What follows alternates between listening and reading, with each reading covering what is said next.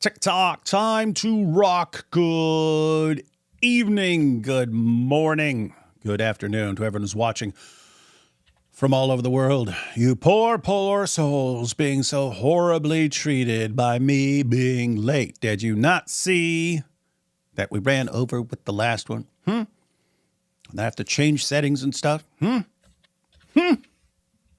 at this. Look at these complainers. Come on, man.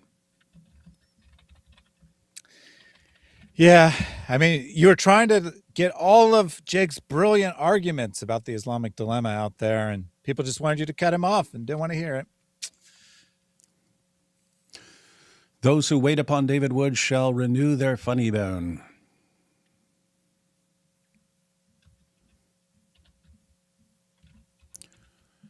"20 minutes. What is this? 20 minutes after 8 p.m., D. Wood, you are later than AP. Or I'm a whole day early for tomorrow's live stream. Think about that. Look at this. They just kept complaining. 18 minutes after 8 p.m. They're doing a countdown. D. Wood, can your audience die of waiting? Sometimes I hope so. When all they do is complain. D. Wood has tied with AP for tardiness. Terrible. No concept of gratitude. These awful, terrible people. It's horrible. Hey, yo, Thaddeus. What's up, man? All's good. Made a decision to make a video about the biggest fails of Dawah for January. Dawah never fails. And I decided a little bit late because I knew it was a lot of work to put together all the fails of January. So I was going back and forth, finally decided to do that, put that video out. And then I asked you if you wanted to cover it. And you're like, yeah, definitely. Worst month in Dawah history. Got to cover that. People complaining about me being reddish. I have not adjusted this yet. Let me see what happens when I click manual. Ha-ha! Is that better, everyone? You like that? Now let's see what happens when I switch it back on auto. Let's see if it adjusts correctly or keeps me red.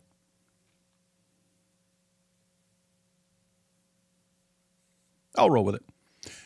Hey, this was a pretty crap month, wasn't it? I mean, last month. For Dawah. Oh yeah, definitely. I started to compile the list and I was like, yeah, I got like 8-ish things. And then you encouraged me to get to 10. I'm like, no, I'm going to have to stretch to get to 10. But it turns out I did not. there was a legitimate top 10 fails. I didn't have to add anything that wasn't all that notable. Yeah, and I want everyone to know, I haven't seen Thaddeus's video, but I've seen January 2026. We're not joking. We're not exaggerating. This isn't like when people say, "Oh, this guy got destroyed," and you may just be exaggerating and so on. This is not hyperbole. January 2026 was the worst year in Dawah history. 2025 was the worst year in Dawah history. Before that, 2024 was the worst year in Dawah history. There's no exaggeration here. There's no hyperbole. Do the math here. It's getting worse. It's snowballing. Every single month gets worse for Dawah because more people are learning how to respond to the stupid Dawah script because they have no tricks left to fall back on. And more people are learning the problems with Islam. Dawah worked pretty well in an atmosphere of total ignorance about Islam. They could say whatever they wanted. No one knew how to respond to them. Now people know how to respond to them, and Dawah is just crumbling, and they can't figure out why they can't get back to the glory days of 20 years ago. Why? Things were so great back then. Yeah, when you had an atmosphere of total ignorance. You don't have that anymore. And we're not going back to that ever. So do the math. You Dawah guys are, as the French say, les screwed. You're in trouble. You're in trouble. You're in all kinds of trouble. All right, Thaddeus. So we've got you've put together everything. You've put together why 2026. You put together all the different ways 2026 was the worst month in Dawa history. Anything you want to say before we get started? Yeah, I'll just give a little preview after I come for number 5 on the countdown. And it is actually a countdown. I go from the ones I think is most notable, or I mean least notable to most notable. But after I do number 5, we're getting down to the best. Yes. Interesting. So we start with the least notable, and I do actually have a little bit more coverage as they go along as well. So they start off brief and then they get a little bit more extensive. But after I do number 5 on the list, I'm like, that could have been the worst fail of the year 5 years ago. And now it doesn't even make the top 4 of January. And again, not exaggeration. I think you'll probably agree when we get to that point. This is cool. Now you actually got me wanting to see what's coming up. These are cool times. Cool times. Let's take these first 3 super chats real quick. See you guys. Guys, ever since David's true identity came out, he's been late. Coincidence? I think not. His cartel is taking up his time. Or now that it's been revealed that I am in fact Mexican, I got to take a siesta before the show. Pray for Cameron Bertuzzi. He's live streaming with Sam Shamwow. Funny. Oh, wow. The month of January ran longer than the Maleek saga did. Oh, we're not done with Maleek. We took a slight break from Maleek because he was attacking a bunch of Dawa guys. And we're like, just let him go on. Then we'll get back to him. Is this the end of a Dawa era? First, it was Anjem Chowdhury and Shabir Ali, post 9/11 era, and now Mojab, Ali Dawa, and Uthman, Angry Zut era. Yeah, gotta wonder what the next era is going to be. All right, we ready to get started, Thaddeus? Yep, let's get into it.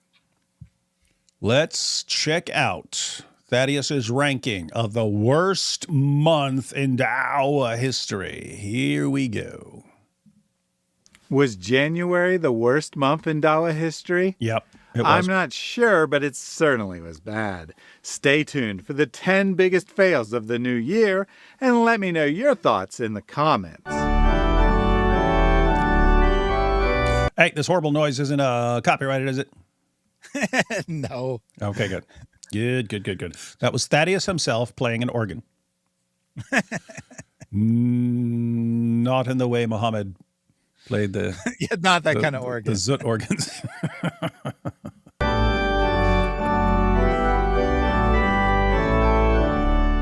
In the closing moments of 2025, David Wood made a bold prediction. What are we? We're about 7 minutes from 2026, which will be the worst year in Dawa history until 2027.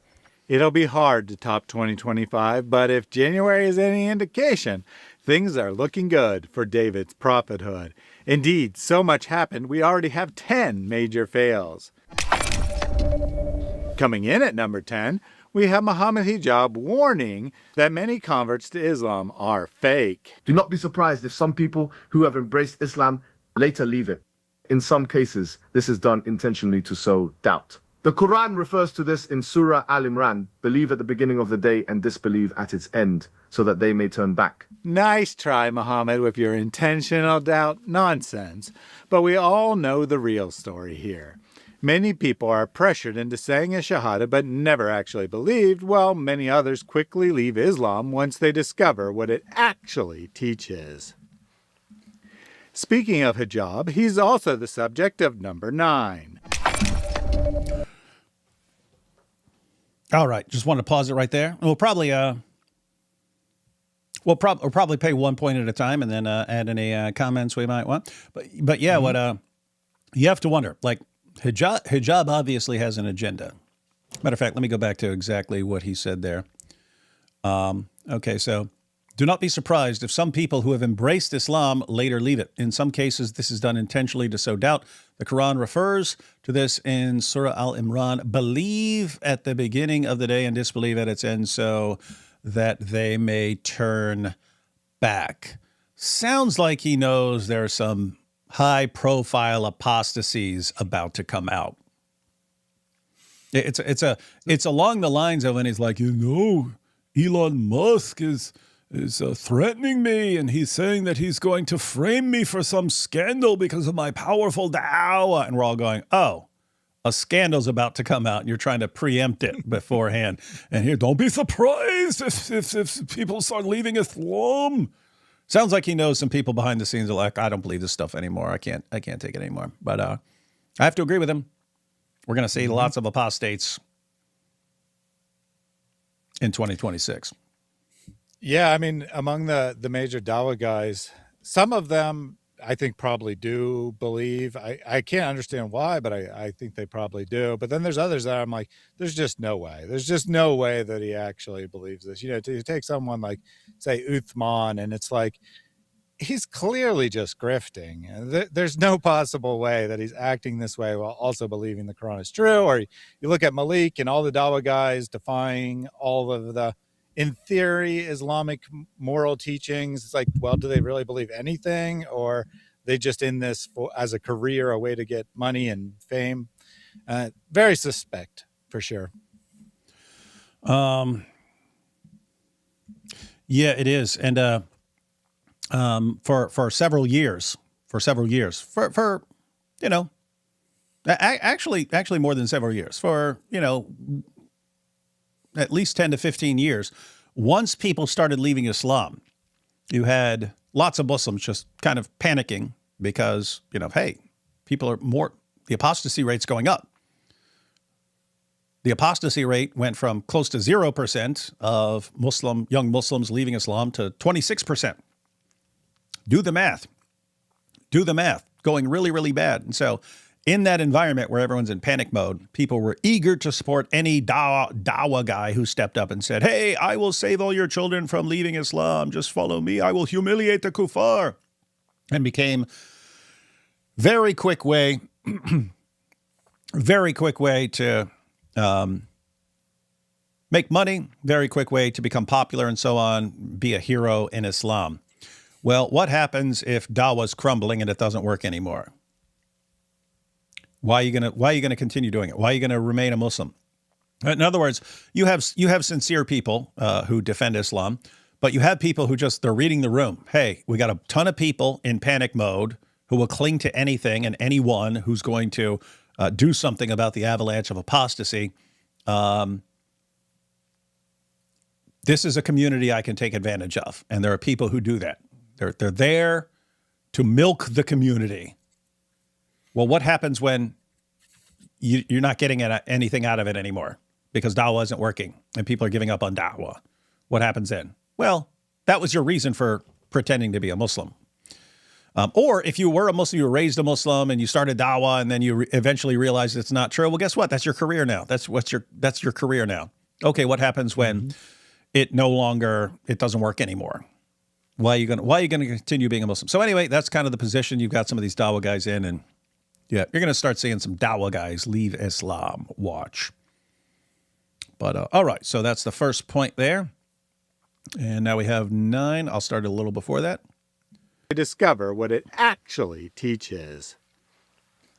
Speaking of hijab, he's also the subject of number 9. One of the top moments of 2025 was hijab losing his defamation lawsuit and being forced to pay £800,000 for wasting the court's time. The judge found that the claimant was not a credible witness. He found that he'd repeatedly lied on a number of issues throughout the case, such that his evidence was deemed to be worthless. He tried... It's actually a quote from the judge. This guy's evidence is worthless. He's such a liar. Yeah, and that's the Spectator's lawyer there describing the case. So he's being very friendly, right? Very conservative about the way he describes it. And he's like, yep, we crushed him. The judge was like, your evidence is worthless. And he actually says, like, we only needed to prove one of 2 points, but actually we totally crushed him on both points because you have to prove both that it's untrue and that it's damaging. And he said, we crushed him on both points. The judge said that it wasn't damaging and it was true. Mm-hmm. Start an MMA career to pay his debt, but Let me back up because that's wasting the funny. court's time. The judge found that the claimant was not a credible witness. He found that he'd repeatedly lied on a number of issues throughout the case, such that his evidence was deemed to be worthless. He tried to start an MMA career to pay his debt, but apparently that went nowhere, much like his arguments for Islam, and hijab was forced to declare bankruptcy towards the end of January. I hope the court makes sure he isn't hiding his assets with fraudulent statements, like those he submitted in his defamation case. Real quick, and just because I wanted to get to this super chat because it was relevant to point number 10. 1 second. Matter of fact, I'll just read these real quick. Where did I stop? All right.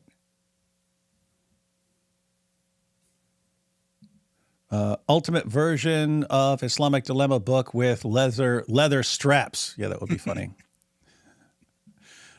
It's nice to see you so happy now that your work has come to fruition, David. You're doing the Lord's work, brother. God bless and keep you safe. Thanks. I think I have a slight case of OCD. Can't seem to watch you all live without sending a super chat. And hello, Thaddeus. That's some good OCD there. Thanks, Ida. This is what I want to get to. Those are chump numbers. I've already joined and left Islam 20 times, to sow doubts. Yeah. Yes, when these people leave Islam, it's because they were just pretending to convert to Islam to sow doubts. Isn't that funny? Hey, why'd that guy, after giving dawah all these years, leave Islam? Oh, because he was only pretending to revert to Islam so he could sow doubts. Yeah, it's not because you guys duped him with a bunch of stupid arguments that he didn't bother to investigate and took advantage of his ignorance and gullibility and got him to convert. And then later on, he does a little bit of research and finds out that it was all complete nonsense and then leaves Islam, right? Mm-hmm. Not that, right? Don't search what snowballing is on the internet. Okay, I will not. Imagine what happens to the apostasy rate when iron can be pulled without the threat of... Oh, Iran can be pulled without the threat of death. Can't wait. And does Thad really play organ? Represent? No. But Muhammad could. And... yeah, as far as the apostasy rate, when Iran can be pulled without the threat of death, yeah, that already happened. So that's when we found out it might be worse now, but this was like 7 or 8 years ago when that poll came out. And when the government does its poll, almost everyone's Muslim. When it was done without the government being involved, when it was done anonymously, it turned out, even after they factor in all possible variables and so on, 40% of the population of Iran is Muslim and believes they're Muslim in any way. In other words, that's all varieties of Muslims combined add up to 40% of the population, which means Iran is a Muslim minority country. And that's cool. That's super cool. All right, let's check out the next one here. The final month of 2025 saw a flood of Muslimas hitting Hang on here. Back up here. Admitted in his defamation case. The final month of 2025 saw a flood of Muslimas hitting TikTok to call out the dawah scene. Coming in at number 8 was the continuation of that trend in the new year. Enough is enough. Enough is enough. For years, we've had to listen to the condescending speeches, the dismissals, the constant harassment and unsolicited advice. And now, finally, we are speaking up. Keep your foots on their rusty, unwashed neck. Muhammad, the so-called prophet, didn't value these women, but us Christians certainly do. Islam, of course, has been oppressing women for centuries based on the so-called prophet that enabled such abuse. So why are these women suddenly speaking up now? That would be the biggest story of 2025, the ex-wife of the woman abusing Muhammad hijab, Aisha, going public with hijab's abuse. Which takes us to number 7. During a live stream... Gotta pause there. We've done some shows, we've done some streams about that, but Mhm. we can't overstate the significance of that. Like, we haven't even put enough emphasis on how huge that is, that you have this rebellion of Muslim women on TikTok against the Dawa guys and the authorities in Islam, and against the entire community, which is constantly telling them, here's what you need to do. You need to do this. You need to do that. You need to do this. And then Dawa guys, Ali Dawa, here we got to do. We got to do this. You got to do that, and so on. And it's just like, you want to say out of nowhere, you get all these female influencers saying, we don't have to listen to you guys. Screw you. We don't have to listen to what you guys. Who do you think you are? You don't tell us what to do. And it's like, what changed? And Thaddeus pointed out, you had a woman come out and just crush these guys and expose how evil and misogynistic they are. Like, what contempt they have for Muslim women, that they basically think of them on the level of like just prostitutes. Like, here's a woman I get for sex, and then I toss her aside when I'm done with her. And that was like, you had the Dawa guys that, we know we're doing this. And when one of them is exposed, they all rallied around him to try and destroy the woman who was the victim of him. Mm-hmm. And so guess what? You had other Muslim women. And by the way, this is why they understood they had to crush her. They had to completely crush and destroy Aisha as a warning to other Muslim women. Do not challenge us, or this will happen to you. Your life will be destroyed forever if you cross us. What happened? They all came after her, and she destroyed them all and exposed them all. Guess Muslim women were watching that. Wait a minute. You mean if we stand our ground, we could actually beat these guys? Huh. You don't say. These are awesome times, man. So, yeah. Indeed. Lots of credit to Aisha. She, Muhammad Hijab picked the wrong person, right? He spent years grooming her and gaslighting her and prepping, and it's like, yep, this woman will be perfect for my harem. And then she's like, as soon as he tried to change the term, she's like, nope, I'm not having none of this. And then he tried to abuse her and convince her to stay silent after she got divorced. And she's like, you know what? I'm going to keep fighting this no matter how long it takes. And it did take a long time. She estimates she talked to 100 Muslim leaders before she finds someone willing to go public. Some agreed with her, but were afraid of hijab. Others just agreed with hijab, and finally found someone to bring it public. And look at the way it's changing the Muslim world, especially for Muslim women in the West. And I mean, all the different kinds of pressure that someone like the Muhammad Hijab and the Dawa guys are able to put on a woman to keep her quiet, right? Just like, if he dupes you into getting married to use you, and, you know, he just wants sex out of it and doesn't want to have a family, doesn't want to have a house. He told her he did. Hey, yeah, we're going to have a family together. We're going to have a house, and we're going to live our lives together and stuff. Told her all that stuff. Then after he consummates, yeah, actually, I only want to see you in the hotel. That's the only time I want to see you. Most women, especially most Muslim women, are not going to want to expose that, right? Because, you know, they got duped, right? They also like, what? You fell for this guy, so they want to do it. So guess what? The Muslim Muhammad Hijab will take advantage of that. They understand, hey, I can do this to a woman and get away with it, because what woman's going to want to come forward? What woman's going to want to come forward and say, hey, I was used like this? So that's kind of first line of defense. People don't want to come forward if it's going to like hurt their reputation as well, or make them look dumb or something like that. Like they got duped. They don't want to do that. So manipulators will take advantage of that. If they do come forward, you want to make sure you completely destroy them. And so they understand, can't win against this guy, and that sends a message to others. And so Hijab, gets all the Dawa guys rallied around him to destroy, and they just flat out lied about her. They made a fake AI confession from her that was exposed. They made the fake Photoshop thing from her that was exposed. They tried everything, but so they were trying that. Then anyone who would side with her or confirm her story in any way, like Sheikh Toran, we will destroy your life. That guy got hospitalized. They messed him up so much.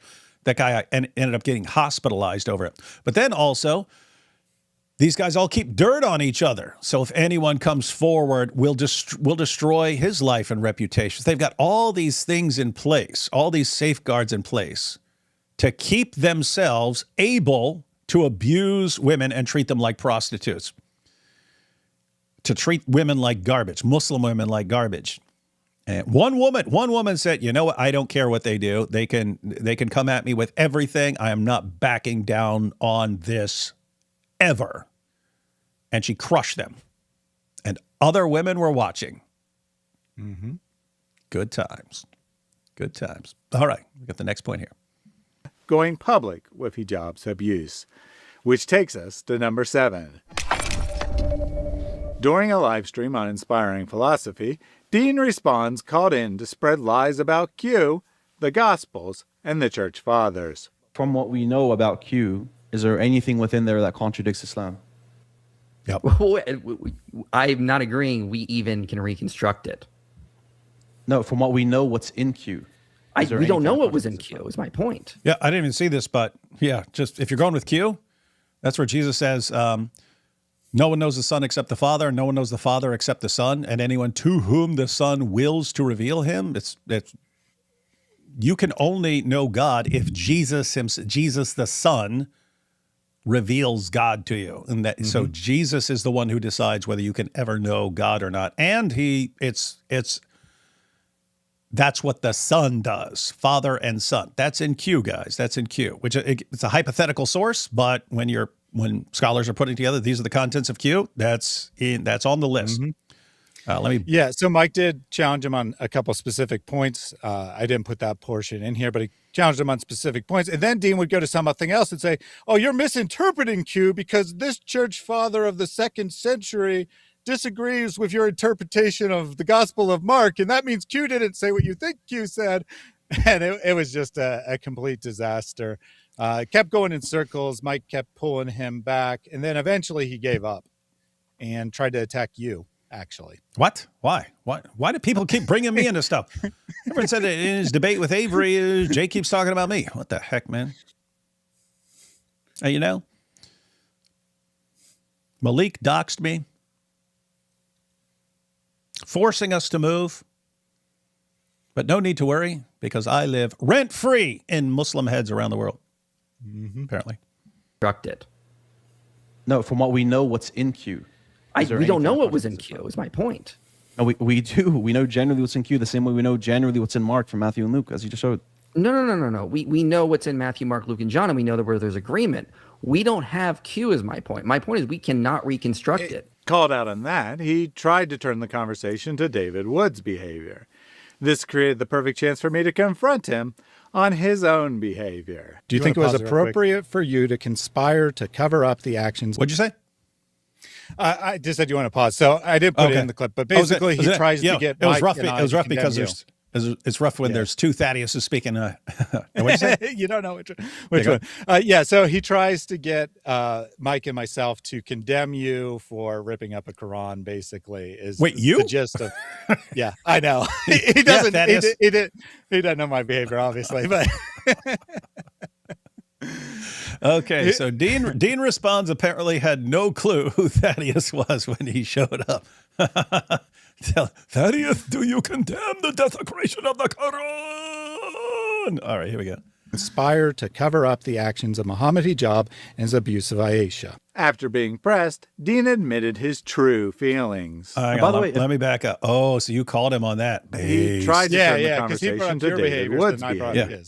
Okay, so do you condemn David Wood's behavior? And you're like, what are you talking about? You're trying to help Muhammad Hijab cover up. Oh, wow. Here we go. This created the perfect chance for me to confront him on his own behavior. Do you think it was appropriate for you to conspire to cover up the actions of Muhammad Hijab and his abuse of Aisha? After being pressed, Dean admitted his true feelings. And by the way, if someone's going to do a contract, a nikah, you have to agree to it. So if she agreed to a nikah contract, and those people that were there, supposedly, they were there and they were handpicked by hijab or whatever, like you're saying, She chose that for herself, and her father chose that for herself. She was tricked. Yeah, she was manipulated into it. I agree. She was gaslighted. So why do I care about some? So even if I grant everything's true, why do I care about some dumb girl that put herself in that situation? Why do I care? You catch it? Look at IP's face, man. Yeah. Look at IP's face. Guys, that's like, think about this for a second. So what he just said there is, if she allowed herself to be duped, because keep in mind, it's not just Muhammad Hijab proposed marriage, she accepted and so on, and then he turned out to be a jerk or something like that. He told her, yeah, you should marry me. Yeah, all these people who think I'm mean, the way I am online, I'm actually a way nicer guy. I'm an awesome guy, a guy who will really take care of you. We're going to live together. We're going to live together. We're going to have a house together. We're going to raise kids. We're going to do all this. We're going to have this wonderful life. She agrees to it. They get married. He has sex with her and says, yeah, just so you know, I'm only going to see you when I want sex, and that'll be in the hotel. And other than that, nice knowing you. And she says no. And then Muhammad Hijab gets all the double guys, including Dee's response here, to help him destroy her life for coming forward. Okay, I would regard all these guys as evil scumbags after that. You are all evil scumbags. You got a guy who's treating a Muslim woman like a total whore, and you try to help him get away with it. He manipulated her, he tricked her, he lied to her, and you help him. You don't expose him, you help him lie about her. And even to the point where Hijab thought it would be fine if she just ends herself. Hey, what do we care? She's going against the dawah, right? Now think about that. What is Dee's response here? What's his response? If she fell for that, why would I care? Why would I care? Yeah, keep in mind, it's not just, oh, she's stupid, she fell for it, blah, blah, blah. He helped. He was helping Hijab lie about her. But his attitude was, if you fall for the manipulation, if you fall for the lies, if you believe Muhammad Hijab's lies, why would I care? Why would I care what happens to you? This is the exact same mentality as people have about like Andrew Tate. Andrew Tate would take women who wanted to marry him, right? They had zero interest. I mean, his PhD program was about how you get women who have no interest, who don't want to do any sort of OnlyFans or anything like that. They don't want to do any of that. They just want a relationship with you. How you get them to fall in love with you and how you use their love for you to manipulate them into eventually doing porn for you. That's what he did. Now, keep in mind, Libiana Dee's response, I can't tell them apart. I know Duck Lips has the duck lips and stuff like that, but in my mind, I can't tell the difference. Dee's response would say, why would I care about a woman who fell for that? In other words, the manipulator is innocent. It's the people who fall for the manipulation. And the reason I'm telling you how bad that is, as someone diagnosed with antisocial personality disorder, I can tell you that is exactly how psychopaths think. I'm manipulating you, and if you fall for it, it's your fault because you're a freaking idiot. That's on you. You're the one who fell for it. And Jordan Peterson says this about manipulators, people with all the various kinds. Your narcissists, your psychopaths, they believe if you fall for it, it's your fault. So they're not, what do you want to do? There's a sucker born every minute. If you're a sucker and you fall for what, that's on you. Then think about what he's saying. If she fell for it, I don't care if Muhammad Hijab lied to her, manipulated her, deceived her, tried to ruin her life, ruined a sheikh's life, and got all of us to be complicit with him in attacking a victim. I do not care. She fell for it. Dee's responds, you're an absolute evil scumbag, man. And that's a guy who spent years in prison for bashing his own dad's head in with a hammer, calling you that, an evil, pathetic scumbag. And I would say the same thing about my 18-year-old self. But, I don't do that stuff anymore. You're still an evil scumbag. Anyway, what were you saying, Thaddeus? Yeah, so in the whole conversation, he first tries to, give a bunch of excuses, saying that, he just doesn't know what was going on in the case or whatever. Then he tries to lie about the text conversation, saying that, well, we don't know when those messages were sent. So then I ask him, well, were they before or after the case went public? And he refuses to answer that. They're obviously after the case goes public. But he was, trying to say, oh, I just knew this woman from her call-ins to some show. I had no idea anything else about her. And so once I call him out on all those things, eventually he says something like, that is it valid evidence in Islam? And I say no, because only Mike also had quite a reaction to that, because in Islam, only people's testimony counts. Nothing else counts as evidence, basically. And there's not 4 eyewitnesses. So then her testimony doesn't count. And Mike couldn't believe it, that it being caught on video doesn't count. It only is eyewitness testimony. But then he gets the brilliant idea that, okay, I'm going to grant that, because I said, yeah, it doesn't count in Islam, but in reality or in a court of law, it would definitely count. And he's like, okay, fine. Even if we're not considering Islam. And then we go through the various points, and he's like, all that needs explanation, but here's the thing. And then he this part right here where he said, even if everything's true and hijab did all these wrong things and manipulated her and blah, blah, blah, blah, blah, why would I care? It's all her fault. She's a dumb woman. And keep in mind that in the group chat, there was 2 main players, one of which was Dean and the other was Hashem. Hashem was arguing we should say that she's an apostate, that she has doubts about Islam.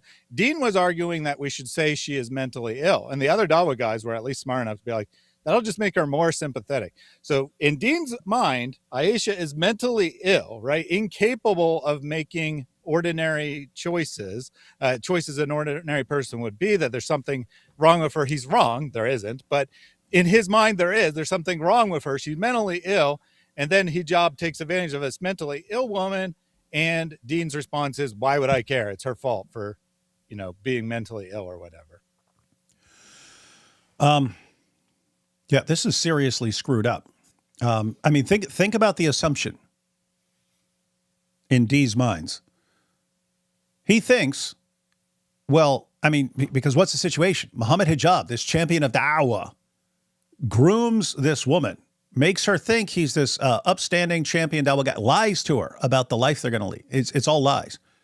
And Dee's response is basically saying, oh, she fell for it, so she's stupid. What should she have assumed? What should she have known? It's like he's saying, you should know that us Dawa guys are all lying scumbags and that we just constantly lie. And if you don't realize that we constantly lie and you can't trust anything we say, even about relationships, even about marriage, you're an idiot. You're a complete moron if you take anything we say seriously. We're Dawa guys. We're compulsive liars. Why? What level of stupid do you have to be to take anything we say seriously? That's what Dee's just said. If Muhammad Hijab comes to you and proposes marriage and tells you about the life you're going to live together, and you believe him, according to Dee's response, you are an idiot and you deserve whatever happens to you because you're so insanely stupid that you listened to Muhammad Hijab and believed what he said. That's what Dee said. And his actions show, yeah, but I'm on his side. I'm on that guy's side. And I'm against anyone who's stupid enough to believe Muhammad Hijab. Mm-hmm. This is Dawa, guys. This is the guy who's lecturing you all on why you need to convert to Islam.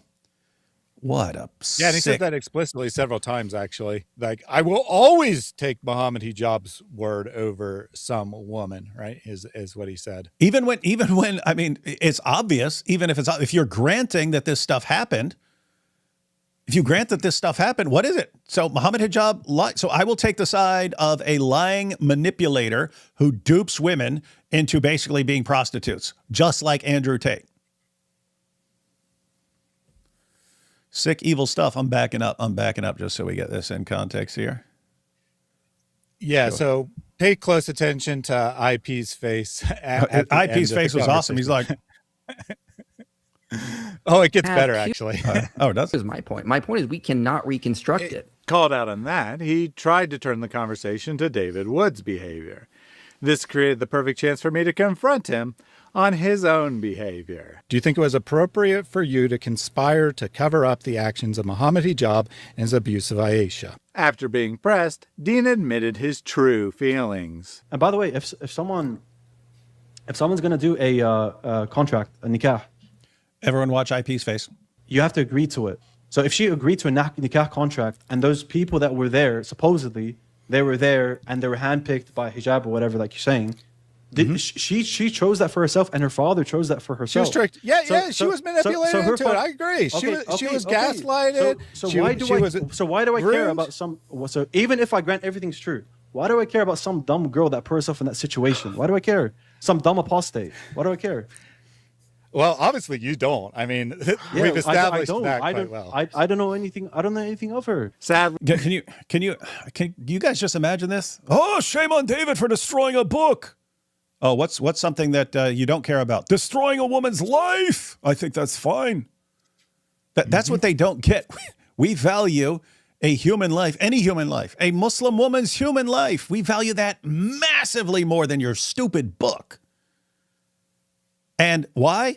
Your stupid book causes you guys to act and think like these complete scumbags that you keep you display what you are in front of our faces.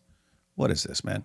Backed up real quick. And notice he's so unaware of how ridiculous this will sound to any normal person that he's like, why should I care? And I'm like, well, you clearly don't. And he's like so eager to emphasize it. He interrupts me to say, yeah, I don't care about her. Like he thinks that's so obvious that you shouldn't care about her that he has no idea how ridiculous he sounds saying that. And that's an ongoing problem. These guys, you see how they think? Guess what? How they think? Perfectly acceptable in their community. So they can go and say it. Everyone else who's watching is having IP's reaction right there. Like, oh my goodness, you guys are evil. Yep. Well, obviously you don't. I mean, we've established that quite well. I don't know anything. I don't know anything of her. Sadly, his view of women is the normal one of Dawa boys and Islamic men in general. Before departing from the subject of sexual abuse, we must talk about Junior and his monkey antics at number 6. Monkey antic. I just realized we should be taking all super chats after each point because people are commenting on the point we're talking about, and if we don't address, we'll basically be reading super chats about way earlier points. So let's go ahead and take these now and get caught up. Took you long enough, lol. Once the deceived Muslims read the Quran, they are like the end of the night of Al-Zut. They leave the Diddy line. Come to Jesus. He's actually real.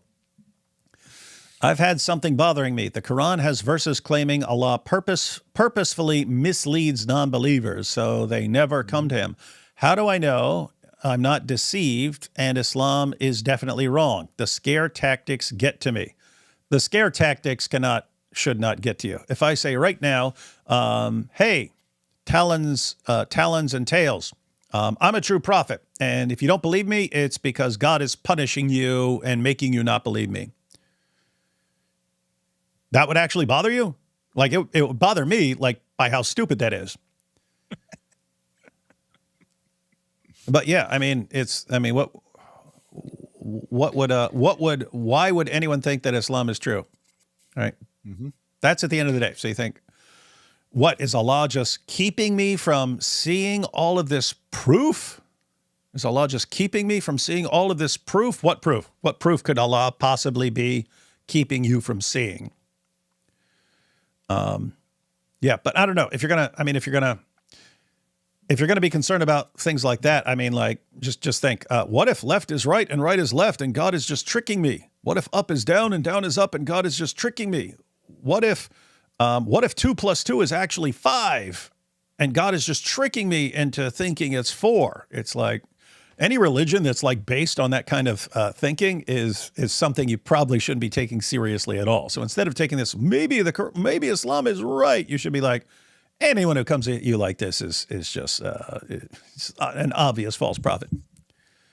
Yeah, that's a classic problem in philosophy. Like, how do you know that there's not a demon that's like manipulating every little particle, right, to create order or whatever? Yep, that's Descartes' Meditations on First Philosophy. That's what I was actually thinking of when I said it. Yeah. Once you have that view, you just can't know anything, right? It's impossible to know anything. But actually, the fact that this bothers you should actually indicate that it's not true under the Islamic view, or at least the Quran view. Muslims generally don't agree with their Quran. Yeah, but why wouldn't Allah? Allah determines everything. Yeah, no, I just wanted to point out, like, if you're worried that Allah is making you think that way, well, why would Allah make you start worrying about it? Right? If Allah's doing that. Sorry about that. I just want to toss that in there. Go ahead.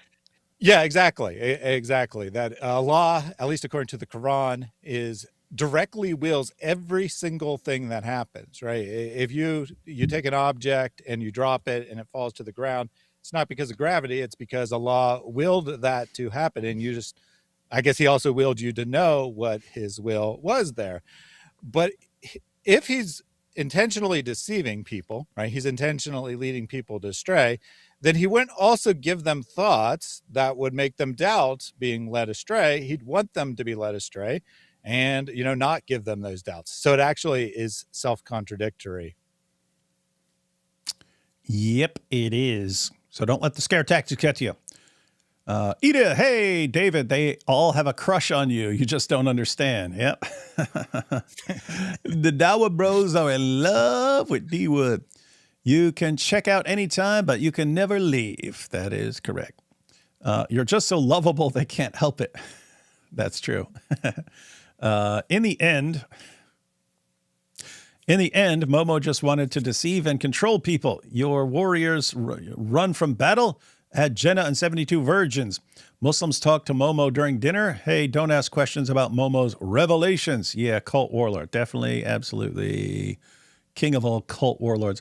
They had to destroy Aisha like the prophet, but this time Aisha came on top, not like the Al-Zut. Sorry for the dots, YouTube censors. That's good. You figured out a way to bypass their censoring. A slice of cherry. Oh, that's a super sticker. I was like, what? Why is Philman commenting a slice of cherry pie? Imagine what stupid traps Mojab fell for. He thinks he deserves it for being stupid now. Yeah. Shaking my head, a bunch of whack.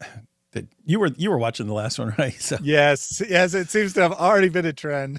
Yeah, it's kind of rough because without seeing, for anyone who wasn't there in our last live stream, a guy whose actual name is Waqas Ahmed showed up and started arguing. But yeah, it looks like whack ass Ahmed and so on. So everyone just started calling him whack ass. And yeah, apparently that's going to become a thing now. So shaking my head, a bunch of whack ass. Wow. That's actually a funny name. We need more of these whack ass dudes to come and leave comments so we get this trend started. We had leather straps of the anus. We popularized that one. Then definitely the zut. That one got popularized. Now we need whack ass. D Wood, your video about DL Copy as well. Oh yeah, D Wood, your video about your past did a lot of good for me. For me, it showed me an example of a person with a past that has strong convictions for Christ. Inspirational. Love the whole Apologetics Roadshow. Oh yeah, these are going to be lots of awesome stuff going on this year. A 6-year-old can consent to marriage, but a 15-year-old cannot consent to sex. Noah Bros. Yes, that is true. And how does D's get from eat Quran to dead Muslims? Yeah. Wild stuff. All right. Now let's check out the next one. During a debate on whether Israel or Palestine is more wrong, Junior launched into an unhinged rant about how apostate prophet should give Netanyahu sexual favors. Go ahead, leave so I can actually have a conversation with an actual human being, not a monkey who went to Israel and got fed bananas by Netanyahu. If you're going to eat bananas from Netanyahu, at least enjoy it. At least convert to Judaism. At least suck his dick.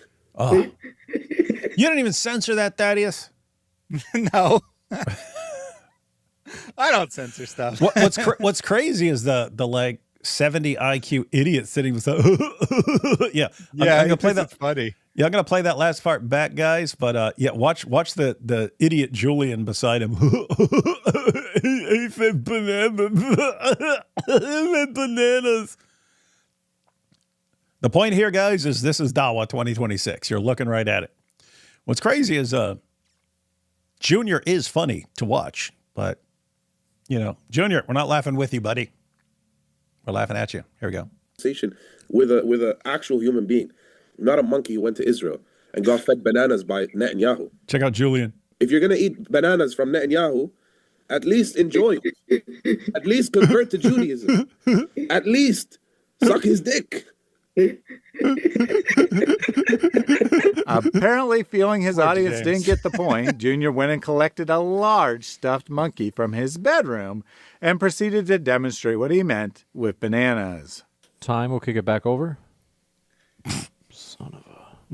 I love that you can actually, James, hot mic. They got you on. You got yourself on a hot mic, James. Son of. It's like, what did I do? What did I do? That's hilarious to me. Watch this again, guys. Watch. Junior shows up with the monkey and just listen to James. Son of. Large stuffed monkey from his bedroom and proceeded to demonstrate what he meant with bananas. Time, we'll kick it back over. Son of a...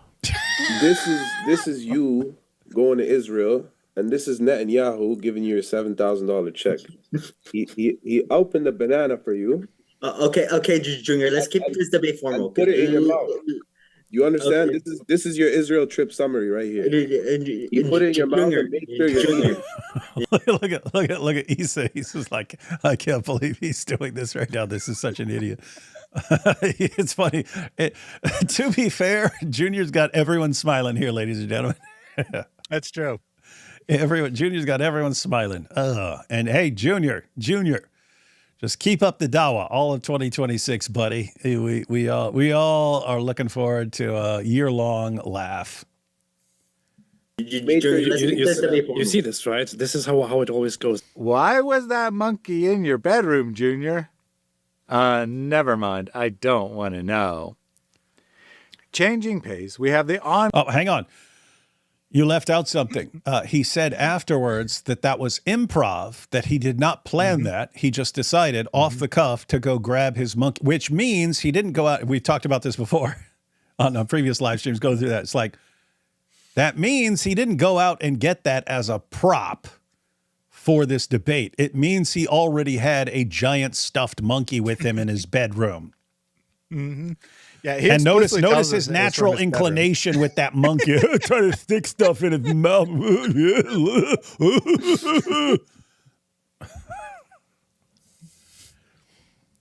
Yeah. Pretty creepy. All right, here we go. How it always goes. Why was that monkey in your bedroom, Junior? Never mind. I don't want to know. Changing pace, we have the ongoing Dawa Wars coming in at number 5. Starting with a feud between Fareed Responds and Daniel Hikachu, Dawa Wars were heating up throughout 2025. Things came to a boil in January after Jake Brancatella, who is definitely not a metaphysician, put out a Dawa tier list. I'm going to be ranking Muslim apologists or Muslim du'at. I'm just going to say it straight up. This man is upon kufr and shirk. I think he's one of the top out there. Really. I'm not even saying this to glaze him or because Can you imagine Fareed is at the top and Shabir Ali is at the bottom? Are you joking? Well, he's going to say why Fareed is at the... Well, he's going to say why Fareed's not at the top. It's not because he's my friend, right? Which, of course, is actually a major reason why he's at the top of the list. And shirk. I think he's one of the top out there. Really. I'm not even saying this to glaze him or because he's my friend. This is my honest opinion. Let's go to this, brother. Smile to Jannah. I have some strong criticisms of him. I have to really devalue somebody like him because some of his Islamic positions. Hold on 1 second. I'm going to be ranking Muslim apologists or Muslim du'at. I'm just going to say it straight up. This man is upon kufr and shirk. I think he's one of the top out there. Really. I'm not even saying this to glaze him or because he's my friend. This is my honest opinion. Let's go to this, brother. Smile to Jannah. I have some strong criticisms of him. Kufr and shirk. I think he's one of the top out there. Really. I'm not even saying this to glaze him or because he's my friend. This is my honest opinion. Let's go to this, brother. Smile to Jannah. I have some strong criticisms of him. I have to really devalue somebody like him because some of his Islamic positions and some of the takes that he's had, specifically him still being willing to publicly associate, and not only publicly associate, but to glaze somebody like Daniel Haqiqatjou. Many narcissistic da'is and their fans were incensed by their ratings. So and Jake the took pattern, a lot of heat. right? Notice the pattern. If you like Jake, you agree with him, you get a high rating, right? Or if you are friendly with Jake's enemy, Daniel, well, then you get a low rating. That is the pattern. And Shabir is the lone F in the original tier list. So I put Shabir on there. Hang on.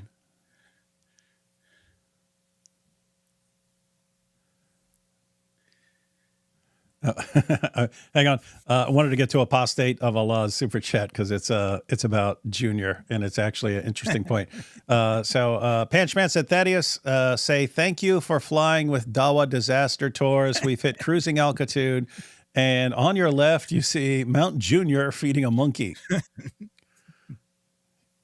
He says, you got to say it. You got to say it. Okay. Yeah. Well, remember, I have to say, live stream, you said I sound like a pilot. So yeah, you do. You do, and sometimes like a psychologist, like AP sounds like a psychologist sometimes.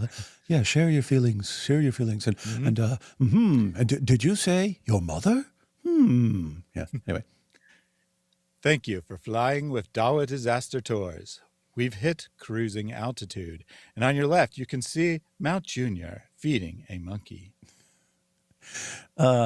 One difference with the pilots is they constantly say, thank you for flying with Dawa Disaster Tours. We've hit cruising altitude, and on your left, That's true. You can see Mount Junior feeding a monkey. Sure. The Dawa bros are jealous of you, Mr. Wood. Well, we all know that. They're about to get more jealous. Curious George was no longer curious. I hope people know that there are charities that help apostates who might be threatened or outcast for leaving Islam. And here we have Apostate of Allah. Junior has a daughter, so that monkey was probably hers, which would make that even more disgusting. He would have used his child's stuffed animal to make sexual innuendo. So I guess we have we could call this the Junior dilemma. Either Junior himself had a giant stuffed monkey in his bedroom and his natural inclination is to try to shove things in its mouth, or it's his child's stuffed animal, in which case he took his child's stuffed animal and tried to shove something into its mouth and then presumably gave it back to her.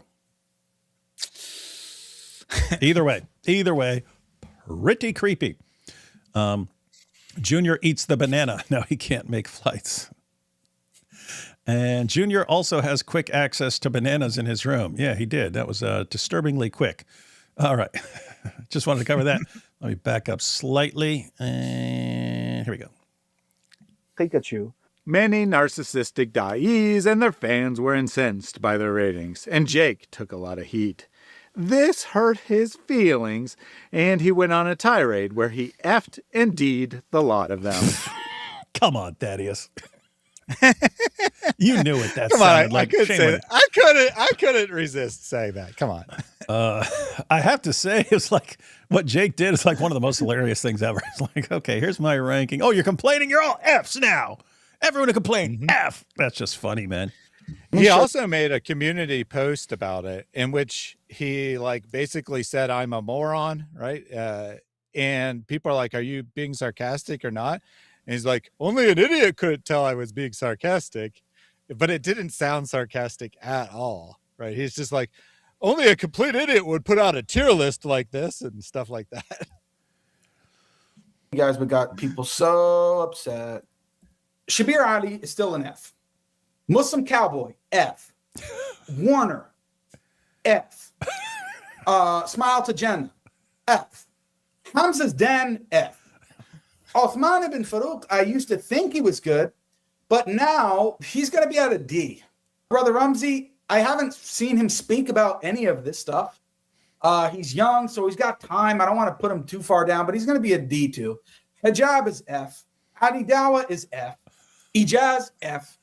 Muslim Lantern, I view him somewhere similar to Uthman ibn Farouk. So he's going to be at the D. Abdullah al-Andalusi, he's F. Brother Hashem and the brothers from EF Dawa and Brother Mansour, I'm going to say they're all going to be in the C to D range, honestly. Brother Paul, you're at an F, brother. Brother Sabur and Hamza, I'm going to put them at the D level. So this shows that I was just being lenient how I graded these things. Hey, is that only Junior at the top? I don't think Junior's actually. No, I know. On I the know. list. I'm just saying on this little screen with that little picture, you could pass for Junior. That would just be Yeah, hilarious. definitely could. That could pass for Junior. That'd be funny. He should have been up here with his little monkey. All right, here we go. Brother Paul, you're at an F, brother. Oh, no. I think if I recall correctly, that's Bassam up top. Yeah. No, Bassam's. Yeah. Yeah, so the one on the S tier and the two on the A, they stay where they are. Some of the people on B Yeah, because they didn't object. They didn't object to basically- being S and A, right? So everyone else had objections. So they're all Fs and Ds now. Yeah, so his original list was, supposed to be on the full package, how good their arguments were, how convincing they are, how good a debater they are, and their theology. Allegedly, the second time, it's only on their theology, which makes it even worse, right? That he's saying every prominent Muslim, and he's about to say it explicitly, that 90% of them has wrong theology. They all believe the wrong version of Islam. They're all condemned to hell. But, normally we support them, but because you made me, I'm going to tell you the truth. They're all heretics going to hell. Lucy, he's F. Brother Hashem and the brothers from EF Dawa and Brother Mansour, I'm going to say they're all going to be in the C to D range, honestly. Brother Paul, you're at an F, brother. Brother Sabur and Hamza, I'm going to put them at the D level. So this shows that I was just... Hey, someone said because they signed his little petition. Isn't that one of the theories, that because of the petition against Daniel Hakikachu? Mm-hmm. So the guys that signed his petition, he likes, and the guys who said, no, we're not signing your stupid petition. It's like, you're all Fs. Yeah, so that is a good portion of it. He does say it's based on theology. So they're unwilling to call out Daniel's wrong theology, right? So they get lumped in the same category as the idea. Now, he did some of these people, he just said F. Some of them he added some commentary or whatever. And Ali Dawa, interestingly, he's like, the only thing that may make you think that Ali Dawa should be high on the list is he did sign the petition, but, he's still a D or F, whatever that he said for Ali Dawa. Brother Paul, you're at an F, brother. Brother Sabur and Hamza, I'm going to put them at the D level. So this shows that I was just being lenient how I graded these things. 90+% either they are outright deviants, don't even claim to uphold the Quran and Sunnah, and almost all of them fail miserably. Daniel and Dean called in, leading to a 10+ hour chat that was later abrogated by Jake, but not before the embarrassment was saved for everyone to enjoy. That could have been the worst Dawa fail of the year just a couple years ago, but here in 2026, it doesn't even make the top 4 of January. Yeah, I mean, that is serious Dawa wars, especially the fallout afterwards when they all throw tantrums and stuff like that and start attacking each other. That would have been huge back in the day. And Muslims would have been screaming, stop the division, brothers, stop the fight. Now people don't even realize we can't stop it. These guys are just destroying each other. Why? Because you got a bunch of narcissists who are all competing for who gets the most attention. And guess what? Imagine that. Imagine, guys. Imagine making sure the leadership of a terrible ideology becomes entirely populated by narcissists who will then destroy each other. That could be a good way to take down dangerous ideologies. You just make sure all their champions are narcissists. That will work for a while because narcissists are good at getting attention for themselves, and as they're building up popularity, then that'll work.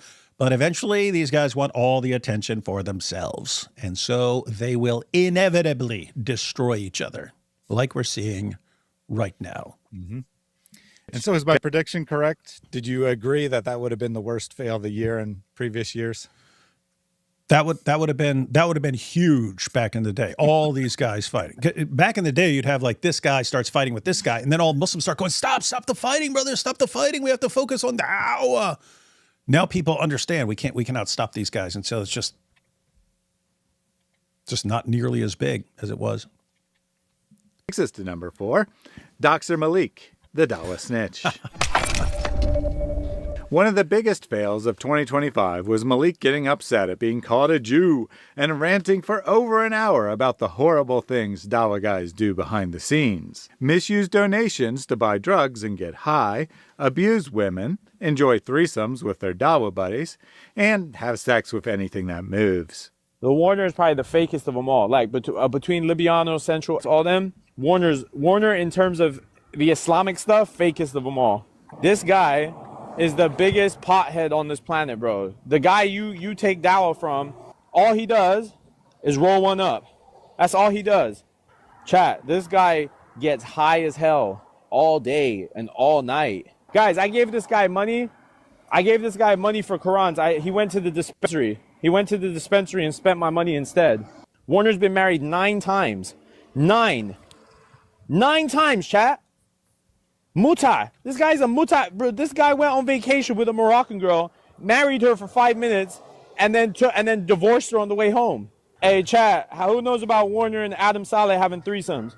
Adam and Slim. We do now, thanks to you. Yep. And Sneeko. None of us would have known that before, but thanks to you, Maleek, we all know now.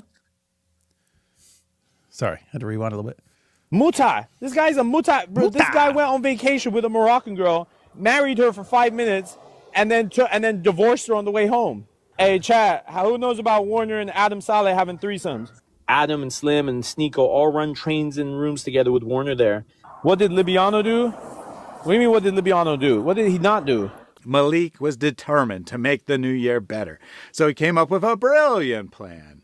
He put death threats on David and attacked God Logic's wife. People were sending chats and so on, and then sending me messages saying, Maleek is threatening you on TikTok. No DT said Maleek put a picture up of Avery's wife in a bikini in his live like 6 or so minutes ago.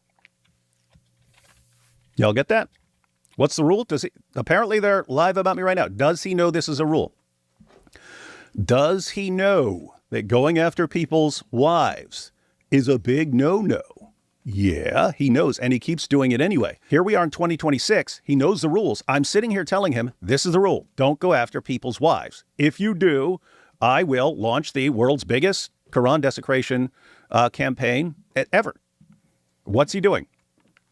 Putting up pictures of God Logic's wife in a bikini. Does he know the rules? What does Surah 6 verse 108 guys say, guys?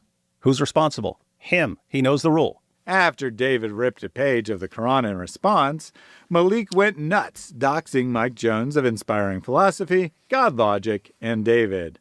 Or maybe I should say trying to, since he got most things wrong. Declaring David's real name. What do you mean? Oh, I was going to say, what do you mean? He found out I was David Segata, and I heard you're actually going there. Since you're paused, I was waiting till the next time you paused, but Jake is actually in the chat. The real Jake Brancatella is in the chat, and he said, nah, I just think it's funny. Right? So he thought that his tier list is funny. Wait, Jake's in this chat? Yeah. Where is he? Hey, Jake, a little while ago. Hey, Jake, you can jump in, man. You can jump in and watch the Dawah fails. What's his channel? Jake Brancatella? Oh yeah, I see. Apostate of Allah. Yeah, Apostate of Allah wants to know, why did you block me on X? That's a good point. Oh, here we go. Let's see. David, where did you find the bootleg version of yourself from that stream yesterday? You know what he's talking about? I don't know. What was your stream yesterday? Wasn't it a debate review? I was on Giant DOC's You're- channel. It's a long time ago. Oh yeah, What yeah, I was was on yesterday? their channel. I think that it was you looking at. It was probably on their channel, but it was looking at the debate with Jake on the Islamic dilemma. I Jake think says, that's what he's referring. Jake says, bring me up. Message Thaddeus. Jake, you can jump on and watch this with us. Jake, message Thaddeus at Reasoned Answers, and he'll send you a link. All right. In the meantime, we'll continue this, but things might get more interesting as we get Jake. Yeah, that'll be putting something. up pictures of God Logic's wife in a bikini. Does he know the rules? What does Surah 6 verse 108 guys say, guys? Who's responsible? Him. He knows the rule. After David ripped a page of the Quran in response, Maleek went nuts, doxing Mike Jones of Inspiring Philosophy, God Logic, and David. Or maybe I should say trying to, since he got most things wrong. Declaring David's real name to be David Segara, and Mike to be a real estate mogul with a long criminal record. Mike Jones. Can anyone imagine Mike Jones committing a crime? No, I looked up. What? Hey, Chad, I looked up Mike Jones. Found out he's committed all kinds of crimes, like thousands and thousands. Can you believe that? Pas amigos. You see this? You see this bendejo gringo? This bendejo gringo Maleek? Ha ha! He messed with the cigaras, man. He messed with the whole cigaras, and now he brought in some of our associates in the cigar cartel. We got our associates who does our land deals for us. Hey, Miguel. That's right. That's right. That's right. We've been doing lots of land deals here in Arizona. That's why we got to be close to the border, working with the Sagara crime family. They help us move some contraband. We do the front stuff, keep everything on the books clean. That's what we've been doing. And we also have Senior Thaddeus. Wait, he said we do the front stuff. Did no one pick up on? Did I not make a zoot joke after that? No, you let that one go. You let it go. I can't believe it, man. That's my number one rule. Never let a zoot joke go, man. I can't believe it. Fail. Got to retire after that. Hey, Tortuga. He is not Tortuga. We got our associates who does our land deals for us. Hey, Miguel. Look at this. That's right. That's right. That's right. We've been doing lots of land deals here in Arizona. That's why we got to be close to the border, working with the Sagara crime family. They help us move some contraband. We do the front stuff, keep everything on the books clean. That's what we've been doing. And we also have Senior Thaddeus, a.k.a. Tortuga. He is not really Mexican, but he joined my crime family, so he has to wear the sombrero. Mm-hmm.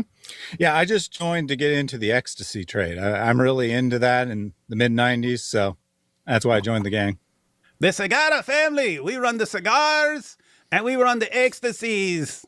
All right, so everyone who's watching, our cover has been blown. We've got Maleek, the greatest investigator since Batman. Greatest. Yeah, so he's been doing lots of searches and so on, and he discovered that my real name is not David Wood, it's David Segara, right? And that I'm actually Mexican, and I've just been lying about my name. So we got that, and then just yesterday he found out. This guy found out some stuff. He searched for Mike Jones. He looked up Mike Jones and found there's only one in the entire country, and he's a real estate mogul. But he also discovered apparently I have an extensive criminal history. Hold up. Someone says, Jake just requested to go on. I don't think David has replied to the request. I said,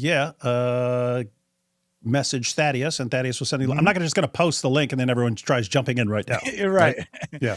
And he did message me, and I sent him the link, so he'll probably join. So so guys, he has the link. He can jump in at his leisure and watch these 10 Dawa fails of January. Then just yesterday He found out, this guy found out some stuff. He searched for Mike Jones. He looked up Mike Jones and found there's only one in the entire country, and he's a real estate mogul. But he also discovered apparently I have an extensive criminal history. Maleek declared war over the resulting Quran ripping, going after wives, which led to the opening of Quran Demolition Ranch. But before we get to that, let's take a quick look at number 3, David's Islamic Dilemma 1Z. All right, so number 3, I'll just take these couple super chats real quick. Maybe Jake shows up. Hey, here we go. Hey. Hold up, here we go. I got to jump out of this real quick. There we get. Where is he at? Here. And there we go. We got the man. There we go. Taking some super I'm looking chats. for the real David Segarra. You got me, man. The leader of the Segarra cartel. You didn't get my joke from earlier. What? Which one? I said, who was the bootleg David that you were doing that stream with? Wasn't that guy's name David? Oh, it was David S. Oh, okay, yeah. Okay, no, I didn't get yesterday. it. So Yeah, because people keep saying that Thaddeus looks like my son or brother or something like that, and so yeah, and I didn't even I've done so many live streams over the past 2 days. They're all kind of a blur, so I don't remember which one. So where'd you find this guy from? That bootleg one. He looks more like David Segarra. He's my Mexican cousin, man, and my auntie Maria. She said, "Hey, you got to help out your cousin David." I said, "Okay, we're good. I'll help him out." Well, man, he needs a lot of help. I'll tell you. I watched that stream. Pretty bad. Hey. I bet he'd be willing to have a debate or discussion with you on some stuff. I would. That's what I'm going to actually propose, but I'm not going to debate him alone because I don't know the guy. I would like to debate both of you at the same time on the topic that you just discussed. Just discussed when? On that stream. Oh, you mean yesterday? Yeah. When you said just discuss, I was like, what? Like in this live stream? Yeah, you got to get a partner though. Not doing any 2-on-1s. I'm not the Warner and Sneeko or something. You got someone? Is my connection all right? Because you guys are like blurry on my end. I don't know if it's my connection. Yeah, I think that's your connection. You look fine though, and we hear you clearly and we see you clearly. So yeah, don't worry about how we look on your end. Okay. Yeah, because, I just want to ask you, because he was the one presenting, do you agree with most of what he said in that stream? I'm assuming you do. I'm not like in the crossfire of our debate, I was asking you questions because I don't know exactly which sects of Islam believe certain things theologically. So, yeah, for something like that, it would kind of have to, before I put my stamp of approval on it. I mean, some of the dilemmas are dilemmas and so on, but it would kind of depend on what you're building those out of. So, I'd be happy to have him on there and you on there and someone else on there and kind of go through and is this accurate and is this accurate and is this accurate? And if so, does this dilemma follow from those things? Be happy to do that. Yeah, but how is any of that related to the Islamic dilemma? I'm really struggling to understand. Aren't those, if you consider them to be problems, aren't they totally independent of the Islamic dilemma? One you could think of the name Islamic dilemma. His book is titled something like 100 dilemmas that, it's the death of Allah, 100 dilemmas that destroy Islamic theology or something like that. So, even if it's not an Islamic dilemma as we're using it, you can call something an Islamic dilemma. But especially the ones that are about scriptures and scriptures being corrupted and so on, I'd say they're adjacent, Islamic dilemma adjacent. Okay, because he spent a lot of time talking about the preserved tablet and the Quran and the so-called Wahhabi view of Allah's speech and all of this kind of stuff. So, and you also asked me about that during the debate. You brought up the preserved tablet. So, and I'm really struggling to understand this. I really truly want to know where this came from, because I suspect it came from Sam Shamoon. I'm going to be honest with you. And wait, hang on. The preserved, that there's an eternal preserved tablet? Yeah. Interesting. I mean, I'm assuming that. I'll give you an example. I've heard that, but yeah, I didn't get that by studying Islamic theology or something like that. So yeah, I've always heard it as a problem, because now there's something that's co-eternal with Allah, and then the response that I've heard from Dawah guys was, no, of course it's one of Allah's attributes, and of course Allah's attributes are going to be eternal with him. Yeah, but where did you hear the idea of the preserved tablet being eternal, co-eternal with Allah? I've just heard that for a long time.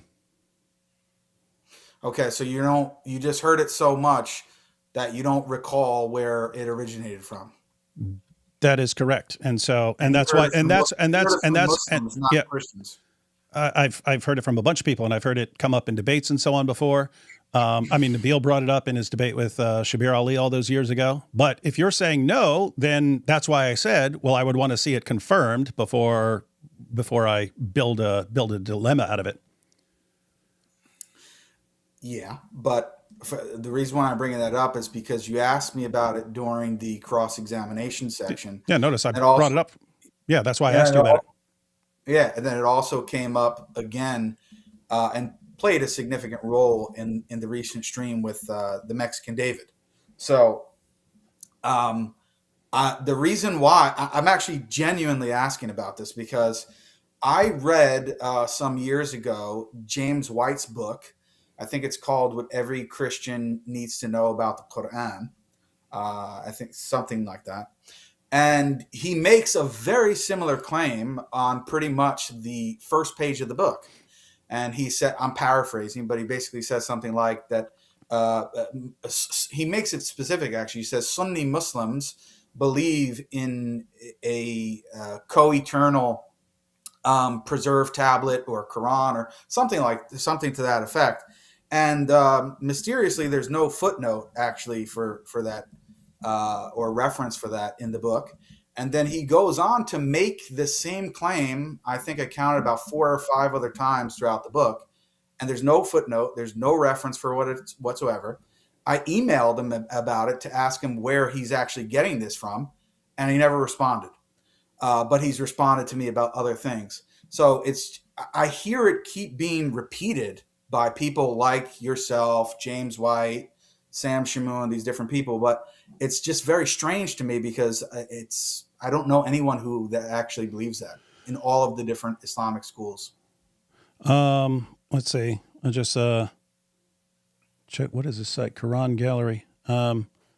According to Search Discovered Classical Islamic Scholarship, Allah al-Mahfuz, the preserved tablet, is the eternal, unchangeable, divine repository of all knowledge, events, and decrees concerning creation. Mentioned explicitly in the Quran, 85:22, it is understood as the original heavenly archetype of all divine scriptures, particularly the glorious Quran. Classical commentators like Ibn Kathir and Al-Tabari explain that its preserved nature guarantees the Quran's absolute protection from corruption, addition, or deletion, affirming its divine purity. This concept is foundational to the Islamic doctrine of divine decree, signifying God's omniscience over all events, including the free choices of humanity, without compelling them. Other Quranic terms, like Mother of the Book, are seen by scholars as references to this same reality, establishing it as the ultimate source of all revealed guidance. Check a different site here. Let me just AI what it thinks. Is what? I'm just going to ask. ChatGPT, man, it's not going to help you. I've never been on ChatGPT. I just want to see what it says. I just want to say this is just Google. This is just Google.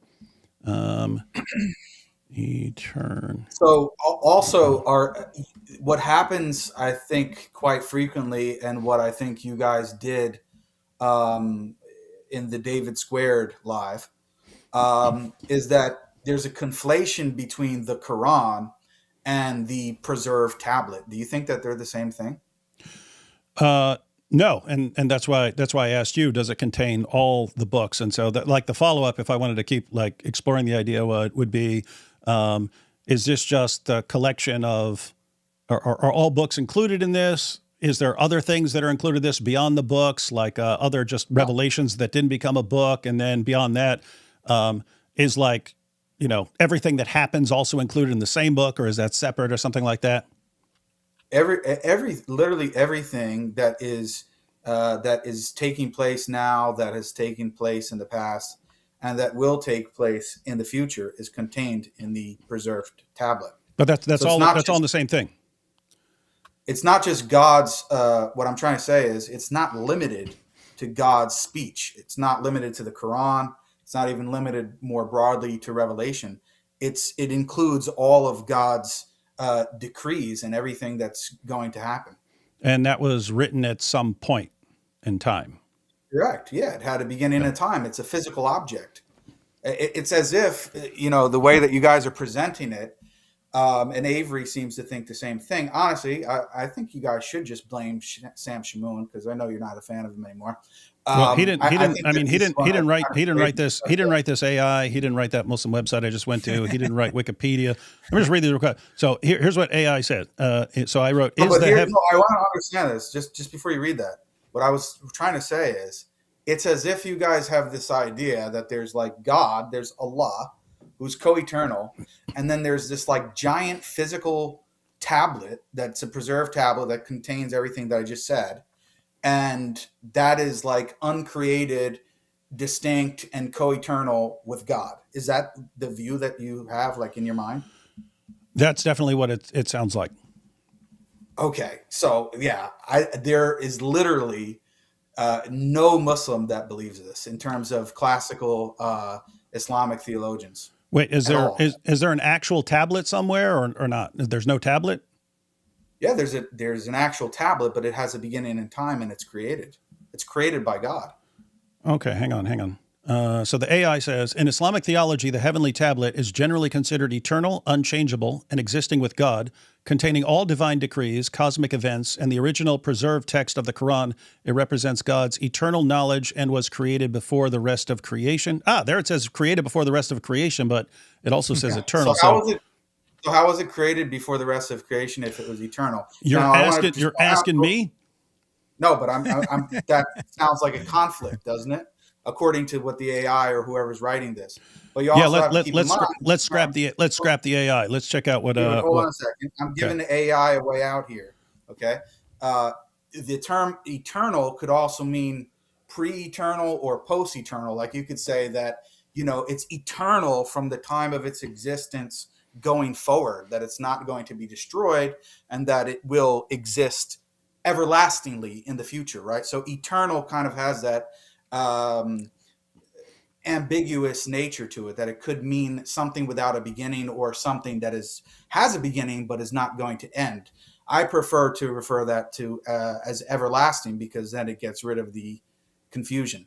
Mm-hmm. But that we wouldn't have a problem with. But to say that it is a physical, giant physical tablet that contains everything that is going to take place, including God's decrees, to say that this is created and eternal, or even eternal and uncreated, nobody holds those views. Everybody, all of the different Islamic schools, even though there are different views regarding God's speech and the Quran, and we can go over what those are if you really want. But in terms of the preserved tablet, nobody says either that it's eternal or uncreated. Let me see what this says. So Quranic verses 43:4 and 13:39 referred to the mother of the book. Familiar with those. Verse 85:22 refers to a well-guarded tablet, and 56:78 to a concealed book. Revelation of the Quran is described as being sent down in 17:105 with the truth, We have sent it down, and with the truth it has come down. It is also called Kalam Allah, the Word of God, and to most Muslims is eternal and uncreated attribute of God as opposed to something written or created by God. The Quran that resides in heaven is distinct from the earthly Quran. It is disputed whether the revealed Quran is a precise copy of the heavenly Quran or an abridged version. Commonly, the Injil and the Islamic notion of Torah are thought to be part of the heavenly Quran. Yeah, where are you reading from? This is there's an no. I'm just going down the list of searches, and there is a Wikipedia article on the heavenly Quran. Yeah, all of this is garbage. We need a. That's what I'm saying. If this is all garbage, and this is what pops up as soon as I ask the question in a search, and it comes up as most Muslims believe heavenly tablet, eternal heavenly tablet. Yeah, but David, I don't know what those searches are that you're looking at. Okay, am I able to share my screen, or I can send you a link for something? You can share your screen. Okay. You guys trust me, right? I'm not going to flash you. You're not going to post. You would get too excited anyway. Let's be honest. Hey, no one is tossing around any insults, man. Don't make me pull out a Quran, dude. You ready? What do you want to go to? Okay. I thought you could get some of my humor, David. I shared the screen. I don't know if it's coming up. There you go. So this is from Islam Q&A, right? Which, I mean, David, you have to be honest. When it comes to searching stuff on the internet, like if you ask a particular Islamic question, wouldn't you agree that this is one of the most common websites that come up? Yeah, I mean, it's not coming up when I just asked the question, but yeah, Islam Q&A is a pretty common spot to go to with questions. Okay, so here it's asking, is the preserved tablet created? Right, this is the exact question.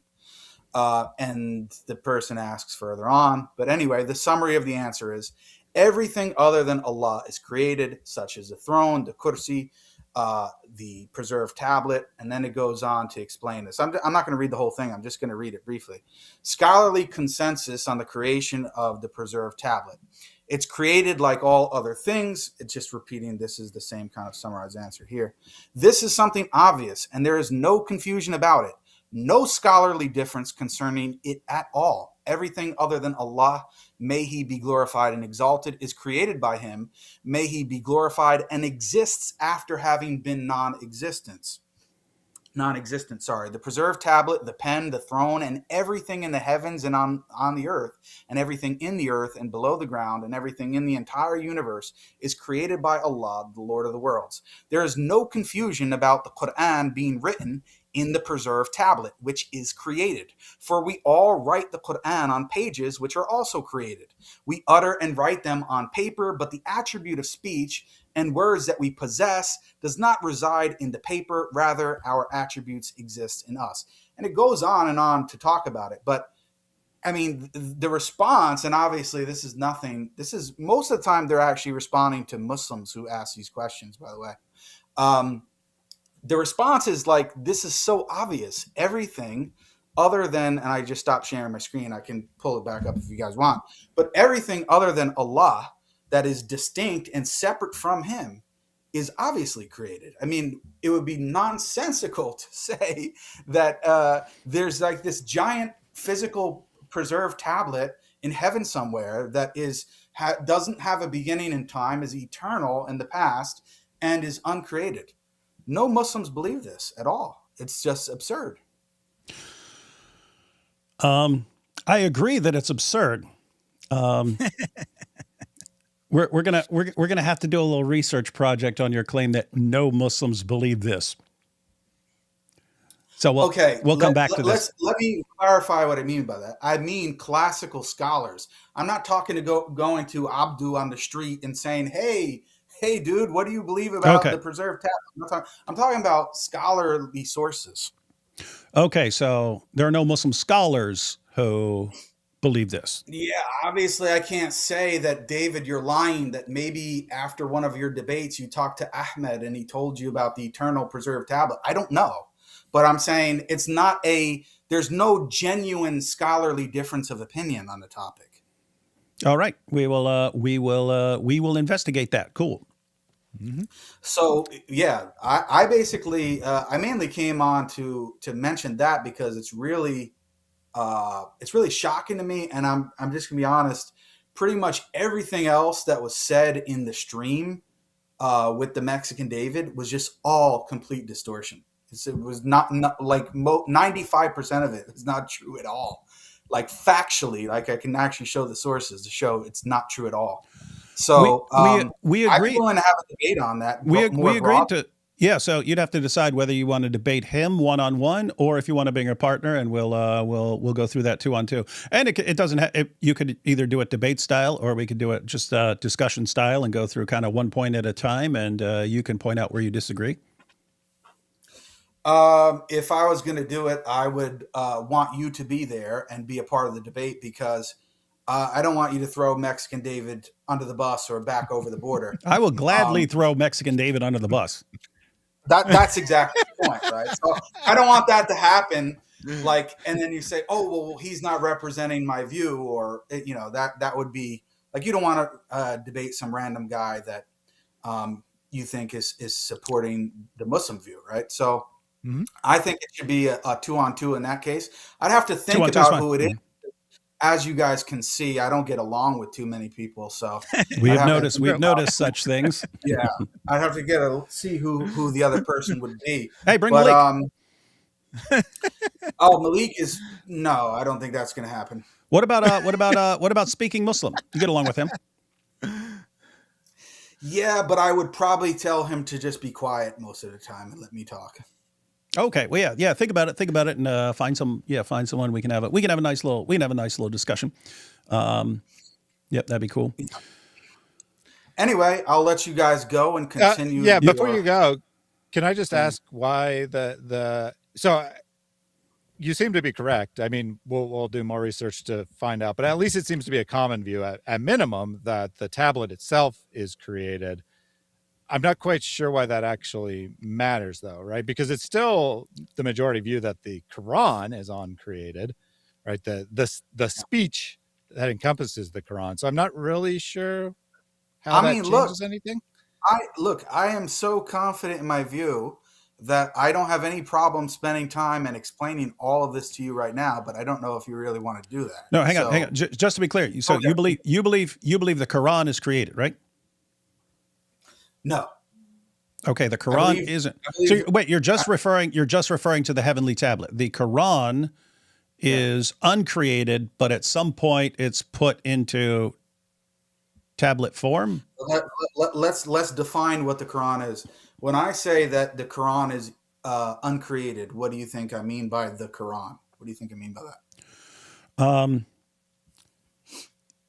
Basically, like Allah is eternally speaking what we now have written down, something along those lines, which I agree sounds weird, but that's what it sounds like. Okay, no, that's not what I mean.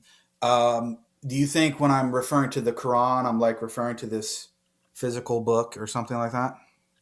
It would depend. I mean, if you say, "Hey, I just picked up a Quran," I would think you mean a no. I'm physical saying book. An uncreated one, like as it was mentioned earlier, right? The author of the article on Islam Q&A said, obviously, it's written. The Quran is written in the preserved tablet. The Quran is written on ink with ink and pages and so on and so forth. All of those things are created. The preserved tablet is created. The ink, the pages are created. When I say, at this point, I will admit that regarding the different Sunni theological schools regarding what the Quran is and if it's is it eternal or is it uncreated, and if so, in what sense, there is difference of opinion on that. I don't think that, from my point of view, because I'm a little bit hardcore, I don't accept those as genuine differences of opinion. But when it comes to the preserved tablet, no, there's no difference of opinion about it whatsoever. It's a created thing. Now, the Quran itself, okay, when Jake, I say, and I'm representing the so-called Wahhabi view from Mr. Mexican David, is that the Quran is an act of speech of Allah which he actually spoke. And when I say that the Quran is uncreated, I'm referring to his uncreated act of speech. I'm not referring to a physical book floating around in orbit or anything else like that. I'm referring to his act of speaking. His act of speaking is uncreated, because if you say that it's created, then the question is, well, who created his act of speech? And then you wind up and you have this sort of infinite regress. Now, hang on, like when so I'm not speaking now, and then if I say, hey, I'm thirsty, is that speech uncreated, or did I just create it? You yourself? Yeah. No, your act of speaking is created. Okay, so I created my act of speaking, and so I would be co-creator with Allah. No, I was just going to say, no, we don't believe that. Our position, and this is a general Sunni position, the Ash'aris, the Maturidis, the so-called Wahhabis, all agree that the actions of human beings are created by God. That's our position. Okay, now, but you agree that, I'm just kind of joking when I say co-create or something like that, but it's like, okay, when I speak, I'm creating that act of speech. So when you say that the Quran, that's what I mean. I don't understand if you're saying the Quran is uncreated. If Allah is speaking it, how is he not creating it as he speaks it?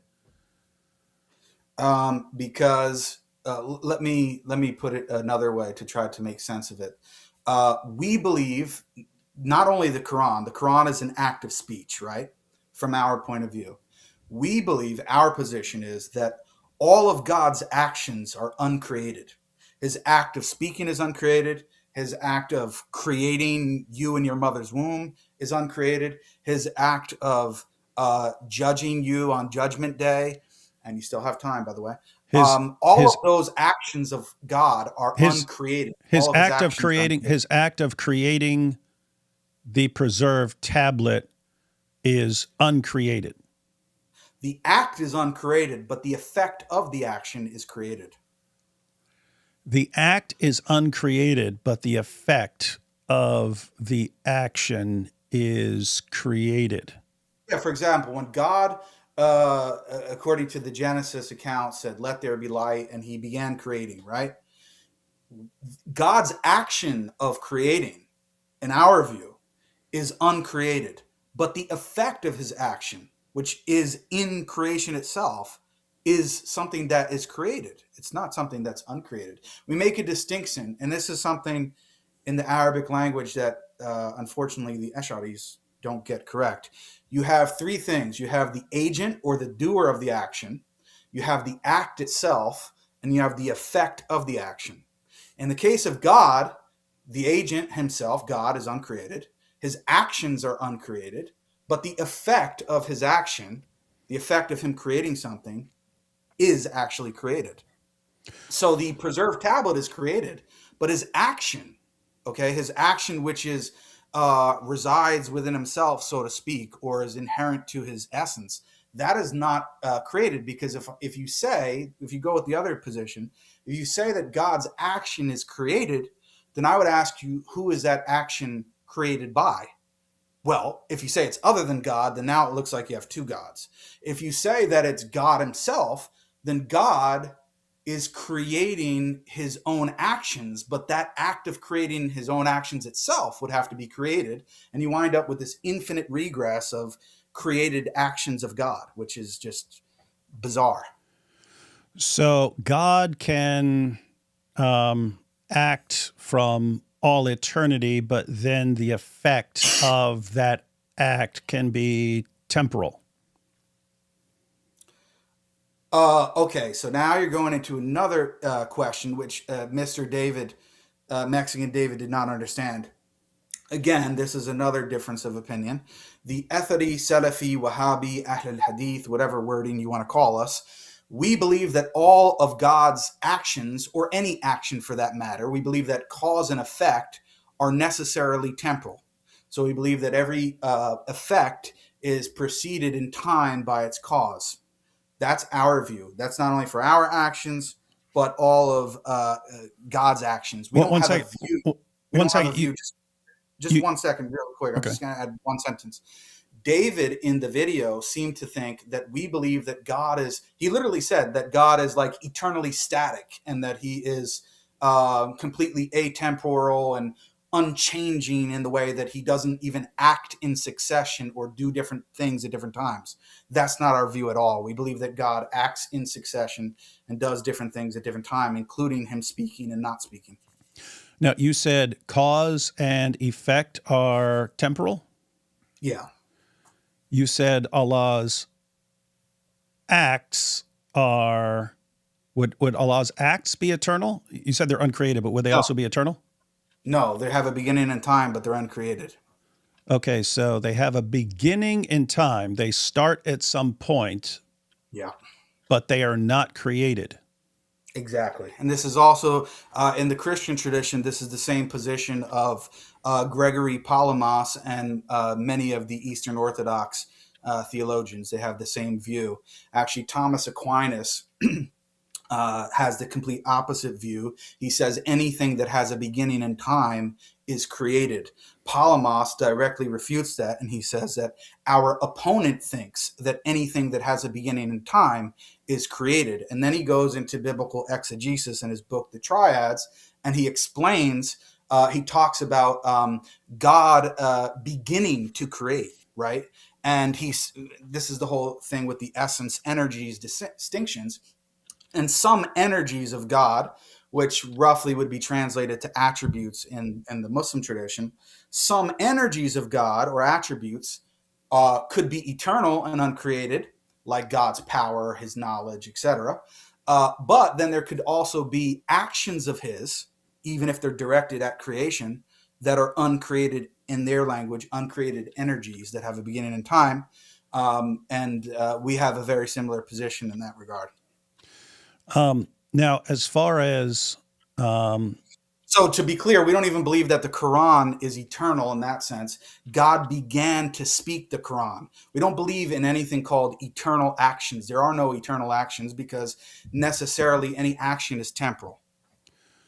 So uncreated but temporal. So the Quran is uncreated but temporal. Correct. And the heavenly tablet is created. The heavenly tablet has a beginning in time and is created.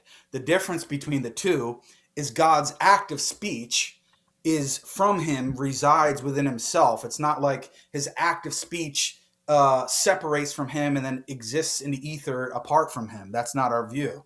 Whereas the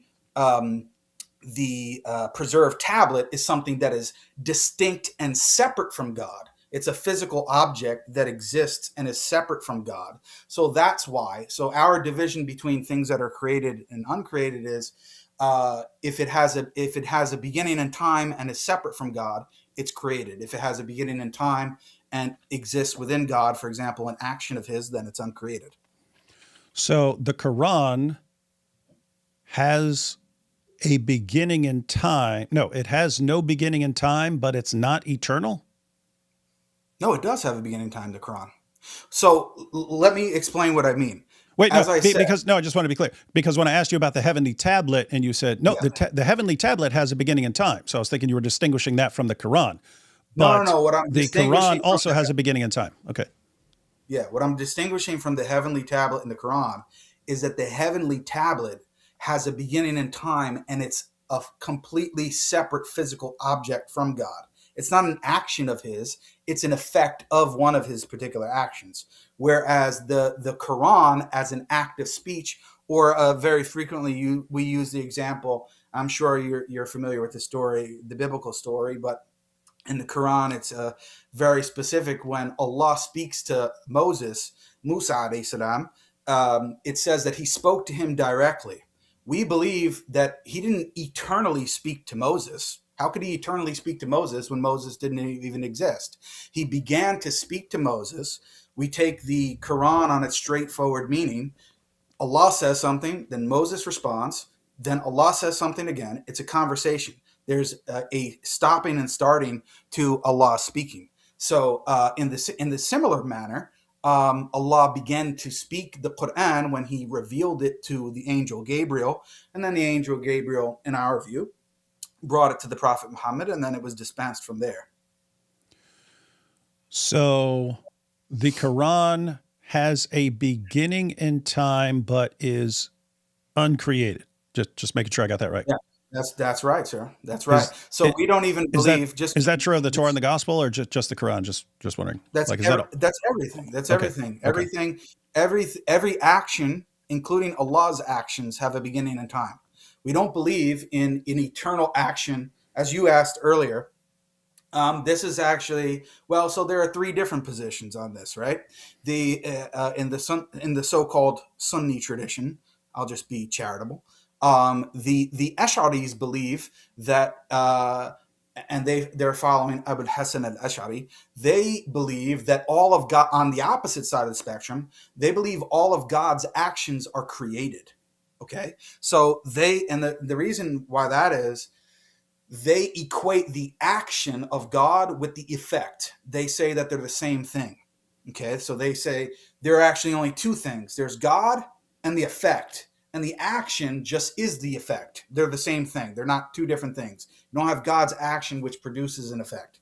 I think that that's ridiculous. It breaks all of common use of language in the Quran. And anyway, I have many problems with it, but that's another side of the spectrum. And so, but they agree with us that necessarily every action has a beginning and time. But they take Aquinas's view, or many other theologians' view, that anything that has a beginning and time is created. So they say all of God's quote unquote actions have a beginning and time, as we do, but they say that they're created and they exist and created. The act is the same thing as the effect itself. Okay, so that's the Ash'ari view. Our view is the opposite. No, all actions do have a beginning and time, but if they're from God or they're God's actions, they're uncreated. If they're other than that, then they're created. Then you have a view in the middle, which is the Maturidi view, which agrees with us in one sense that all of God's actions are uncreated, but they say that all of God's actions are eternal. They don't have a beginning and time. So they agree with us saying that God's actions are uncreated, but they say that all of his actions are eternal, rather than our view that all of them have a beginning and time. And those are the three broad views. And the reason, and this is why you wind up having different views regarding the Quran, because the Quran is speech and it's an action. So it falls under the broader category of God's actions. So if you have different schools that have different views on God's actions, then naturally when it comes to the Quran, which is an act of speech, you're going to have different views on that. The Quran is uncreated but has a beginning in time. That's does it begin in time before the creation of the heavens and the earth, or after? Wait, say that again. I just want to be clear. And when you ask, you're asking my view, because I just told you there's different views on that, right? Yeah, no, it's good. Yeah. When I ask, if you know the other views, and I'd be interested in hearing them and so on. But mainly asking for your view. But if there are difference of opinion, it's cool. Like it's cool when you say there's no difference of opinion here, or if there is a difference of opinion. I asked the Quran is uncreated but has a beginning in time. Did the Quran begin in time before the creation of the universe, or after? Yeah, in the sense that the preserved tablet was created before that, and then actually it's not mentioned explicitly in the Quran. No, I asked about the Quran. Yeah, I know, but I'm getting to that. Okay. So there's actually hadith that talk about. It's not mentioned in the Quran, but there are hadith, and I'm a Sunni, so this is what I believe, that God actually wrote with his own hand in the preserved tablet. So if you're talking about the Quran existing in the sense of being written in the preserved tablet, then yes, that was an action of God writing in the preserved tablet at a particular moment in time. No, I mean the speech. Yeah. I'll get to that. If you're talking about, because there are many different ways this can be construed. If you're talking about the Quran in the sense of God's knowledge, then this is eternal in the sense of God knew what he would speak from eternity before he ever spoke anything, including the Quran. But Wait, hang on. And that's in that sense. So in terms of knowledge, the Quran would be eternal. Yeah, that's the only sense in which you can say that. But as far as my point of view, as far as when it's actually spoken, that would have a beginning in time.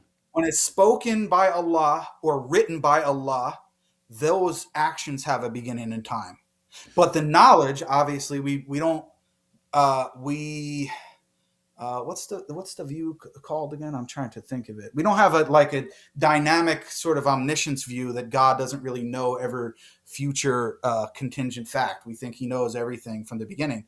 So in that sense, everything, but the Quran wouldn't be unique in that respect. Every act of speech of God or David or Jake of anyone is sort of eternal in the mind of God in the sense that he knows everything that's going to happen. It's not unique from that point of view. But I only state that to say, because some people may get confused and say, oh, what do you mean? God doesn't know what he was going to say in the future? No, of course he does. But the act of writing and the act of speaking have a beginning in time. So as far as kind of putting together the history of the Quran. By the way, this is one of my favorite topics, so thank you very much. As far as the sort of history of the Quran in terms of like the various senses of the Quran, there would be Allah's knowledge of the Quran and of other things, and that's eternal. So there is sort of an eternal script within Allah. Then at some point but it's not a distinct, separate, it's not something outside of Allah. So yeah. I mean, it's right. Then at some point he actually speaks it, and then at some point, and then at some point writes it in a heavenly tablet, and then at some point sends it down as revelation. Correct. Okay, so the. But again, to be clear, this is my view. The Ash'aris and Maturidis' view on the Quran is very similar. They make a distinction between what they call, or it goes back to the attribute of speech, which is kalam. Kalam means word or speech. They make a distinction between what they call kalam lafzi and kalam nafsi. Kalam nafsi means God's sort of internal speech within himself. And kalam lafzi would refer to, in the case of Quran, would refer to the Arabic Quran, the Arabic Quran. Both of them believe that the Arabic Quran is created. Okay, they believe that the Arabic Quran is created, but there's this thing which is called kalam nafsi, which is a very mysterious idea. I don't think it really makes any sense. And I think it really does kind of reduce to God's knowledge and will. And the Ash'aris and Maturidis have a very difficult time trying to explain to us what they mean by this eternal and internal speech of God. They say it's not composed of letters or sounds. It doesn't have a beginning and an end, on and on and on. They tell you all the things that it's not. And by the end, you're wondering what the hell it is. So that's their view. And then you have the fourth view, which is the view of the Mu'tazila, who I'm sure you should know from Islamic history, who were actually attacking many people based upon this whole idea about the Quran being created. And they said that the Quran is created. And the reason why they said that is because they were referring to the Arabic Quran. Okay, they believe that the Arabic Quran is eternal, but they don't believe in a distinct attribute of speech like the Ash'aris and Maturidis do, according to them. What they say is, no, you guys aren't really affirming anything different than us. Everything that you're affirming, you Ash'aris and Maturidis, can be reduced to God's knowledge and will. You're not really affirming a distinct attribute. And the Ash'aris and Maturidi scholars actually wind up admitting that later on. They say that really there's only a semantic difference between the Ash'aris and Maturidis on the one hand and the Mu'tazila on the other hand. And really the only group that is saying that the Arabic Quran is uncreated is my position and the position of Imam Ahmed ibn Hanbal and those who followed him. So just trying to put all of this together, you've got the Quran in terms of Allah's knowledge. That would be... Everybody agrees that's uncreated and eternal. Uncreated and eternal. Then you have the Quran spoken by Allah. That would be uncreated but temporal. Then you have the heavenly tablet. That would be created and temporal. And then you have the Quran as it's revealed in our world, sent down, and that also, like the preserved tablet, would be created and temporal.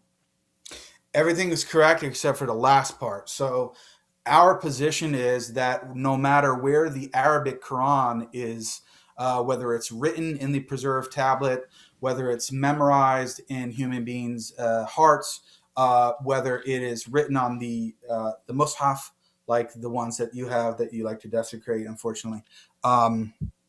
Though all examples of that, we say that they're uncreated. And what we mean by that is, we mean it is word for word, verbatim, what Allah actually spoke. It's literally his word for word. An example would be like this. If I were to, or even on this live stream, I'm speaking right now, and this is my speech, right? Now, if you were to do a video after this and you quoted me, it would be correctly referred to as Jake's speech. You would say, I'm quoting Jake. Jake is the reference point here. This is what Jake said. Or if I write a book and then you cite my book, you cite me as the author or the one who wrote these words. So in that sense, the Arabic Quran that I have in my house, which I don't have one right next to me now, but that is uncreated in the sense that it's what God spoke. From our position, it's what he spoke verbatim. So we are literally repeating the uncreated speech of God that he spoke at a particular point in time. But we don't believe that the physical book or the ink and the pages, we don't believe that that's uncreated, of course. So when we say uncreated, we're just referring to the words that they come from Allah. An act, you said acts of Allah are uncreated but temporal. Yes. Could Allah perform an act from all eternity, or would it have to be temporal? No, it would have to be temporal. From our position, all actions or cause and effect are necessarily temporal relations. And this is not to nerd out or anything, but this is the kind of standard view in modern physics as well, that causation is something which is called diachronic. It's something that happens over time rather than synchronic. Cause and effect are not synchronic or at the same time. They're diachronic. They happen over time. There's a before and after. And I think that this is really I don't think it's anything too surprising. I think it's a pretty common sense view of the world that, causes precede their effects in time, even if it's by a millisecond. Two things there. I mean, it's Do you agree with that, by the way? I mean, I've been talking a lot about my view, but I'm interested to see what your view is. Because there are different views of God in the Christian tradition. Some have a utterly timeless and you can say immutable in a sort of radical way of understanding God, such that he doesn't genuinely act in succession. He doesn't really do different things at different times. It may appear that way to us, but for God, everything's the same, and he's not really doing different things at different times. Is that your view, or do you think that God actually literally does do different things at different times and act in succession? I usually don't take a position without thoroughly studying it. And there are certain things that I'm just even if I spent my entire life studying that, I'm not sure I'd grasp it. And so I would generally focus on other things. But had kind of two things there. So as far as causation, if this cup is sitting here, I can say, how is this cup sitting here? Why is this cup here? What caused this cup? to be in this position? And I could say, well, because I put it there. I put it there. That's temporal. I put it there, and now it's there. But I can also say that the reason the cup is here is because there's a hand holding it up. And so that's temporal in the sense that I put it there. But the idea that a hand could be holding up a cup from all eternity, that wouldn't be temporal. That would not be temporal causation in terms of like this happened. In other words, it's a different kind of causation. My hand is causing this to be here right now. It's at the same time. Why is this cup right here right now? Because this hand is holding it in place. Why is this hand holding? Because this arm is holding it in place. And so that's all happening simultaneously, as opposed to putting it there. But simultaneous is a temporal relation. That's even if you say right now. For example, if I asked you, is God doing something right now? Even if you said he's doing something right now, if he's holding up a cup, that's still a temporal relation. No, I mean in other words, could God hold something? And I would understand that anything outside of him would have to be. So that's what it's going to come down to. Like in a pure thought experiment, I get what you're saying. I studied this back in university days that Kant actually used a similar example. And you have the famous example of like the bowling ball and the cushion, right? Sort of indenting into the cushion. I'm aware of this, but what I'm saying is from a theological perspective, which is what I have to, what I'm beholden to answer it by, the answer would be no, because the cup necessarily would be created and therefore it would be temporal. The same thing for anything else that God is going to be holding that is distinct from him in that way. And therefore there's no legitimate kind of thought example that really is going to fit the bill. So I wouldn't really accept any of those as legitimate thought experiments. So you would say that Allah could not even possibly speak the Quran from all eternity? I think that the question is malformed. I'm not saying this to attack you. I'm just saying from my point of view. I'm saying that the question itself is nonsensical. It's like asking, what does the color blue smell like? It's just a category error. So it's not a deficiency on God's part. I want to be clear. It's not a deficiency on God's part because we believe God's will attaches to anything that is logically or metaphysically possible. But we don't believe that this is a legitimate logical or a metaphysical possibility, just like God creating it from our perspective. I mean, some people may take a radical view on this, but like God creating a square circle. We don't say that it's out of God's weakness that he, quote unquote, cannot create a square circle. It's just a question that is basically gibberish. And it's the same thing for us when it comes to eternal actions. We don't, and this is another reason why I'll just say I'm not doing this to because I think I've been pretty fair. I'm answering all your questions. I'm not doing this to attack Christianity, but I'm just saying from my point of view, one of the reasons why I could never be, at least in my current paradigm, a Nicene Trinitarian. And actually there are other Christians that hold this view, William Lane Craig, for example, being one of them.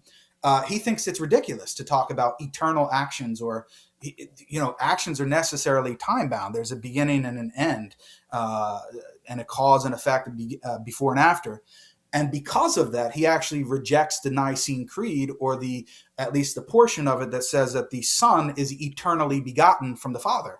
From my paradigm, eternally begotten is gibberish because how could he be eternal and yet he's begotten? And even the 4th century fathers like Gregory of Nyssa and the Cappadocians, who were very influential in coming up with these kind of doctrines, they specifically use the word cause. They believe that the Son is actually eternally caused to exist and he's dependent upon the Father. For me, that's nonsense. It doesn't make any sense because actions are necessarily temporal and time bound. And for that same reason, that's one of the reasons, not the only reason, but partially for that reason, William Lane Craig actually rejects the doctrine of the eternal generation of the Son. He thinks it's not only not scriptural, but it's also irrational. And if you watch his recent discussion or debate with Muhammad Hijab, he says exactly that, and he agrees with what the Quran says about that position. Again, I'm not trying to do that to take a dig or go down that route. I'm just trying to say or give examples that you might be familiar with to show that maybe even if you don't agree with Jake or whatever, it's not necessarily a crazy view, because there are many Christian theologians and philosophers who actually hold a similar view that God, if you want to say, is quote unquote temporal, because he began, at least in the Christian paradigm, he began to create, right? He began to create. He went from not creating to creating. Well, how do you explain that he went from not creating to creating? Or even with the incarnation, right?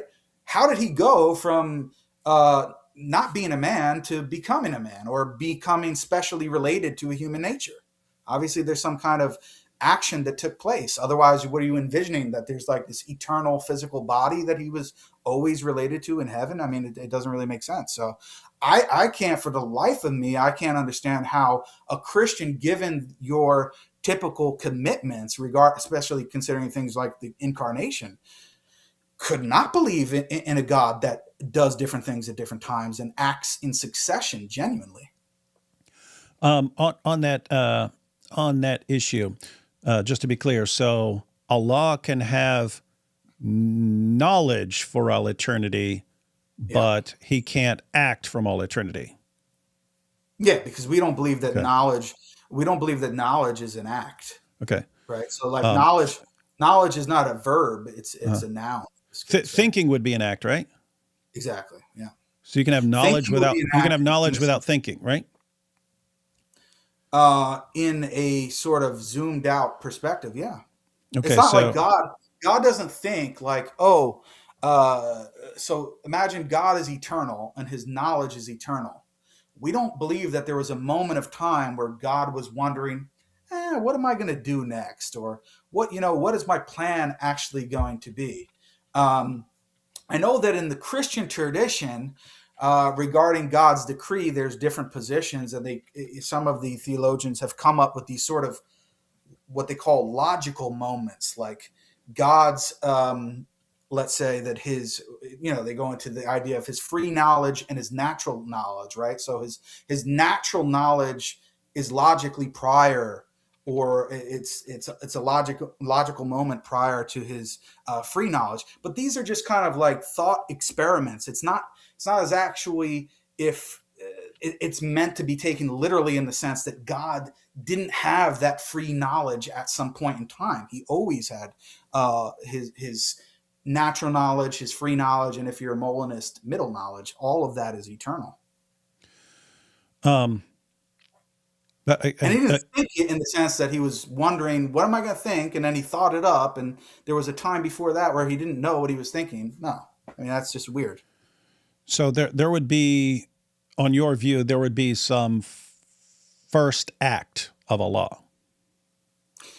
Okay, so now you're going into another kind of where there's difference of opinion, right? So some scholars say that, and no, actually there is no first act, and that there is an infinite regress of God's successive actions in time. And others say no, that there was a first act.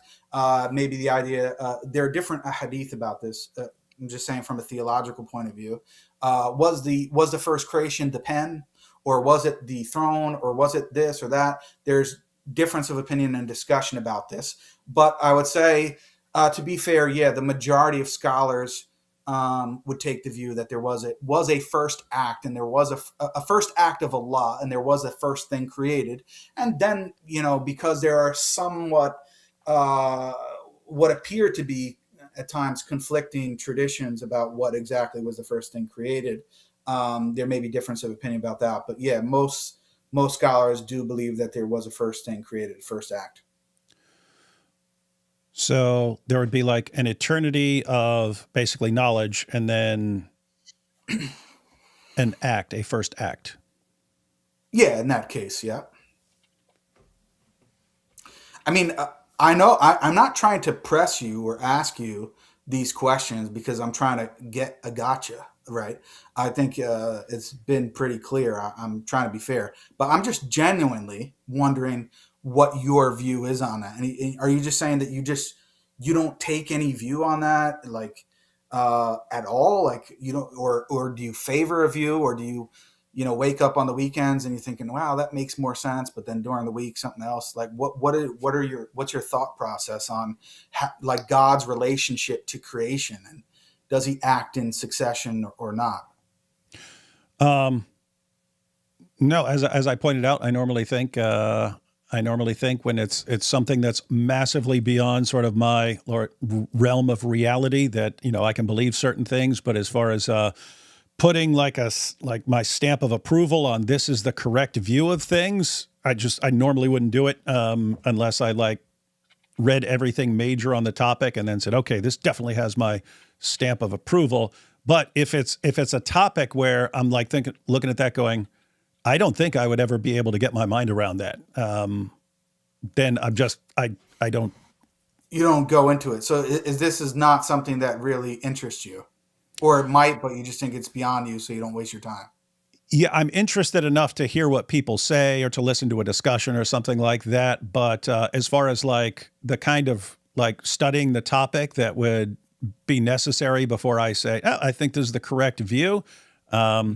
Yeah, it's not like that to me. And as far as even asking you questions, it's sort of okay, if you want to have a debate with David S. or a 2-on-2 or something like that, I at least want to understand exactly what your position is, so we're not straw manning you or saying you believe something else. I don't have anything to hide. I have an entire article, several articles written on my academia page related to this from the Islamic tradition, and explaining basically what my view is and trying to ground it in the early tradition. But I'm just curious because William Lane Craig is a giant in the Christian apologetic community. I think we would agree with that, right? Mm-hmm. Are you familiar with his views on this? Because I've watched a lot of his material, and he spent a lot of time speaking about this. So have you seen any of his discussions regarding God and his relationship to time? I saw a presentation he gave. I forget where it was. It was up when I was in New York, so it was somewhere local, maybe at Rutgers or something like that. But yeah. So yeah, as far as what he was saying then, yeah, he rejected eternal generation. He just believed 3 co-eternal persons without one being generated from one of the others. Yeah. As far as what I saw, but not even just with that, that's one part of it, because I think that falls naturally out of his view of causation or time and God's relationship to time. So you have the broader view, and his view is that,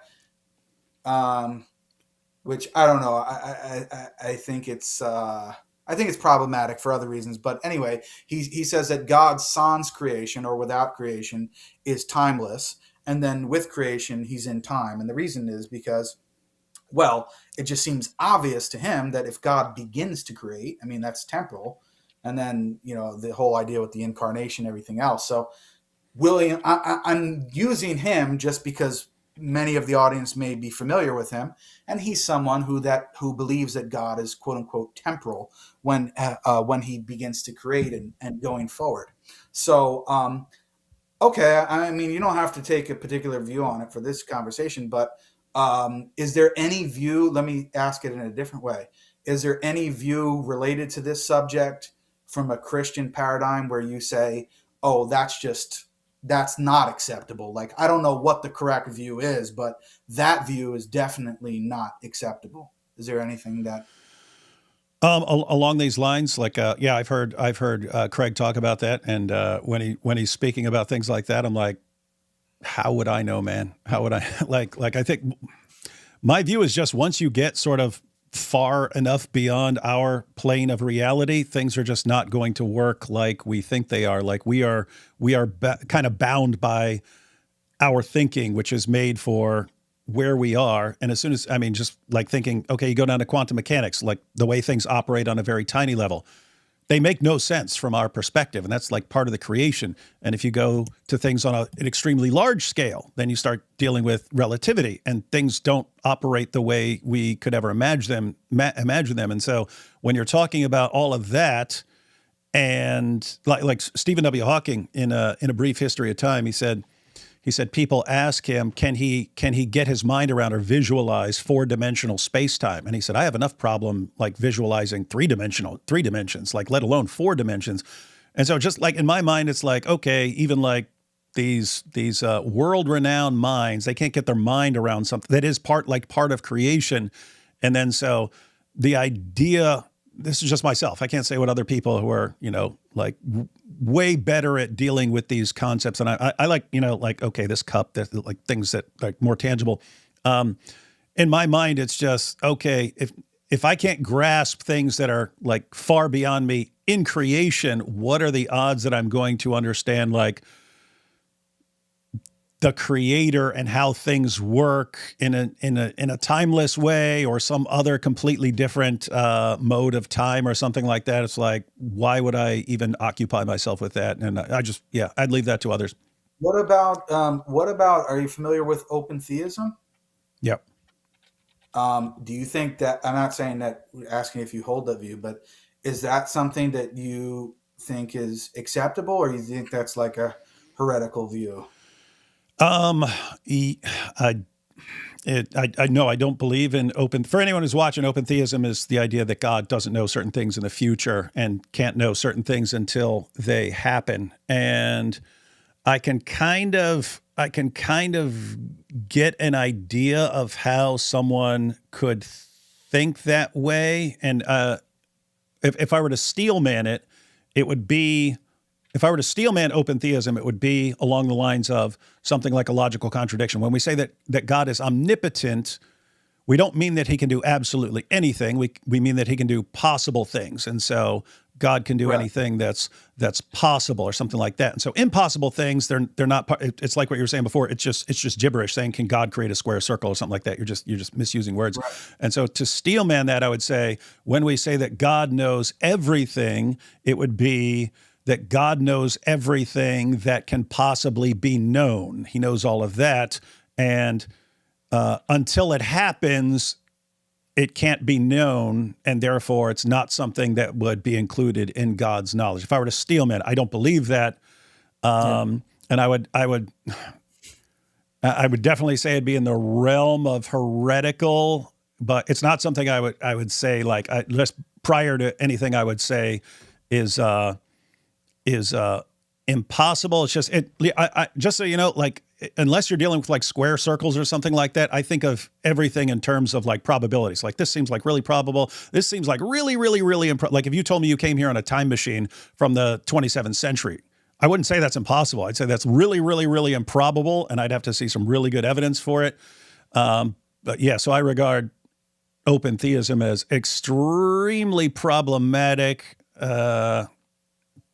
But so I would say like tiny, minuscule probability. And that's just in terms of maybe I don't have a full grasp of what knowing all things for all time would entail. And maybe there is some reason that certain things that we haven't done yet can't be known or something like that. But yeah, until I see an actual like contradiction. Uh-oh, hang on. We got something here. Uh-oh. Whoa.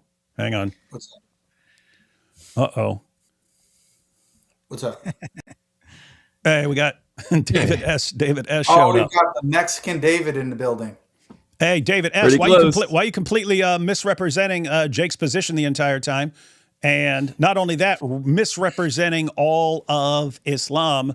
There is no classical Muslim scholar who believes what you stated as fact in your book and then build all kinds of dilemmas out of it, and you were just spouting gibberish the entire time, straw manning Islam.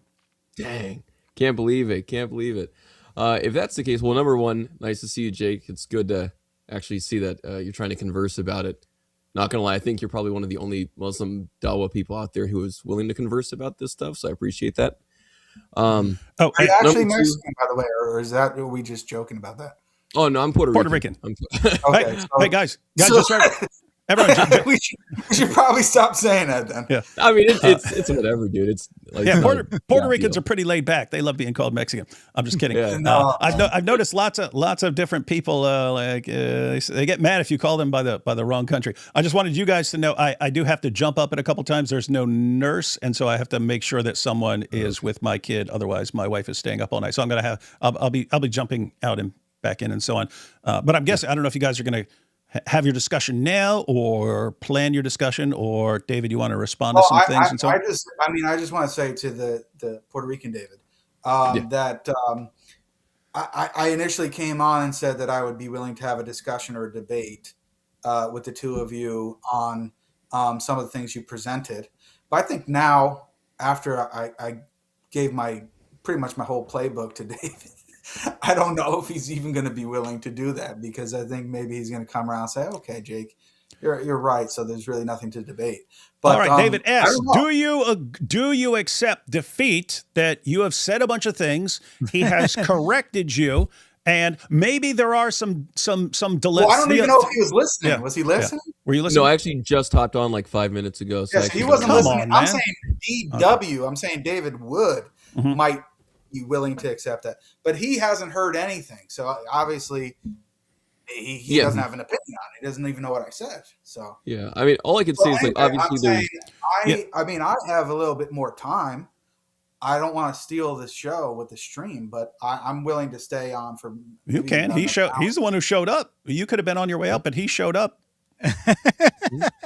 Yeah. So but I don't know what your plan is here. If we're really like, honestly, I just wanted to chat because I didn't get a chance to really hold on. But Hey, David, I have to jump up real quick, but just to recap, Jake jumped in, said you're a complete loser. But he said you're getting a lot of things wrong, and I asked him a bunch just so that there's no misrepresentation in the future, because he was saying we could have a discussion, or he actually said debate about this, and like a 2-on-2 debate about this, but he said you're wrong on he said you're wrong on a bunch of things, and so the idea would be, so I asked him a bunch of questions just so like to clarify exactly what his position is, so you can check that out later. But I asked him a bunch of questions about what his position was on various things. With that said, I'm going to step out real quick. You guys can converse amongst yourselves. Really quick, David, just ask you really quick. Are you opposed while you're away of David and I talking about some of the things we already discussed? Is that okay with you? No. I'm totally laid back, man. All right. So go ahead. Anyway. Yeah.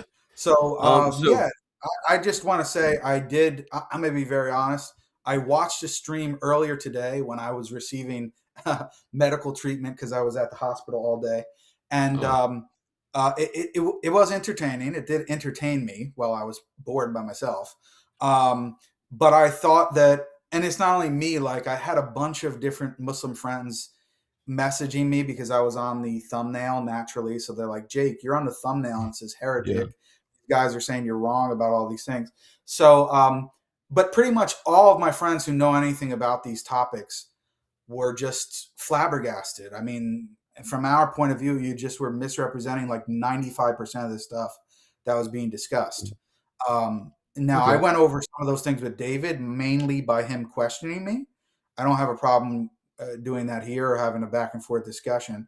But I'm just going to be honest. I put together like a 20 to 25 minute clip of everything that I had pretty much everything that I had a problem with what you guys were saying. And I was planning on doing a video reacting to that, but I'm happy to talk about it here. Sure. Yeah, well, I appreciate that you had a chance to look through it. That's great. I hope you don't have further medical troubles in the future. That's too bad about that. I have MS, so I have a chronic disease, multiple sclerosis. So, there's no known cure right now. So, yeah, I'm stuck with it for now. Oh, understood. I'll be praying for that. I don't mean to misrepresent. Obviously, I was trying to go through what I can see from different Wahhabi writers and scholars about various topics. So at the beginning of some parts of the cross-examination, when you said that Allah doesn't will the preservation of the Quran on earth, and then a few minutes later, you said that he does will, by his will, empower the preservation of the Quran. I think you can understand why that might be a little confusing just hearing those I don't two think clips. that happened. I don't think that actually happened. Okay. And if I ever did say that God doesn't will the preservation of the Quran on earth, I'd have to look at that because I honestly don't recall saying that, and I don't know what I would have meant in that context about that. But our position is that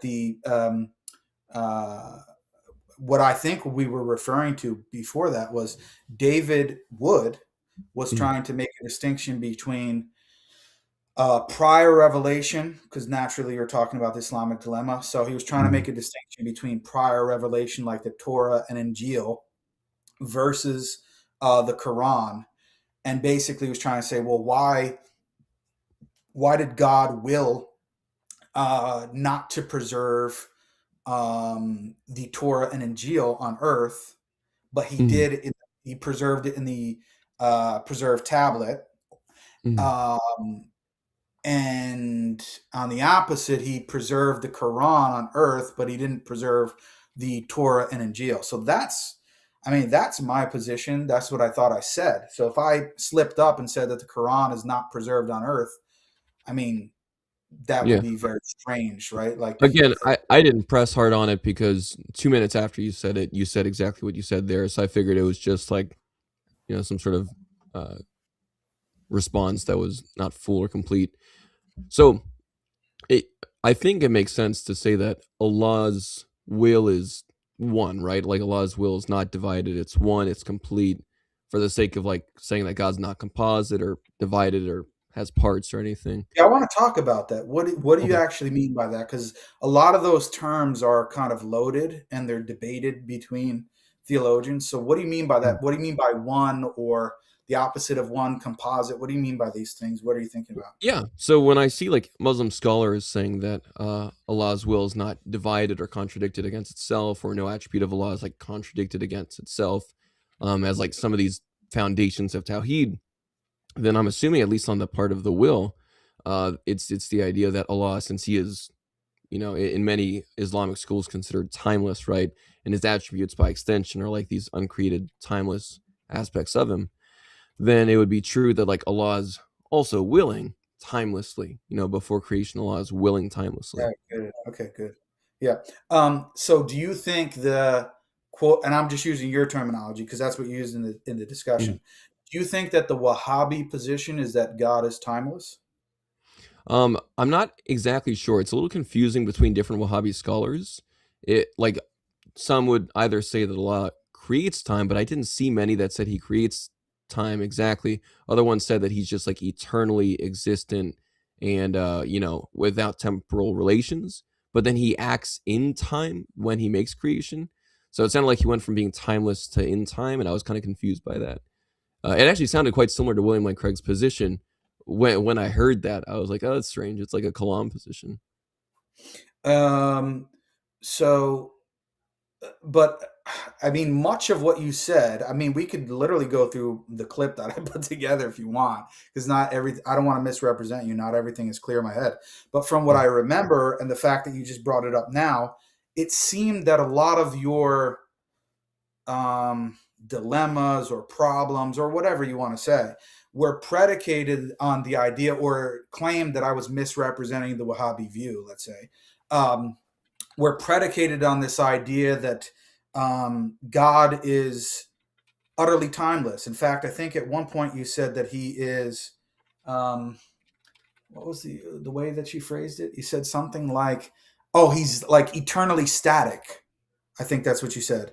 I think you said that the Wahhabis believe that God is eternally static and timeless and things like that. So it seemed like much of what you said was predicated on that idea. But then when you're talking about it here now, you're saying that you're not sure, and it seems like even some Wahhabis are saying something similar to William Lane Craig. So that's really, it would still say that he is like timeless prior to creation. The confusing part is this: I don't see a Wahhabi that strictly says Allah like ceases to be timeless. He just starts to have time-bound actions while not having a change to like his essential timeless nature. So, but what would that mean? What would that even mean? well, that's the confusing part. Exactly right, right? That's confusing to me. And also, most of it was actually predicated on the idea that his will is immutable, not essentially on his timelessness. So the immutability of his will, like the unchangeableness of his will prior to creation, is the thing I focused on more than the timelessness. I think. Okay, let's talk about that then. So, okay, what do you mean by his will is immutable? Because immutable to me means that it's not subject to change, and most people take change. Well, I mean, it's debated what time is, but a lot of people take time to be a measurement of change. So they're directly related to each other. So, what do you mean by God's will is immutable? Okay, perfect. So, if the Wahhabi position is it correct to say that the Wahhabi position is that Allah's will is immutable? But that's what I mean. I have to understand. I have to understand why. I could, in a sense, use it that way, but I don't know what you mean by immutable. So I want you to explain to me what you mean by immutable, and then I'll answer the question based upon how you understand it. Yeah, so from what I can see from the Wahhabi scholars, your definition is what I was assuming Wahhabi scholars intended by immutable, right? That it's not subject to change. And by subject to change, you just mean temporal succession, like a before and after relation? I mean, that along with like other things that might potentially cause change. But sure, since you had mentioned before that one example of change would be time as a measure of change, then if immutable means not being subject to change and time is a measurement of change, then of course Allah's will being immutable means it's not subject to time. Right. And so there would be no sort of before and after to, and by will, do you mean the faculty by which God performs actions? Is that what you mean by will? From what I can see amongst the Muslim scholars right now, I know there's the two wills. I think I made mention of that in the presentation, right? There's like the universal will, and then there's like the legislative will. But from what I can see of the universal will, it's some sort of eternal attribute of Allah by which certain decrees come to pass with necessity. Okay. And so God performs actions. Does he perform action under the Wahhabi view? I'm asking how you understand it. Do you think that the Wahhabi view is that God's will is the attribute by which he acts? I think is confusing because a lot of the Wahhabi scholars are quite unclear on that. They just say it's his will. And if you look at like the universal will, they say this attribute of his will, this universal will, is just the means by which all things come to pass. So if you say his actions, then sure, you could say that his will is his ability to bring all things to come to pass. The things he likes and the things he doesn't like, the things that he loves and the things he doesn't love. His will is the thing that brings all of it to come to pass. Okay. And in the case of the will being immutable, so basically, are you saying that all of God's actions or willings, so to speak, are eternal? Is that what you mean by it being immutable? Well, just as you said before that you measure or you define immutability as like not having change, not being subject to change, and then you also said that time would be a sequence of changes. By definition, if his will is immutable, that means it's not subject to temporal changes, so it is a timeless will. So, right, that would be like the Wahhabi position would be that if those definitions hold, then his will would be timeless. Therefore, the means by which all of these different events or actions that he wills in the universal will, the means by which all those come to pass would be timeless as well, because it's a timeless will. Okay, so then that's what you think the Wahhabi view is. Then when it comes based off the definitions you just gave me too, you told me you view immutability as like not being subject to change, and then you said time is a means of measuring change, right? So if I take your two definitions, it would make sense to say, since it's not subject to change, it's not subject to time, therefore it would be timeless. Would that be like... Right, but do you think that's what the Wahhabi position is? Do you think that they believe that God's will is immutable in the sense that it's not subject to time. Yeah, that seems to be correct. If your definitions reflect the Wahhabi position, then yeah. Okay, and where, besides me talking to you now, because I'm just talking about the words, what source would you go to justify this? You don't have to even give it to me now. I'm not trying to. I'm just wondering what is in your mind about that. Like where have you read that the Wahhabi position is that God's will is not subject to time? Let's say. Well, that's a good question, right? So if it's true, and mind you, in the presentation, I actually made distinctions. I actually showed the parts where you do agree with the Wahhabi position, but then I explained how I think the Wahhabi position leads to a dilemma collapse, right? So even if a Wahhabi says one thing, I would say, well, no, that leads to a logical issue or a modal collapse. And so let's say that according to the Wahhabi scholars, the will of Allah is considered to be an eternal attribute of himself, which is by definition immutable, right? This will of his. If it's immutable, therefore it's timeless. Therefore, if it's an essential attribute of Allah that's timeless, then Allah would be timeless as well, right? Allah wouldn't have parts of him that are timeless. He would just be timeless. Mm-hmm. And so if I'm, do you think that that's problematic? Do you think that a view of God being utterly timeless and immutable in the way that we describe, not subject to change in terms of his essence and all of his attributes, do you think that's a problematic view of God?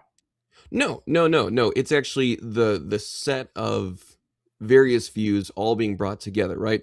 So when I'm critiquing the Islamic position, I'm critiquing Tawheed in combination with immutability in combination with timelessness, right?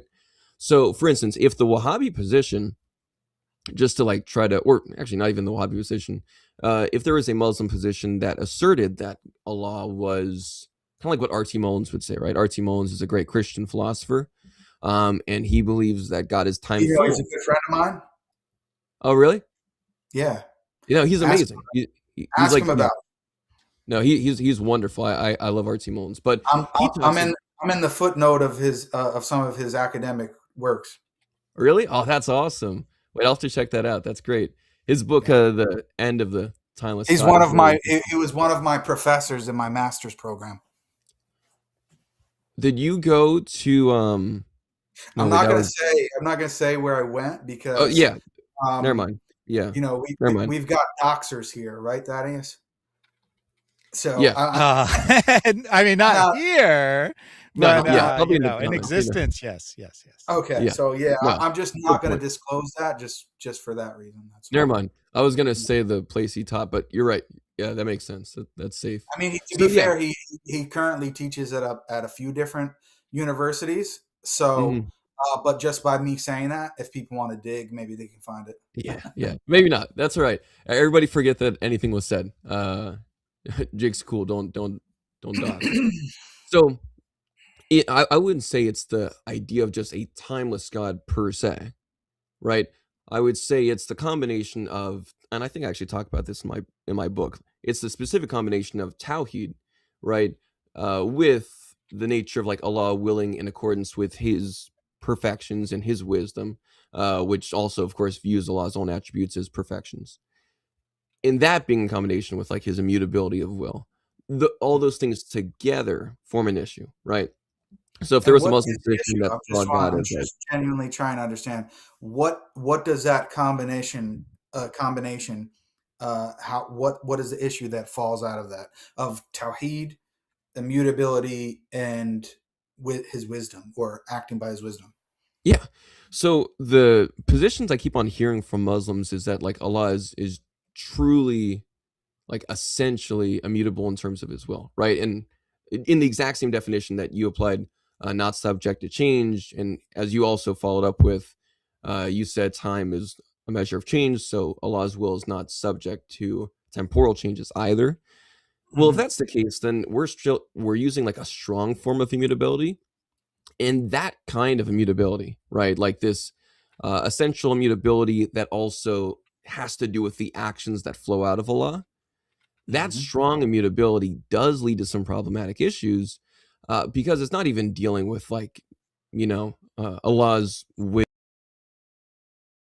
temporal changes or sequences, which would You therefore cut out allow. on my end for about 5 seconds there. I don't know if it was also for them, but it was on my end. You said that the problem is not just immutability, I think, and then it cut out. Go ahead. Oh, I'm sorry.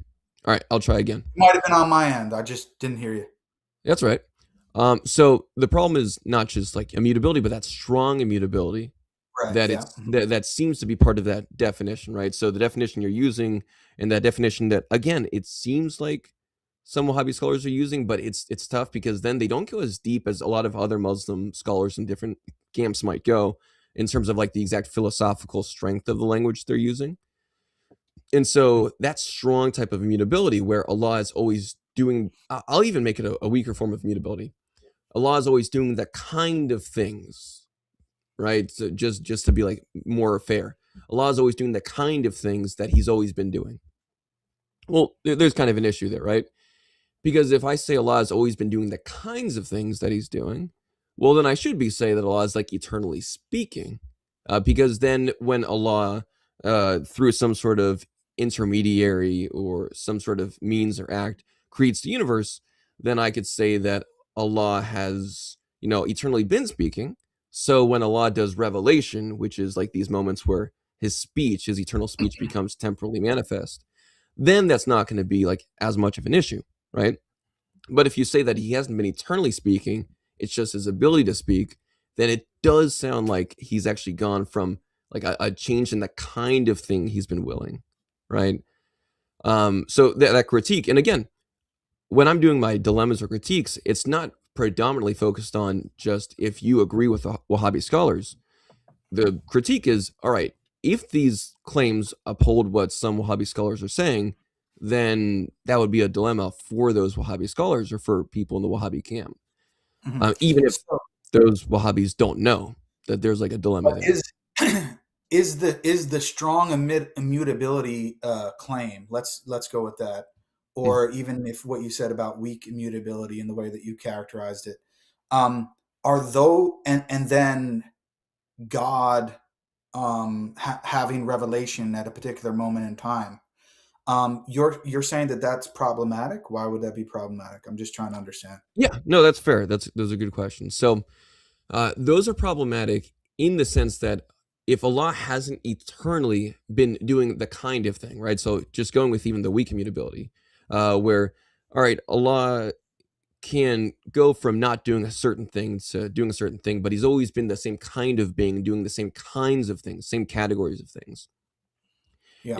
If we have to say then, okay, well, at least what kind of things has he been doing prior to creation that explains the actions he's doing after creation, right? So in my book, I explain that we could say the God of Christianity is eternally relational, right? He's eternally relational. If you want to parse that out in terms of like God is omnitemporal in like the R.T. Mullins view, where God has time as an attribute, right? Or if you want to go with like a modified view, like the classical Thomistic timelessness view, in either case, we know that God has always been the kind of being that sees relationship with other entities as a good thing. The God of Islam does not have eternal instantiations of relationships as like part of his essence and being. And so if we're just going with even more simple, right, like an inference to the best explanation, and I think I mentioned this in the book too, right? Not all of these dilemmas have to be like necessary logical dilemmas. If a Muslim has a weaker version of it, you could say, well, then let's just go with inference to the best explanation, like a lot of scholars do. Which model of God seems to explain creation better? A God who has not been eternally related to another entity or person or something, and therefore does not see eternal relationship as a axiologically meaningful pursuit, or a God who has been eternally relational and therefore sees relationship with another entity or person as something axiologically meaningful and worth pursuit. I would say, oh, okay, the one that sees relationship as a good thing is the one that would make a thing to be related to, i.e. a universe, rational agents, angels, humans, stuff like that. And so the book, I know we only went through like 6 dilemmas out of 100 or whatever, but I think, this inference to the best explanation could still apply to each of these dilemmas to kind of help people think, well, which model of God actually explains this better? Okay, And so yeah. now it seems like you're saying it's not in the particular discussion we're having now is not based upon a necessary inference, right? There's not like a logical inference that necessitates. Well, it could. It could, right? So the issue is, because, mind you, this is just how philosophy works a lot of times, people can be in the same camp but still using different definitions. So since I know that's just how scholarship and philosophy works, I allow people to say, okay, you're probably going to talk with a Muslim, just like how obviously you could talk with like two Thomists, right? Two Thomistic Christians. And you'd probably end up at some point being able to find Thomists who have like a different specific understanding of timelessness or pure actualization, like pure act with God, act as purest. Do you have a particular view on these questions, by the way? Are you a Thomist? Are you I used to be an existential Thomist. I don't really hold to like the pure existential Thomism anymore. And not so much to the like exact forms. I think someone who does a pretty good job exemplifying my view is someone who would be a good example. He's a good scholar for this, because like R.T. Mullins has some good stuff here and there that I think is like meaningful, even if I disagree with him on some points. I think he's got some good, meaningful approaches to how he summarizes things. Idol Killer on YouTube has like good models for dynamic omniscience that allows for like strong relationality. I didn't hear what Idol Killer on YouTube. Okay. So he's good. We actually briefly talked about that earlier. So are you sympathetic to open theism? Not to like that form of open theism. I think that open theism, the claim that, you can't know the future, is an issue. Obviously, though, I would hold to somewhere more like, I don't know what to say, if it's like an essentialist Thomistic view, or like maybe an analytic model. I'm still trying to figure out exactly how I'd parse out God's relationship with time. And so I'm trying to see exactly what I would do with that. I'm still trying to figure out exactly how I'd parse it. But all this to say that when I say it doesn't have to be a logical inference of necessity, I'm saying as you're talking with people, you'll probably find a Muslim who is in a Wahhabi camp, or maybe any of the other camps that I've described in the book, who end up saying, well, I don't hold to that strength of it, right? For instance, there's people who hold to like strong divine simplicity in the Christian tradition, and people who hold to like a weaker version of it. So obviously, if we're using the same term, divine simplicity, we have a view on that. I think that divine simplicity in its like strongest Thomistic form has some issues. I think that, like the weaker forms of divine simplicity, kind of like how Inspiring Philosophy says it, right? Divine simplicity is what does he say? It's a luxury, not a necessity, right? So it's not going to cause any like essential modal collapses, but it might be better to approach understanding God better through like the philosophy of mind. And so, which I'm actually more sympathetic to. I'm actually more sympathetic to the idea that the one being who exists as three persons could be like analogically described in some sense as one divine mind, in which there are like three loci of consciousness that have full identity with that one divine mind, or like three, asymmetrical relational states, right? So in either way, I think the philosophy of mind could actually help a lot. But with those models of God. I just really want to understand this like try to kind of simplify it for the audience, because a lot of people probably don't know what we're talking about, right? Sure, so yeah. Do you believe that God's knowledge, his attribute of knowledge, is identical to his attribute of will? Do you think that they're the same thing? No, that would be like a strong type of like identity, or a strong type of divine simplicity. Okay, so you would hold more to like a Mullins type of view, in that sense that the attributes are not identical to each other or to the essence. And then it also seems like you're not. Potentially. I'm still trying to figure out exactly, because R.T. Mullins has like really good responses to a lot of questions, but then also like I see, St. John Chrysostom early on in the Christian tradition allows for some like open approaches. So I'm still trying to figure out where I land exactly on some of that. do you hold? You don't have to say it if you don't want to. I know some people are shy about this, but do you belong to a particular church denomination? Yeah, well, okay, I do, but I guess it's basically as close to like non-denominational as you Okay. can get right now. Okay. So you're like a Protestant non-denominational. Okay. So Well, yeah, obviously I have a tradition that I wish I held to, but not really an option in my area. oh, and do you mind saying what that is, or not really? No, I can't speak to that. God willing, maybe he'll bring me into that tradition in the future. We'll see, but Okay. No, I'm not yeah. trying to press you. I'm just asking so that I can understand where you're coming from. That's all. Yeah. So Yeah, and that's fine. Like, for instance, here, I'm familiar with the different schools in Christianity. So that's why I'm asking, because it just kind of helps shortcut some of these things. Yeah, So like, I'll say it like this. It seems like to me, to be very honest with you, it seems like you kind of have a similar position to David, where you're like, a lot of these things are complicated, they're difficult to understand. You don't really have like a set position on, or like a dogmatic position on all of these different things. And that's fine. I mean, that's fine for you.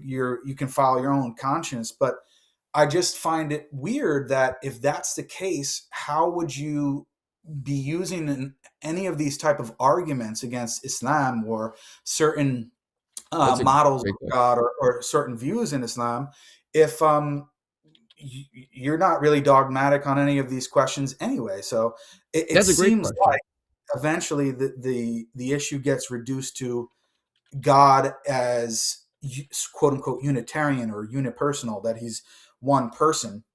And so it seems like really that's the main crux of the problem for you, not any of these questions about God's timelessness or lack thereof, or his will, or anything like that. It seems more so to be a difference between Trinity, three persons, and Unitarian, whether it be Unitarian Christian or Unitarian Muslim. That's really seems to be what your problem is. Well, I think that's actually something I lay out in the book pretty clearly, right? I try to actually keep it to like 4 main claims or attributes, and so I would say that's a pretty correct statement, because that's exactly what I say in my book. I don't really like try to hide, behind any wall. I'm saying the very notion of a Unitarian God who values relationship, despite having like an immutable set of axiological preferences or an immutable wisdom by which certain choices of will or action come about, it doesn't seem to explain as much as a God who is eternally relational, eternally tripersonal, right? Or at least eternally multipersonal, and therefore sees relationality, active relations, causal relations, as being significantly more valuable than a Unitarian one, right?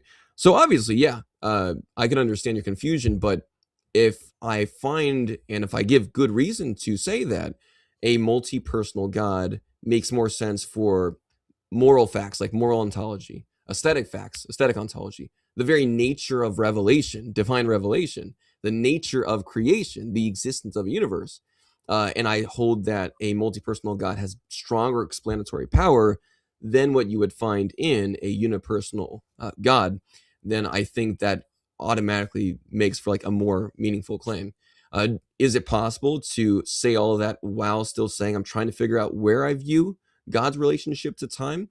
Even though I do find R.T. Mullen's approach to time being an attribute of God very attractive. Yeah, sure. Those are things I should figure out, and I'm prayerfully considering those. Don't get me wrong. I've been trying to for about a year to figure out where I land in the Christian tradition. But that still doesn't detract from the actual arguments, because my arguments were predominantly on the type of immutability and the type of the nature of Tawheed for my book. Now, in my conversation with David, are they together? This is what I'm really trying to parse out. Okay. Is it the combination of immutability and what you view Tawheed to be, or is it strong immutability in and of itself? Well, I would actually say like immutability and Tawheed, right? So because together. That's also so part of love. What is the combination of strong immutability, or immutability, as you say, and Tawheed together? What does Tawheed add to the immutability claim that makes it problematic together, whereas immutability in and of itself without Tawheed is not problematic. That's what I'm trying to understand. Yeah, that's great. So if I see the will of Allah as something which, again, as you even affirmed, is immutable in a type of timeless sense, and it's also, of course, in relation to Allah's hikmah, to his wisdom, right? Which is for the good and benefit, especially in relationship to his own attributes. And Allah has one will in the understanding of Tawheed as like one will, one of being, one of essence. Everything is one, without a contradiction of will or any other attribute. Then I would say an immutable will that is, from our lights and our perspective, it, being timelessly willed contradictory states for his one attribute of speech, then that seems to either lead to an eternal contradiction in Allah, or at least to a type of like arbitrary nonsense regarding what he chooses to reveal and preserve versus not reveal and preserve, right? Can we slow down for a bit? Because I'm really trying to laser in and understand what you're saying. Okay. What exactly is the conflict or the contradiction? I'm trying to understand this. Yeah. So, one more time, if Allah's Tawheed, right, the nature of Tawheed means oneness of Allah and also oneness of each of these attributes, right, without division, without contradiction within the attribute, which is part of Tawheed. So he has like one will, and also that will is immutable, right, with like a type of strong immutability, as you said, not even subject to time or temporal relations. If it's not, let's say that it's not. Let's say that he has that attribute of will, and it's not a strong immutability. Okay, well, we can change definitions, right? It doesn't seem like the Wahhabi scholars are so quick to hold to a weak immutability, but if you want to, we can. No, I'm just saying. I'm just asking for the sake of argument to really understand where exactly the problem is. If somebody holds what you call weak immutability and so-called Tawheed, or there being an attribute of will, what's the problem with that? Yeah. So Tawheed, as I just said, with the whole immutability. So Allah has this one will that's undivided, non-contradictory, in a type of timeless sense, as you said, immutable. And so the moment that there's creation, right, Allah is timelessly willing towards one attribute of speech, which is also not divided. By the way, part of the reason why I don't want to cut you off here, but I'm just going to mention this because I really don't care. But part of the reason why I'm distracted is because I literally have Maleek messaging me right now, and he's completely losing his mind. So I'm actually just gonna say this directly here on the platform. I'm not scared of you, dude. I'm not scared of you at all. He doesn't like that I'm here, that I'm talking to David Squared. He doesn't like that. He's upset about it. I don't care what he thinks about it. He doesn't mean anything to me in that regard. I don't care what he thinks about me coming to this platform or not. If he wants to go back and try to expose my private messages to him, he can have fun and do whatever he wants. I don't care. I'm even happy to send you my address, dude. You have my number right here. I'll send you my address. You're welcome to show up anytime. I doubt you will, but I'm not scared of you. So stop wasting my time. He's also sending me voice notes right now, which obviously I can't listen because I'm talking to you right now. So that's part of the reason why I'm distracted. But I'm sorry. I don't really care. And I've already said this. David knows this. I said this directly to his face several times. I don't appreciate or like at all a lot of his behavior, him ripping up Qurans, all this kind of thing, right? I don't accept it at all. So just because I'm here now talking to David Squared doesn't mean I'm endorsing everything that they're saying or doing. I've made that abundantly clear. Just as I don't really care what Maleek has to say either. So I hope he's listening to this. He can put it on TikTok to his 300 followers or fans, and they can have a nice time. And then people like Thaddeus and Chris from Chris Claus, you guys can do your little streams. I really don't care. So anyway, back to the topic. Yep. Hey, just real quick, since you mentioned me, I just want to say I have a lot more respect for you, Jake, today than I did in the past. You've been really cool this whole stream, and just calling out Maleek right there. I want to give you credit. You genuinely do not seem to care what anyone else thinks. You only want to know what is the correct and true position, and I respect that a lot. Well, I mean, he's literally, look, I mean, I just be very frank with you. He's literally cursing me out on WhatsApp. So but this is the thing, right? Like, I really don't care. Like, who is Maleek in the grand scheme of things? Honestly, he's not doing anything for me or against me in that way whatsoever, dude. And like, you can't even dox me. I can't possibly be doxxed because I don't even know my own address in Morocco. Like, so do whatever you want, bro. I really don't care at all. That's how I am with it. And he wants to play these kind of dirty games. If he wants to expose certain private messages or whatever, I don't really care. But I just wanted to say that because I don't want him to continue to be spamming me. I'm going to try to focus on you. So I apologize for that. I'm just distracted with this guy.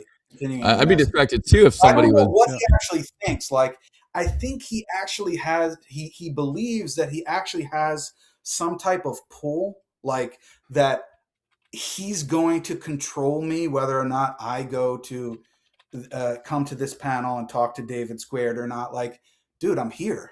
It's too late. Like, what do you think you're going to threaten me not to come to this platform? Now, I will say that if people do not think that I should ever talk to David Wood, I'm just going to be honest with you. As a Muslim, I think that's a legitimate position to hold, right? And some people do feel like that, and people who I actually respect and are friends with me, and I consider them, senior to me in knowledge and things like that. I would respect their opinion of what they have to say. But Maleek, I don't give a shit what you have to say, dude. Like, it doesn't mean anything to me from that point of view. Who are you to try to control me to who I can speak to and who I can't? Now, if other people who I respect have a problem with that, they can come and talk to me. But you don't mean anything to me in that regard. Okay.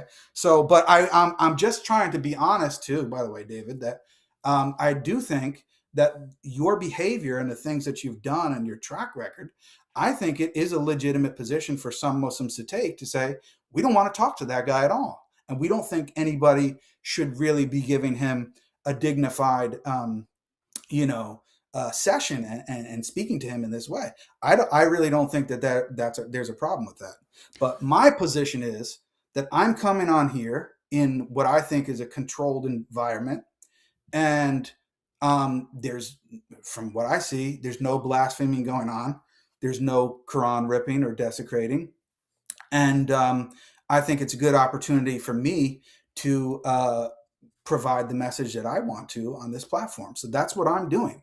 And if people don't like it from the Muslim side, that's fine. They can come and speak to me about it. But Maleek, I don't care, bro. It doesn't matter. Yeah, I'll just I'm not gonna be part of this because you guys are having a good conversation here. I just wanted to point out, as everyone knows, I'm happy to go to war when there's war, and happy to escalate and so on, but also happy to have a friendly conversation when that's what's going on. And as far as what's going on here, David S. was on a live stream yesterday, made a series of arguments against Islam, and Jake believes that those arguments are flawed, and came on here to correct what he believes are misrepresentations of the Islamic position. And why a Muslim would not want that, why a Muslim would not want that to happen, say, no, don't correct this guy who we believe is saying false things about Islam. That is just weird. With that said, I understand what Jake was saying, that I also believe it could be a legitimate position to say, no, this guy's gone too far. This guy's gone too far. So any Muslims who are saying, you know what, David has crossed too many lines, so we're not talking to him, that's totally up. That's totally up to them. Yeah, but I would say the same. I would say basically something similar to what Jake just said. Maleek, you don't get to tell anyone what to do. Not me, not anyone else. And if you say you're not gonna, you're talking about, I don't care what you say. Your behavior is so terrible that your thoughts on this issue become irrelevant to me. With that said, other people could say, like what Jake was saying, hey, let's not interact with David, and I wouldn't find that position terribly unreasonable. So with that said, you guys can go ahead and continue. Yeah, I do just want to say that this is where this is stemming from. or part of the discussion is that there are two primary verses in the Quran which mention that to not sit with people who mock the verses of Allah. I'm paraphrasing, but I think, David, you're familiar with this. And until they change their speech, or until they change their discourse. So if you look at the tafsirs, and I sent this to Maleek and he never responded to it, maybe because he doesn't understand the issues associated with this. But if you look at the tafsir, it explains it's conditional upon when the person begins to actually refrain from engaging in that speech, right? So there's room to speak to somebody like, first of all, David S. I'm going to be very honest with you. That's the first time I ever saw you. I don't know who you are really at all. I'm just being honest. So you don't fit that bill to me. But even somebody like David, there could be an opportunity to speak to that person. It's not as if you can never speak to them ever again. Right? That's not my view. That's not my understanding of the verse of the Quran. It's conditional. Now, if David right now, I'm just saying this, if he were to start doing something blasphemous from my perception, or doing something ripping the Quran or promoting that while I'm here, I would just log off. I would just leave. Right? So that's my view. That's my understanding how this is. I don't believe that somebody like especially David S., someone who's associated with David merely by going on his live stream, that means I can't speak to that person. That's not my view. So, but anyway, I know that some Muslims are going to be offended by that. They don't think that David Wood should be spoken to at all. I think that's an honest, fair position, to be very frank with you. But when it comes to Maleek, I don't really care what your position is. I mean, you have no status when it comes to the Dawah community. What are you offering, right? What are you offering in terms of intellectually or anything community based? What are you actually offering to the table? So that's where I am with it. But yeah, that I just want to put this sort of backdrop to say that it's not coming out of nowhere why certain Muslims feel that way, because they think there's a Quranic injunction that when somebody is doing these kind of things, we're not able to sit around them, because then basically we become one of them, because it's like, oh, we're just sitting there while they're doing it as if we don't have any problem with it. And that's when it becomes problematic. So yeah, that's where I'm at with it. But we can kind of get back to it, David S. Yeah. I appreciate that. And so yeah, you were asking about really David Segarra? Claro que no, not a chance. No. Okay. No. Right. No. So anyway, but I didn't want to keep calling you Puerto Rican David, so I'm going to call you David S. But go ahead. Yeah, I forgot where you left off. No, it was definitions. The definitions on immutability and Tawheed. And so, what I was. Go ahead. Sorry.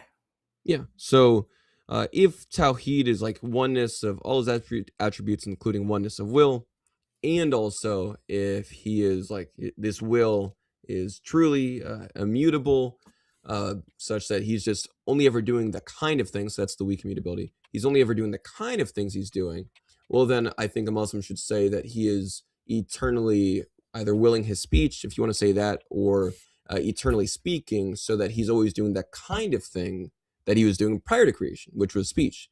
Therefore, the act of revelation doesn't become problematic. So this, I can't remember which dilemma that would be able to get rid of, but I know one of the dilemmas was that movement in which you claimed that he wasn't always speaking, he just had the ability to speak. So you'd be able to get rid of that dilemma pretty easily if you change to a weak immutability. And I know it's kind of weird for the audience. Why am I telling him how to beat my dilemma? Well, that's what you do in philosophy. You actually have to give people like definitions to show them how they would destroy an argument. So my argument would be crushed if you change to a weak form of immutability to say he's always doing the kind of things he's doing, and he has always been speaking. So when he makes a creation, which is its own question, but when he does make a creation, he's always been the kind of being that speaks. So revelation is, a thing that might flow from that. Of course, people would then say, well, no, he doesn't have like relational speech. He just has the act of speech. So would he ever make anything to speak with at all, like a universe or rational agents? And I would argue no. But I do think you could break one of my dilemmas if you just hold to like a weak immutability, in which he's always doing the kind of things, which is speaking, not just the ability to speak.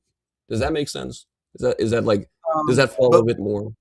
When you say the weak immutability view that he's always doing certain kind of things, what would it mean for him to always be speaking? What would that mean? Well, I mean, so in the same way, and that's actually a great question. And by the way, what Jake's doing right now is what everybody should be doing with like any theological or philosophical discussion. Ask for definitions. That's what I always tell people when I train them in college or elsewhere. I always say first step is definitions. So we would say that it's like the same mystery of what does it mean for Allah to always be powerful? Like what does it mean to just have this eternal attribute of ability, of power, right? Or what does it mean for Allah to eternally be all knowing? That's just like an eternal attribute, right? That's just an eternal attribute of God to have all knowingness. And so he's just like actively knowing all things, right? He's actively all powerful. So he's just actively speaking as an action. If you want to say that he is, which actually, yeah, I would say you would have to, so that he's always been doing the eternal kind of thing, which is speech, right?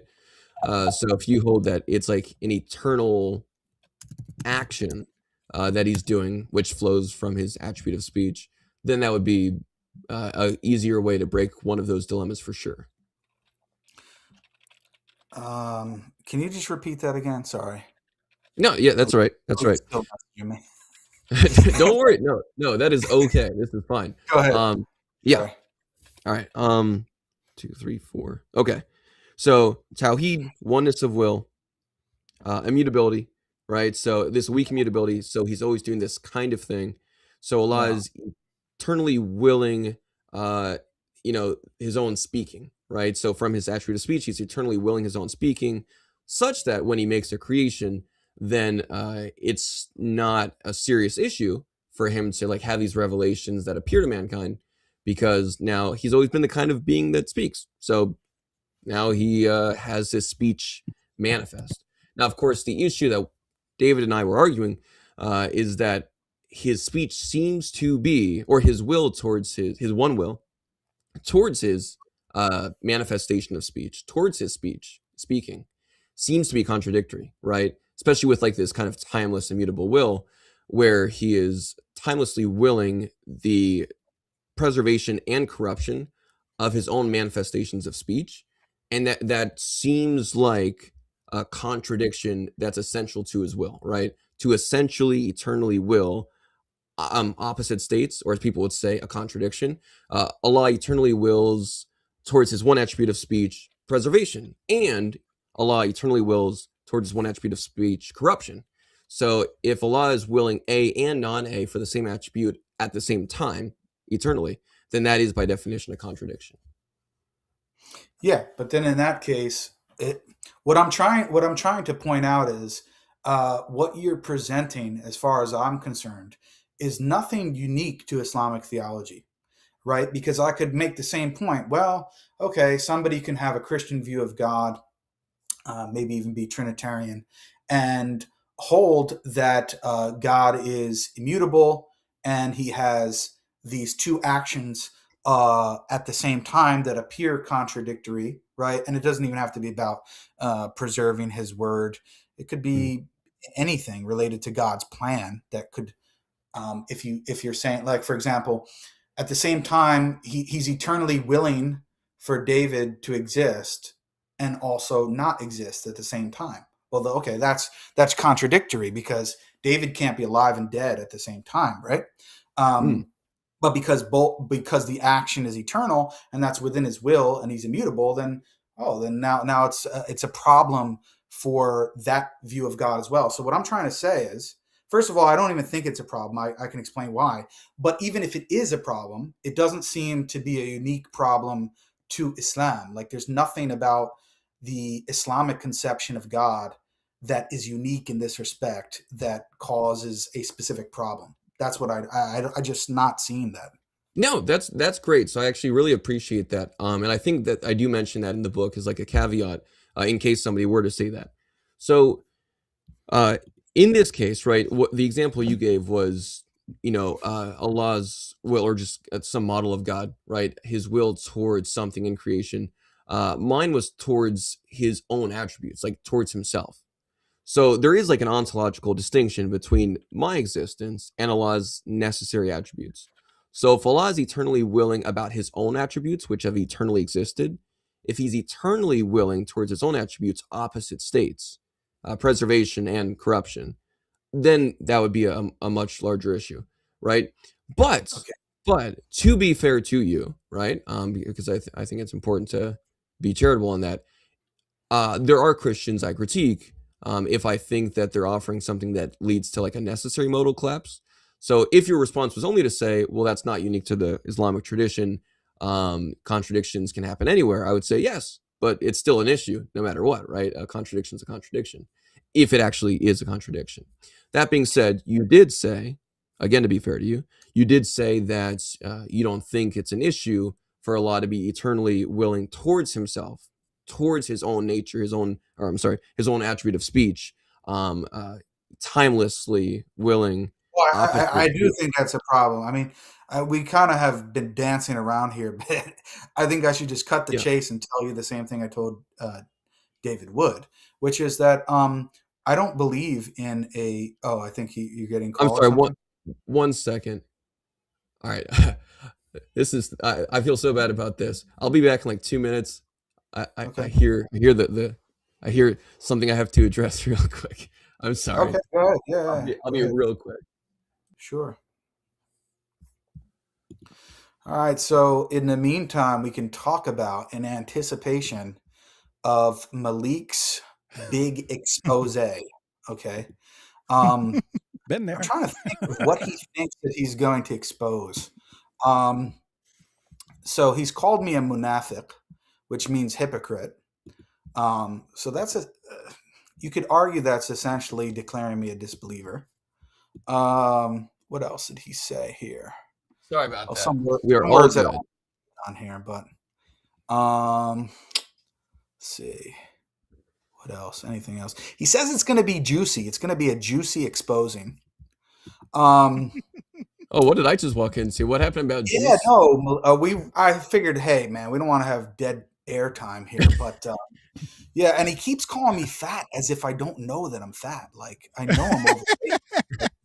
It's almost like the Sam Shamoon thing where, and it's weird because I don't think he's really that fat, but it's almost like the Sam Shamoon thing where he's so embarrassed that he's so fat and overweight that he can't even go outside to go get to church and get communion, that he thinks that everyone else who's fat is like so disturbed by it that when he calls them that, they're not going to leave their house too. So I think maybe that's like what Maleek has going on. I don't know, but it doesn't really bother. No, with Maleek, you can go back anytime someone calls him out for anything, like in the chat or something like that. If he knows them, he instantly goes for personal attack. Like if it's a woman, he'll attack her for being old or unmarried or something like that. He's just he likes to go with the personal attacks and attacks on parents. In other words, things that really have nothing to do with any arguments or discussions that are going on. Yeah. Anyway, so back to it. I was trying to say I want to cut to the chase and basically tell you that I don't believe, at least in the concept of God that you're talking about, of being an immutable, utterly timeless, frozen picture type of conception of God. I don't believe in that at all. This is not the so-called Wahhabi view. In fact, it's diametrically opposed to my view and the Wahhabi view. I actually, if I can show you this, I just want to show you so that you don't think I'm like making this up on the spot. Sure. I just want to show you an article that I wrote related to this. It's on my academia page. And since you mentioned R.T. Mullins, it was actually graded by him in my master's program. Let me share this here. Okay, so I have a bunch of different articles related to this, but one of them is called "The God of Aristotle is not the God of Abraham." Jake, did you want this on the screen or not? Yeah, can you see it or no? Yeah, I see it. Here you go. Okay. Yeah. So I just want to show you this so you see, like, I wrote this in 2024, right? So this is almost like 2 years ago. And it's called "The God of Aristotle is not the God of Abraham." And what I argue here is, just looking at the abstract, I say there's been extensive debate in the Jewish, Christian, and Islamic traditions concerning the relationship between the God of Aristotle and the God of Abraham. Are they the same God? This paper seeks to address this question from an Islamic perspective. After providing the necessary details for the theology of Aristotle, the focus will turn towards detailing the legendary Sunni scholar of Hadith, Muhammad al-Bukhari, his understanding of divine action. The author, meaning me, will support the interpretation being argued for by utilizing the interpretation of al-Bukhari's view on divine action from Ash'aris and Maturidis. Basically, I'm showing that I'm not just getting this from Wahhabi sources. I'm showing the interpretation of those who are opposed to the view, but admitting that Bukhari held this view. Commentary from Muhammad Anwar Shah al-Kashmiri will serve to vindicate the who's a Maturidi scholar, by the way, will serve to vindicate the controversial theologian Ibn Taymiyyah, demonstrating his compatibility with the theology of al-Bukhari and Ahl al-Hadith, the people of Hadith, or the scholars of Hadith. A parallel will be drawn between the Mutakallimun, or the practitioners of Kalam, and Aristotle's notion of divine immutability and its relation to divine perfection, followed by a brief rejoinder. Finally, a response will be provided to another common objection to the theology of al-Bukhari and Ibn Taymiyyah based on the well-known Quranic reference, Laysa kamithlihi shay, there is no God, there's nothing like unto him. As understood by al-Bukhari, the Quran portrays God, Allah, as a dynamic creator, capable of acting in succession. On the other hand, the God of Aristotle is a static, simple God, incapable of thinking anything except himself. Despite protestations by some of the Islamic philosophers and Mutakallimun, practitioners of Kalam, the God of Aristotle is not the God of Abraham. So anyway, basically in this entire article, what I'm trying to argue from an Islamic paradigm, from the Quran, a straightforward reading of it, and from the, I focus on al-Bukhari because he's pretty much accepted by all Sunnis, that as a legitimate scholar, that he held the same view, and Ibn Taymiyyah, who's a later scholar who gets a lot of attacks from the other theological camps, is just holding the same view as him. So I'm arguing that the God of Aristotle is not the God of Abraham, in the sense that the God of Aristotle is a static, immutable, simple God that doesn't really have any real distinct attributes or actions, doesn't act in succession or anything like that. And the God of the Quran does, I think, also the biblical God, from my point of view.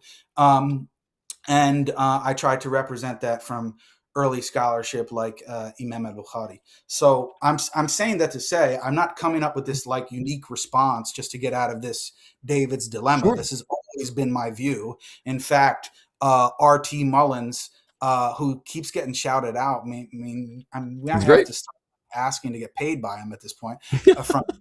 He should be paying us for shouting him out on here. No, but he's a good friend of mine. He was one of the teachers in my master's program, and in his second book on God and time, he actually uses me in a footnote related to the Islamic position on God's relationship to time.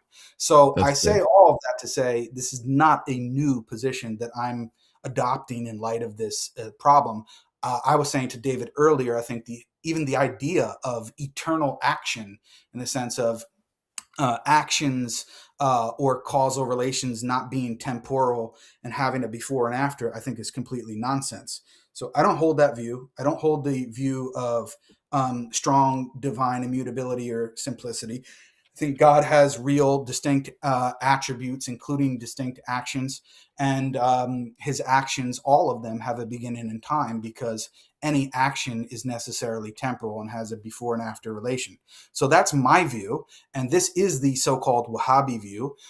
This is the Athari Salafi Hadith view, and I think I can demonstrate this. Now I'm getting another call, so yeah, things are really gonna pop off here. But so anyway, this is my view, and I think on the one hand, you misrepresented the Wahhabi view, and on the other hand, I don't really see how the argument is really landing. Yeah, no, that's great. So that's excellent. Now, I totally understand that the Wahhabi view is very different from the rest of like these other Islamic views, which do hold to some sort of Aristotelian inspired philosophical set of presuppositions. So I totally get that. I think the issue is the language I see in the different Wahhabi scholars that I showed on the presentation, and also the kind of language about, even at you, as you said in the beginning of our conversation, Have your saying that, presentation? Could you pull it up and maybe give an example? Because legitimately, there is no anyone who is claiming to be a Wahhabi who doesn't believe that God acts in succession is not a Wahhabi by definition. They can't be. They're in my view, they are heretics. well, no, so it wasn't that. It was the fact that there's some of them are saying he acts in succession while also having a will, like the causal will that is immutable, and by extension of an immutable will, therefore timeless, right? So it's confusing for me I'm to telling you, see. brother, I'm telling you, there is no so-called Wahhabi scholar who believes that God's will is immutable such that it's not subject to succession or time in that way. Okay. There's none. And if they are, No, they are what Maleek said are munafiqs. They're hypocrites. They're not actual Wahhabis. So it's just confusing then, because at the beginning of our conversation, when you spoke of like an immutable will, and then said like, lacking change and time is a set of sequence of changes, and Right. therefore the will by extension would be like timeless, is what we said at the beginning. It's confusing to go from like the notion of a timeless will that's immutable without change, not But just I by never time. was saying that was my view, though, brother. I never said that was my view. What I was Oh, saying to when you you, gave the I was definitions, I just asking you. assumed it was. What's that? Well, you gave those definitions, so that's why I said, okay, well, if that's Yeah, your definition. look, my theory of language is that the meaning of a sentence or a word is partially based upon the intention of the speaker, right? So Speak up, period. if David uses a word in a particular way, to answer his question, I have to ask him, especially if it's an ambiguous term, I have to ask him what he means by the word, and then I'm going to answer it based upon what he's looking for, right? So that's what I was trying to do with you. As long as when we're talking about the subject, we understand what each other's saying based upon common definitions, that's fine for me. But I was never representing my view as God being strongly immutable or timeless in that way. In fact, I mean, David Wood could attest to that. I was denying that the entire time before you got on. So that's certainly not my view. Okay. All right. So it was just confusing for me. That's all. When you defined it that way, I assumed that Yeah, your I was definition was defining it given. that way, but I never affirmed it for myself or the so-called Wahhabi view. In fact, I'm Okay. saying it's exact opposite of the Wahhabi view, and that's why I was so perplexed by the presentation, and especially when you bring up people like Ibn Taymiyyah. In fact, there's actually a pretty good, because I'm assuming that you don't read Arabic. I'm just No. asking for. Okay, so there's a pretty good book that's related to this on Ibn Taymiyyah. I think it's called Ibn Taymiyyah on Causality, and it's a couple 100-page book that's translated into English based upon his primary source works. And anyway, all throughout it, you see like Ibn Taymiyyah is actually defending that view, and he's criticizing the view of the Ash'aris and the Maturidis. He considers them to be, he calls them Jahmis, or the Jahmiyyah, which were actually an earlier sect who were considered a deviant sect. And it's kind of a pejorative term.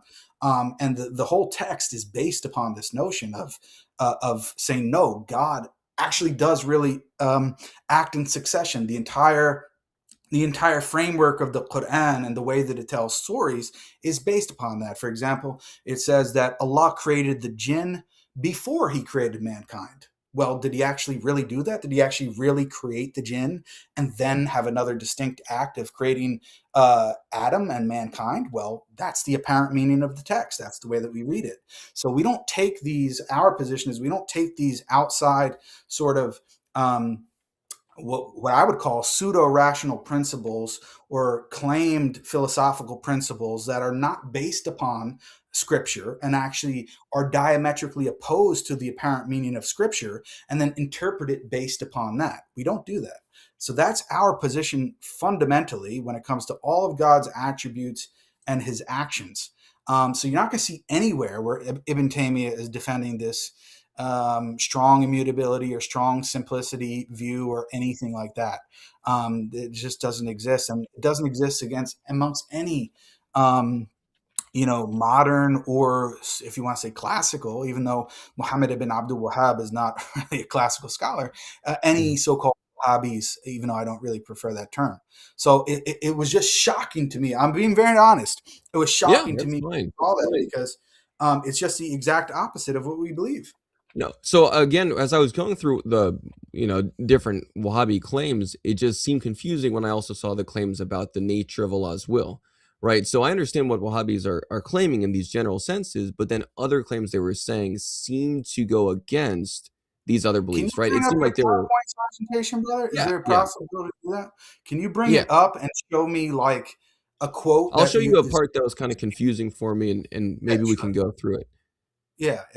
I mean, obviously I don't have all this stuff memorized, but I'd be happy to look at it later. But I specifically want to see who is the scholar and who is the one that's confusing you on this point. You want me to pull that up, David? Yeah, go ahead. Yeah, like it's just these different aspects, right? So I'd have to ask, would you and do you think Wahhabi scholars would hold to this idea of like a universal determined will of Allah just to start, so we can figure out if we're on the same page or not? Yeah, that's correct. Yes. Okay, so you do believe that Allah like has this will of all these events that have to occur, like written and decreed by necessity. Say the last part again. That it's what by necessity. So kind of like what it says here. I wonder if my dots. There it is. So this relates to everything that Allah wills, his actions and what he brings into existence, what he loves and what he's not pleased with. It is bound to occur as he has written and decreed. Such as the birth of one person, death of another, etc., etc. So like all of this is to say it's bound to occur. This will, this universal determined will of Allah must happen. So anything that he intends to happen and anything that he wills to happen will take place. It can't fail. Okay. And so like his will, this universal will just does not change, right? Doesn't change in the sense of his intent and his plan and what he's going to will. Yes, it doesn't change. But in the sense of individual actions that are taken by God himself to accomplish that will, then there are different actions that he has throughout time. Sure, but they're all like still part of this over-encompassing universal will that is bound to occur. Like he has to do. Yeah, but when you say universal will, it's more in the idea of what he's determined or what his plan is or what his intent is. But there's not like an eternal act. Okay, so this will isn't the same as like what it would have been prior to creation or something. Hold on a second. Go ahead. What were you saying? Oh yeah, that's fine. So I asked, this will that Allah has, so you're saying that it's not eternal, right? So this isn't the same will that he had like prior to creation. No, I'm not saying that. I'm saying his intent, his plan, his divine decree, his will in the sense of his plan and his divine decree is eternal, right? But the actual actions that he takes in time to accomplish that divine decree or plan, those all unfold in time, and he really does different things at different times. Okay, all in accordance with this like eternal will. It's all in accordance with like this eternal. It's like, think about it in a simple way, right? Like I could have a plan to go to the store, but then I actually get up and go in my car and drive to the store, right? So you can have a plan in a sort of or general sense, and then you take actions to actually accomplish that plan. Okay, so in that case then, right, because it just wanted to make sure all the wording is clear and all that. So he does have like this eternal plan. So the will is just Allah's planning. That's all the attribute of will is. It's not like causally relevance. It doesn't cause anything to happen. It's not related to his power or making stuff happen. It's just kind of like an attribute of having a plan. Okay, if you read here, right, so it says, what is meant by the will of Allah, that is all encompassing over all events and occurrences that takes place. This relates to everything that Allah wills, his actions, and what he brings into existence. This includes what he loves and what he is not pleased with, such as disbelief or disobedience.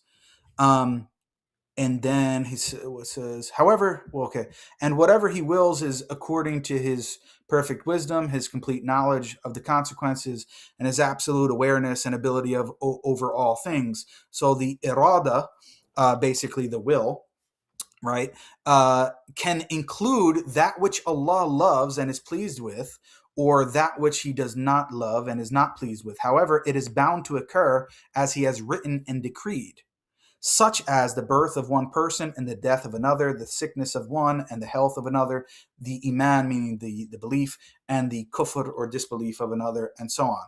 So, and it says, Imam Ibn Baz explained that the universal determined will is that which is already known by Allah and recorded in the preserved tablet, and the intent is that which has been decreed already, that it will indeed occur. So it's exactly what I'm explaining. It's an eternal intent in the sense of God knows everything that he's going to will and that he intends to occur, that he determines to occur. But then in the outcome, or the outfolding of his plan, he actually wills certain things to take place in order for that plan to be accomplished. Okay. So all right, so it is this intent, which is in accordance with what's known by him. So like his knowledge and even perhaps his hikmah, like his, what's known.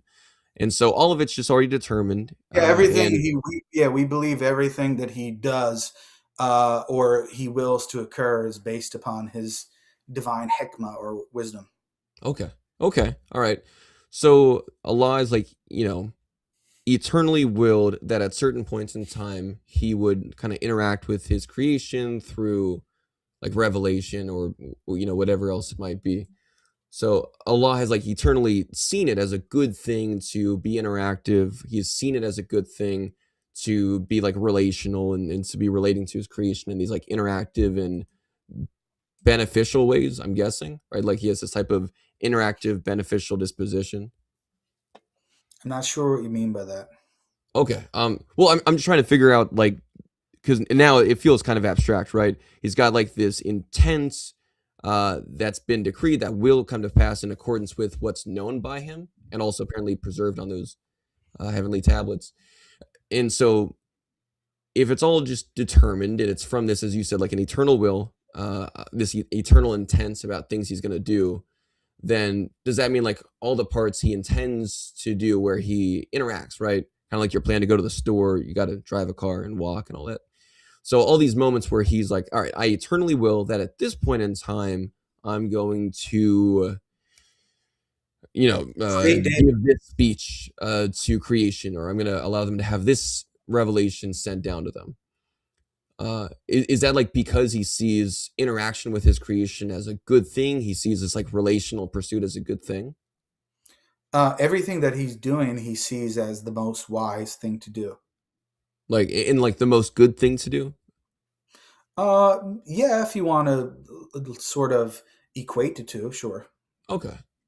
All right, because now that's also like back to that just kind of leads to some confusions I have about why Allah would eternally value relationality, interactivity with other persons is a good thing if he doesn't have that like eternal experience of interacting or relationality within himself, right? It's almost like he's making creation to do this thing that he's, as you just said, right? He sees these as good things that should be done. It's a good thing to interact. It's a good thing to relate to other persons and to reveal oneself to them. It's a good thing to be known.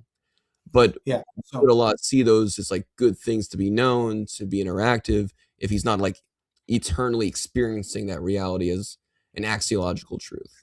I don't even see, for me, I don't even know what it means to eternally experience something in the way that you're saying it, because to me, okay, all right, that's fair. Because to me, necessarily all action is temporal. So there's going to be a before and after to anything that's taking place in that way, including so-called experiences. So I'm not really sure I understand that. Secondly, I'm not sure why it would need to be the case that Allah or God needs to actually eternally, in the way that you said, experience something in order to value it. I don't see how that follows at all. He could value something. Yeah. You could value something without. Yeah. Oh, sorry. David S., do you still want this on the screen or? Oh, we'll take it off for a second, then we'll go to the other slide. I'm just looking at it. Yeah, I can't see anybody. Yeah, I just realized that too. Yeah, we'll go to other slides too. Now that we're talking, I guess we can just So I'm saying I just don't see why God would need to eternally experience something in order to value it. I mean, let me ask it this way, because do you think that God values forgiveness?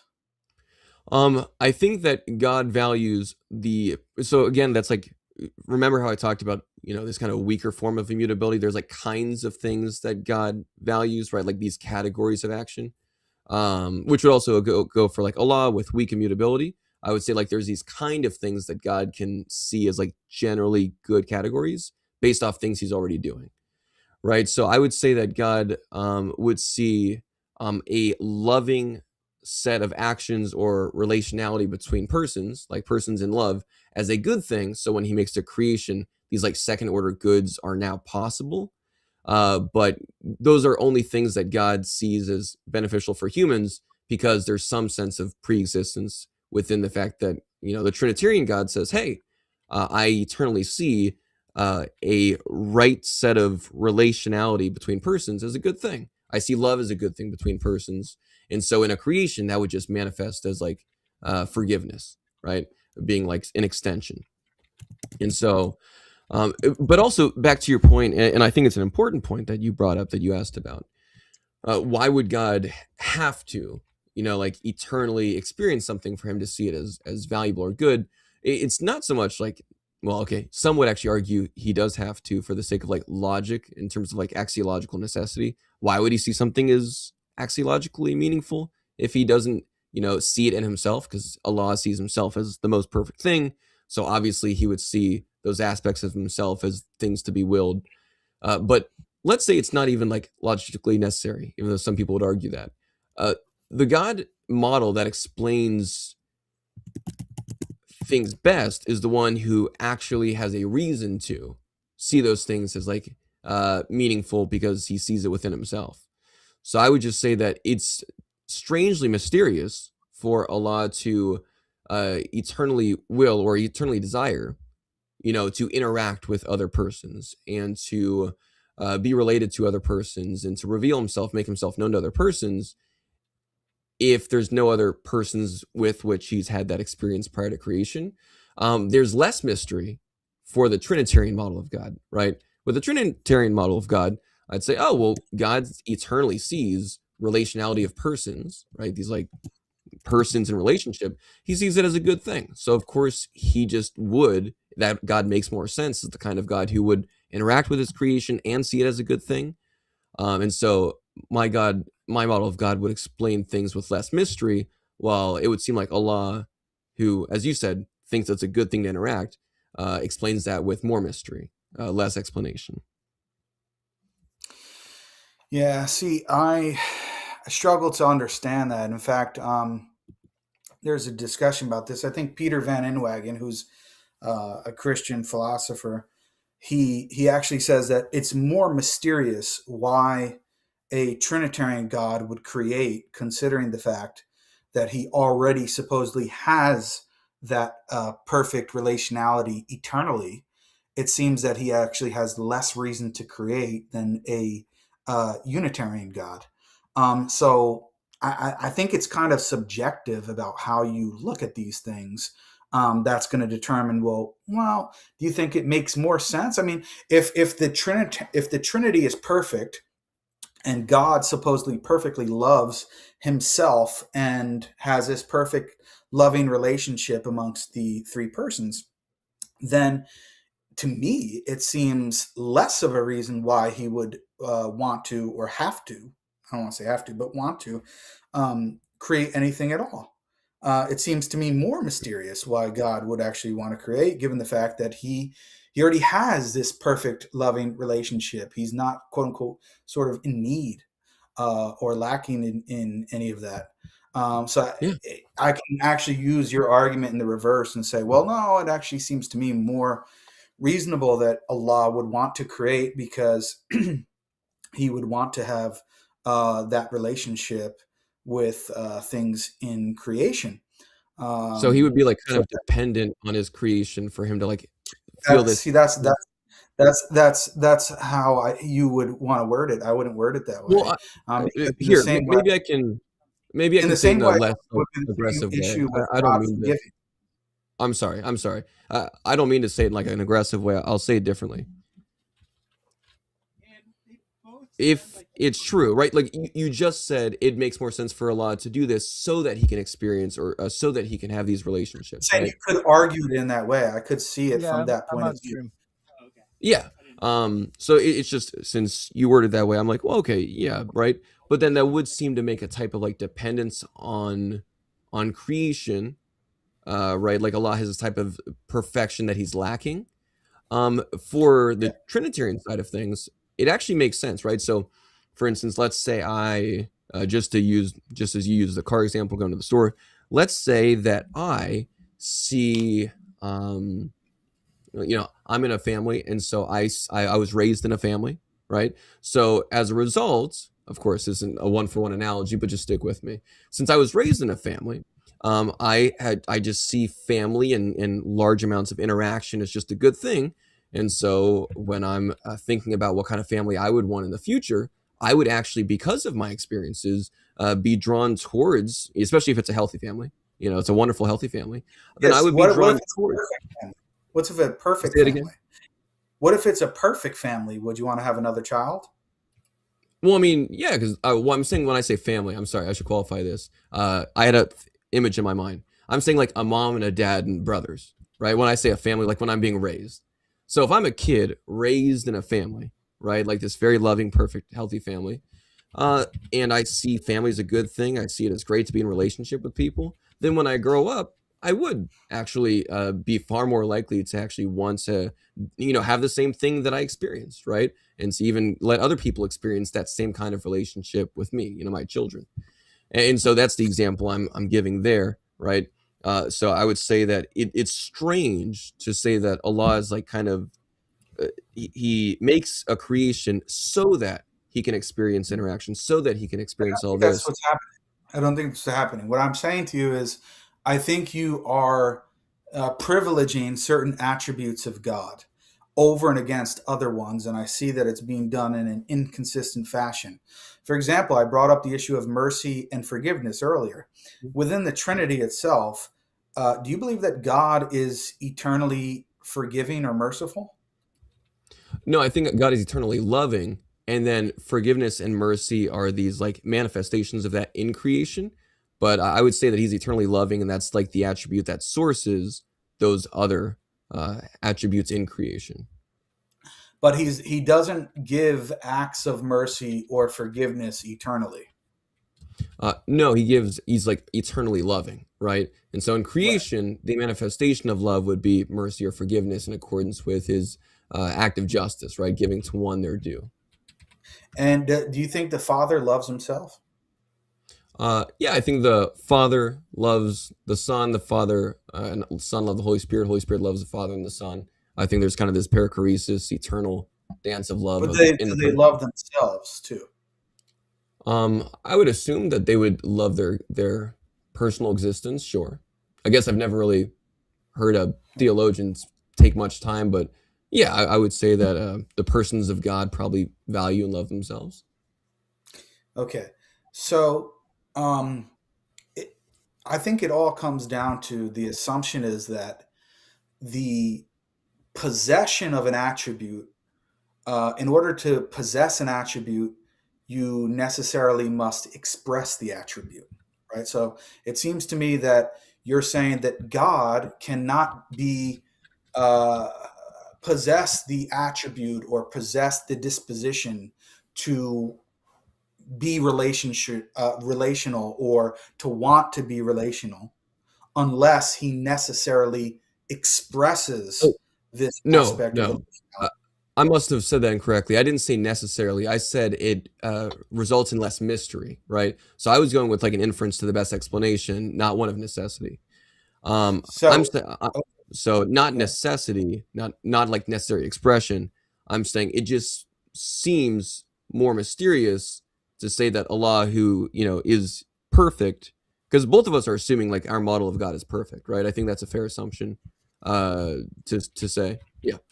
So it makes more sense in my lights that a God who is perfect in a Unitarian sense would not have any type of axiological leaning or foundation or desire to be in relational states with something else, i.e. a creation, angel. Why would that be? Why would a Unitarian God not desire to be in a relation with somebody else? In other words, it seems to me that you're saying the reason is because he's not eternally in a relation with someone else. Therefore, because he's not eternally in a relation with somebody else, he wouldn't have the desire to be in a relation with somebody else. And I just don't see how that follows at all. Well, yeah, so that's a great question. So again, if we both affirm that we have like models of God that are perfect, then would you agree that Allah sees everything about himself as perfect? Yeah. Mm-hmm. Right. In the same way that you asked me if like the Father loved himself or something. So Allah sees everything about himself as perfect, right? And therefore he would will things in accordance with all these perfections he sees in himself, correct? He wouldn't like will in opposition to it, right? Yeah. So if he's willing in accordance with all these perfections he sees in himself, and one of those perfections or one of the ways he sees himself is alone by himself, then he would continue to will that kind of state. The Trinitarian God, on the other hand, right, just going off your like the things you're confirming. No, I'm saying that he sees relating to others at a specific moment in time as a perfection. Well, I mean, but there's not a creation yet, right? Like Allah doesn't have to create. I think you would affirm. Well, okay, I know that's actually contested. Would you say that creation was a necessity in Allah's case? It depends. It really depends what you mean by this. If you want to start, I even affirm that. I know it's contested. If you want to start going down like modal language and talking about these different categories of possibility and necessity and things like that, maybe I can change that. I can make that a bit more open. What I'm trying to say to you is, Allah eternally within Himself knew that it was perfect to relate to creatures and to even specific creatures at a particular moment in time. So I believe that God's perfections are also time indexed. For example, I believe that whether I like it or not, God created David Wood. I mean, let's be honest, a lot of people don't like it, but it is what it is.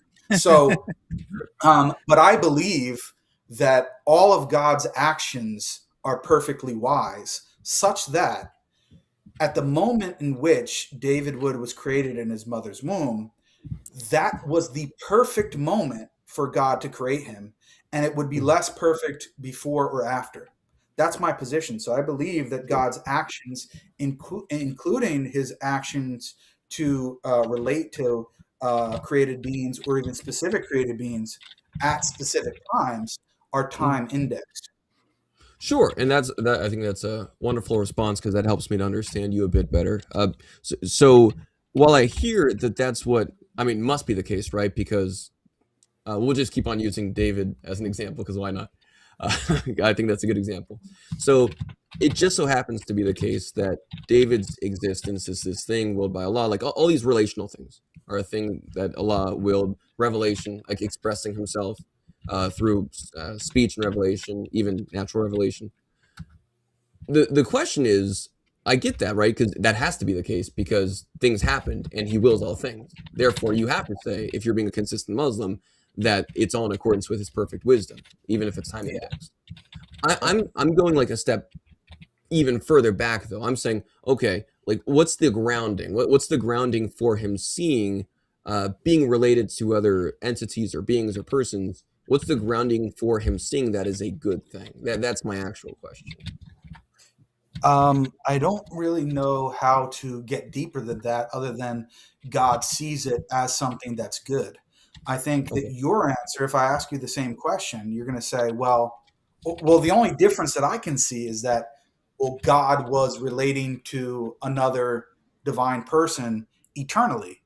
But, well, just because he was doing it eternally, why does that necessitate or make it more probable or great question language that you want to make? Why does that make it more conceptually easier to understand how that itself is a perfection? That's why I'm saying what your argument seems to assume is that God, all of God's perfections and what he deems to be perfect, including his actions, all must take place eternally. And I just don't see why that's the case. Yeah.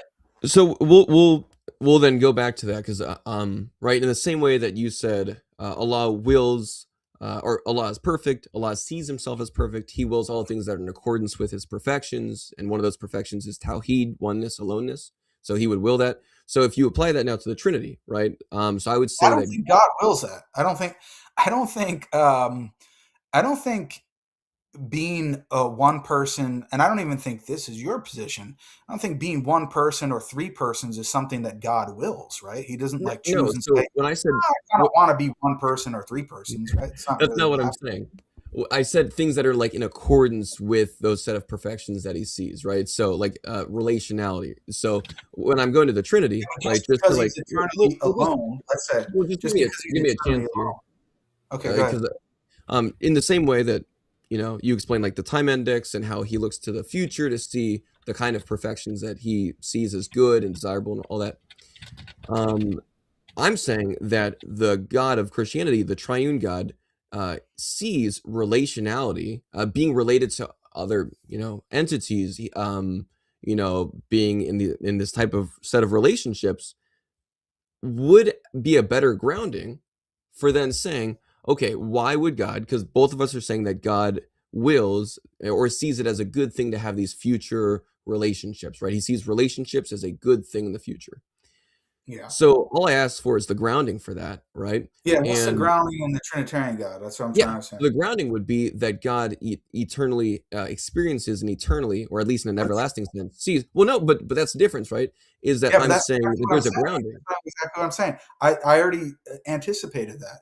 The only difference in the two models is you're saying God in the Trinitarian sense is eternally experiencing fellowship or relationship or however way you want to phrase it. And sees it as perfect. What's that? And as a result, sees it as perfect, right? Yeah. So here's what I'm saying. As a result of experiencing that eternally, he sees it as perfect. And then in virtue of that, he wants to have a relationship with creatures.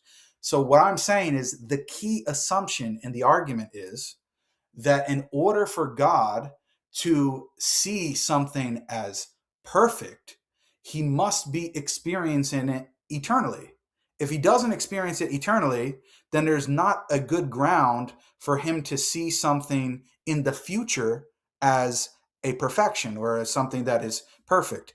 And I just don't see how that follows. It doesn't, there's no inference between the two. It's just a claim. No. So again, like I was saying, right?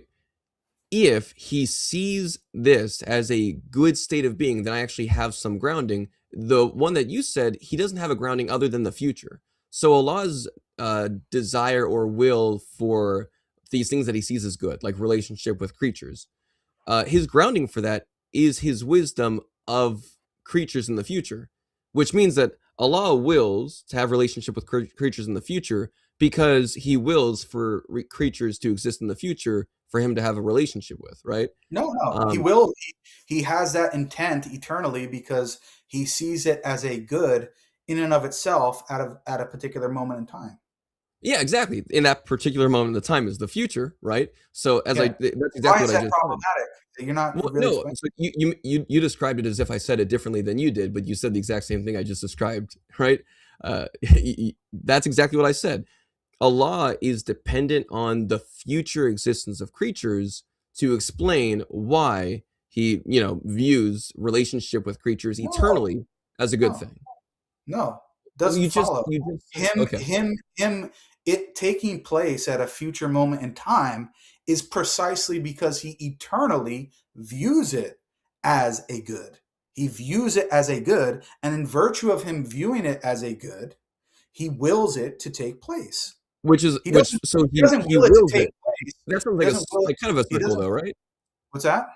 I mean, doesn't that sound like a circle? He wills it to take place, and because he sees it as a good thing, and he sees it as a good thing in virtue of that, he wills it to take place. That sounds like a circle.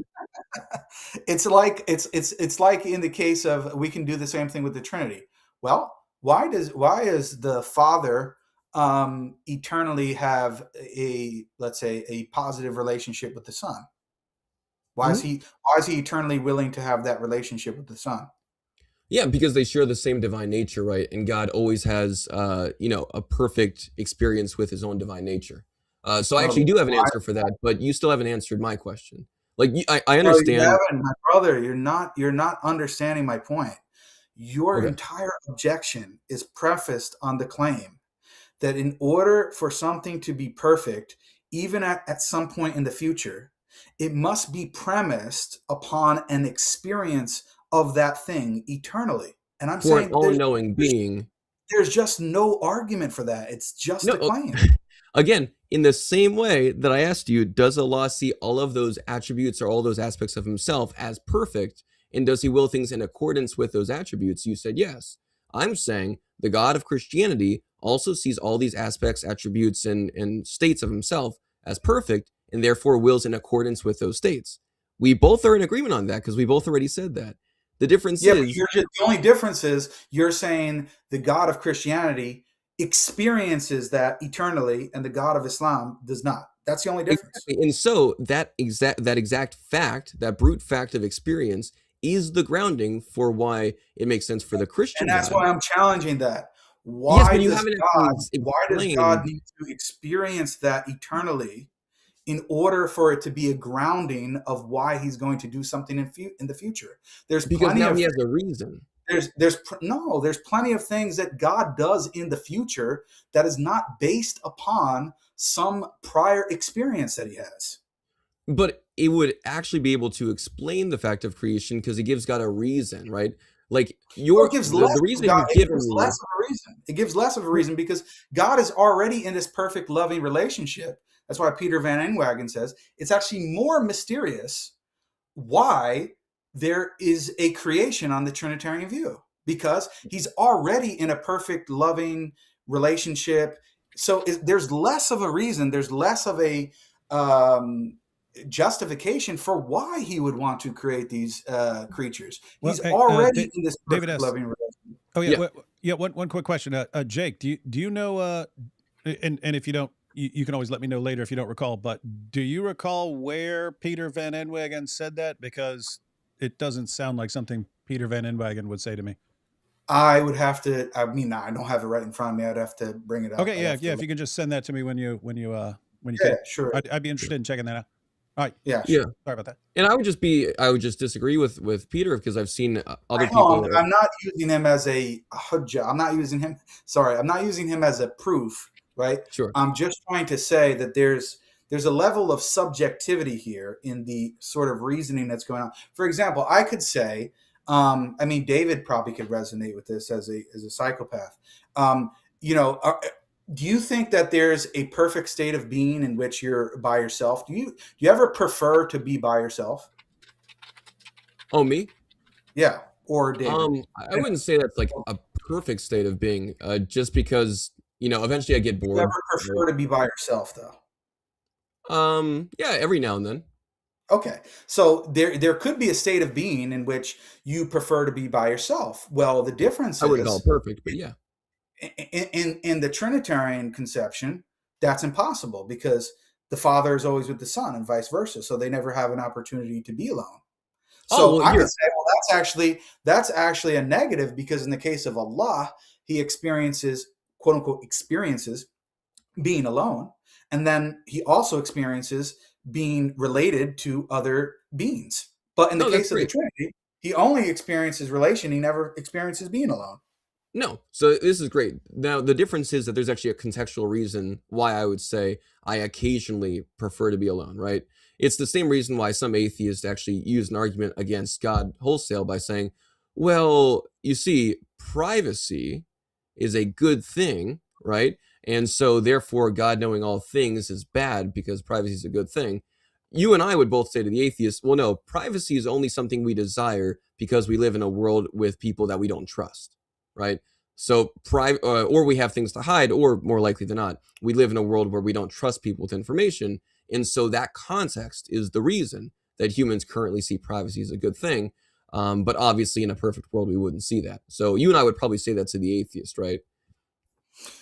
I mean, there's a lot of things I would say to the atheist, to be honest. Well, yeah, I mean, there's a lot of issues with atheism, obviously, but yeah, but for me, it's not only about privacy, but even if I granted that, right?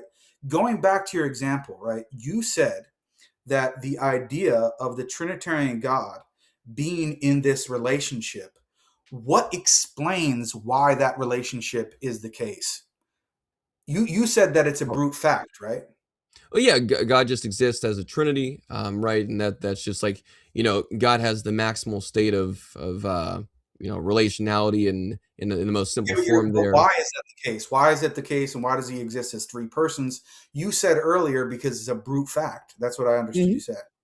Okay, Yeah. so if it's a brute fact, that means there is no deeper explanation for that.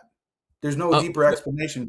Well, yeah, for the fact of God existing eternally as a relationship, but the fact of God therefore enjoying or seeing relationship as a good thing would flow from that. So that wouldn't be a brute fact, right? The brute fact is his existence. In the same way you would say Allah, his existence is just like a brute fact, right? I would say the existence of God as such, as triune, is just a brute fact. His eternal understanding of that is a good thing, because God sees all things about himself as good and perfect, would flow from the brute fact of his existence. Right. So it flows from the brute fact of his existence. And I can just say in a like manner that Allah's brute fact of desiring a relation with created beings is a brute fact. And the fact that he does actually have that relation with them flows from his brute fact of that desire. Now, so I understand there's nothing's changed here. One is a brute fact based upon an eternal desire that Allah has. And another is based upon a brute eternal experience that the Trinitarian God has. There's no further explanation for why we should prefer one brute fact over another, because from both brute facts, the same result occurs. There's no difference.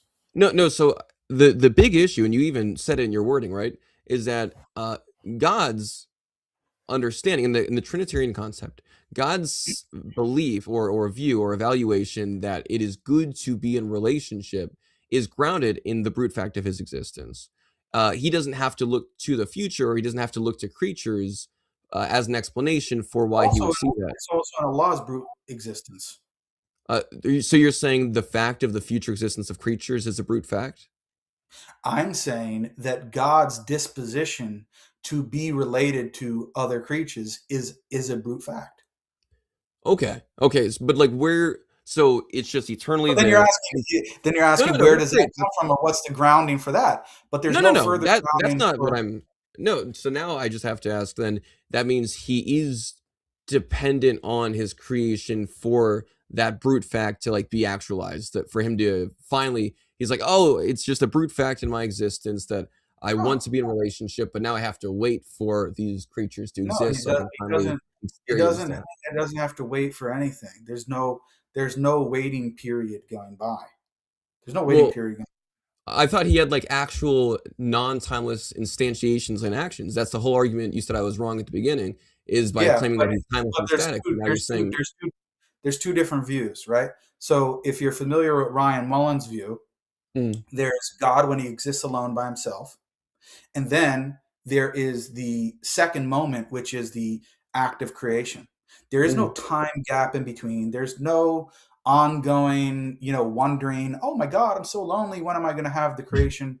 No, it's one moment and then there's the second moment. There's not these infinite series of moments in between. That's one view. And then you could also take another view that there could be an infinite regress of moments and that God was always related to creation.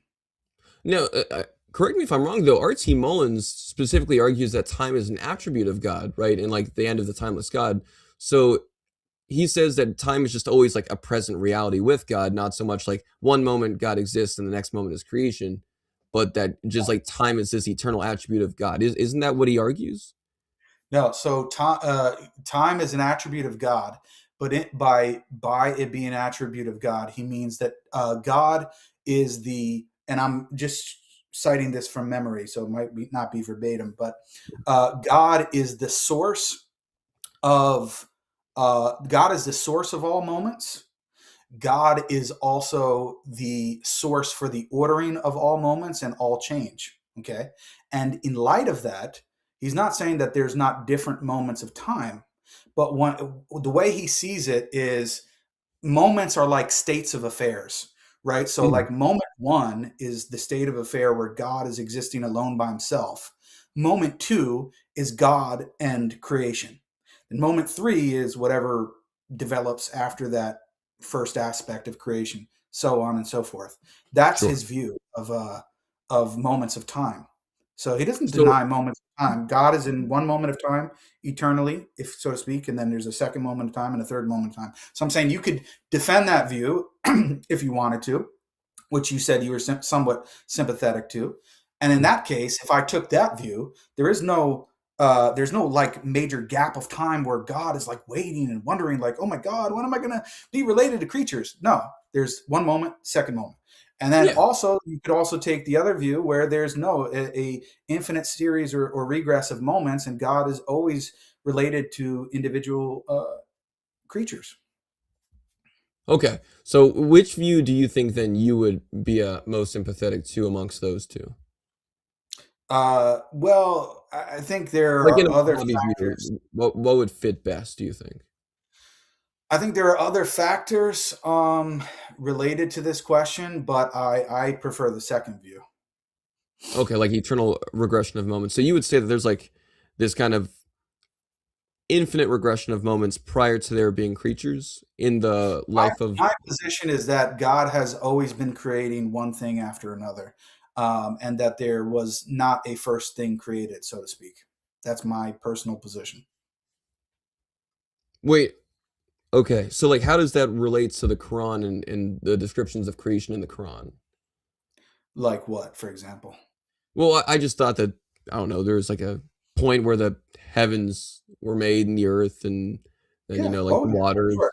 So the view is that every particular thing that's created has a beginning in time, but the regress or the sort of abstraction of creation, it doesn't. There's not a first thing created in that sense. It just goes back and back and back and back. God's been creating one thing after another. So like the act of creation is like an eternal thing. Again, each individual act is temporal, and each effect of that temporal act is temporal. But God has always been creating. All right, I'm gonna have to like. I don't know. This is not also, by the way, this is not an obscure view. This is actually Ibn Taymiyyah's view. So, David, I think you're learning some things. Maybe it'll be some future ammo for you. I don't know.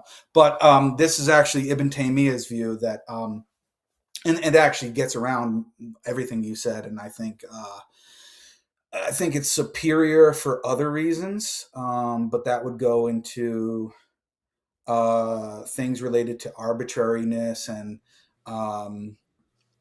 anyway, I don't want to get too far down the line, but the point is that this is a view in the Islamic tradition where God has been creating one thing after another. The series, so to speak, which is an abstraction in the mind, is eternal, but no individual particular thing is eternal. Each thing has a beginning in time. And if you're familiar with, his name is escaping me at the moment. I'll think of it in a second. But there's a Christian philosopher. Oh my God, I don't know how I'm not remembering his name.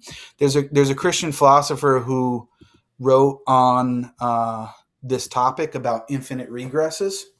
And he actually mentions that there are some regresses which are so-called vicious or problematic, and there are others that are not.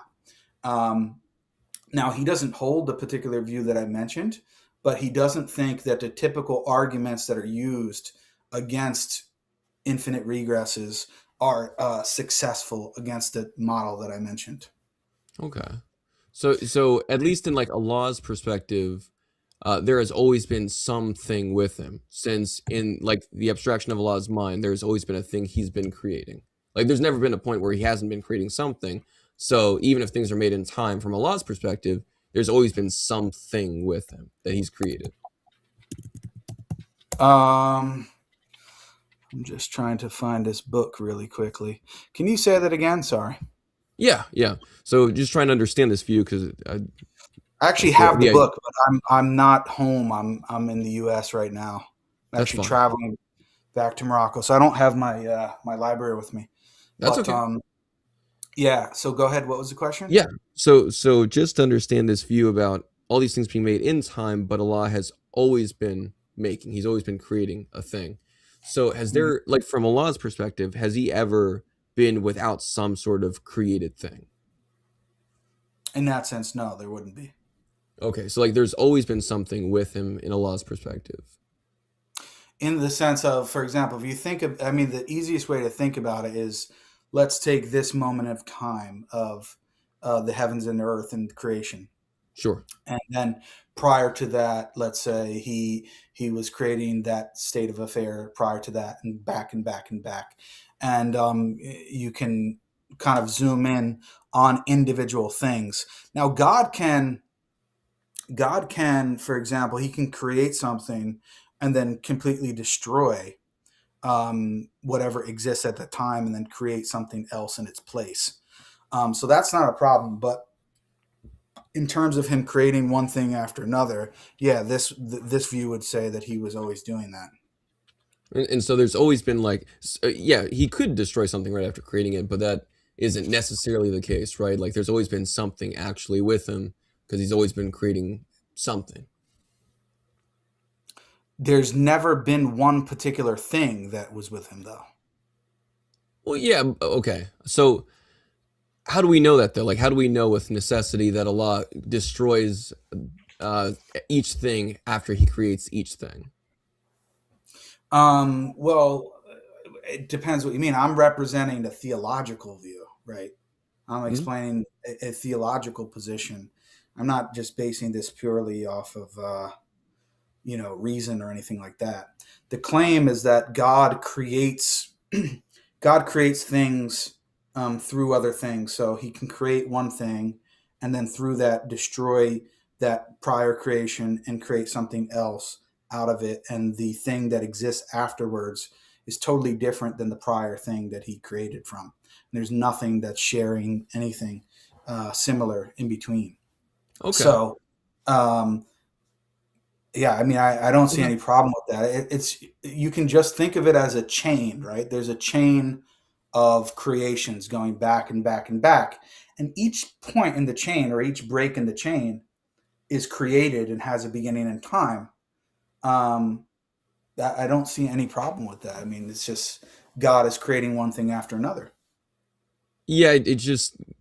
But anyway, this is just one view. What I'm saying is you still have the Mullins view, which also escapes your problem. There's no kind of waiting in between. There's just one moment God by himself, second moment God in creation. Yeah, I mean, I think the Mullins view, though, does say that there's like real moments, real like succession, right? And so there is still like there's no succession. There's no succession in the moment, right? The moment is like a screenshot. It's like a snapshot.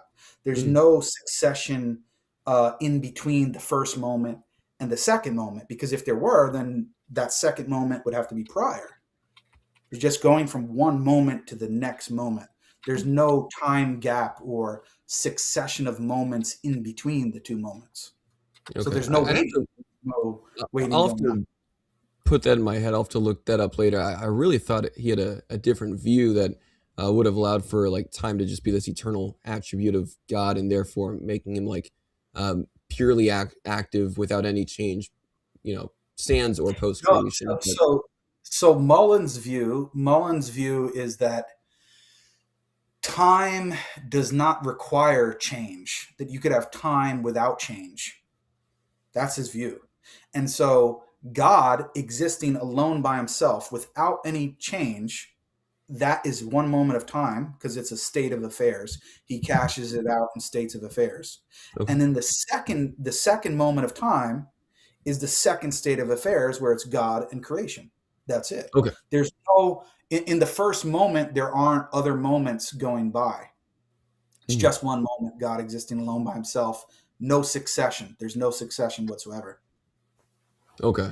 All right. I think I can see how that works, but of course yours would be more towards the second view, which still leads to. I'm saying both views escape any sort of problem about God being lonely and waiting, like a long time to have a friend or something like that. Astaghfirullah, but there's nothing like that.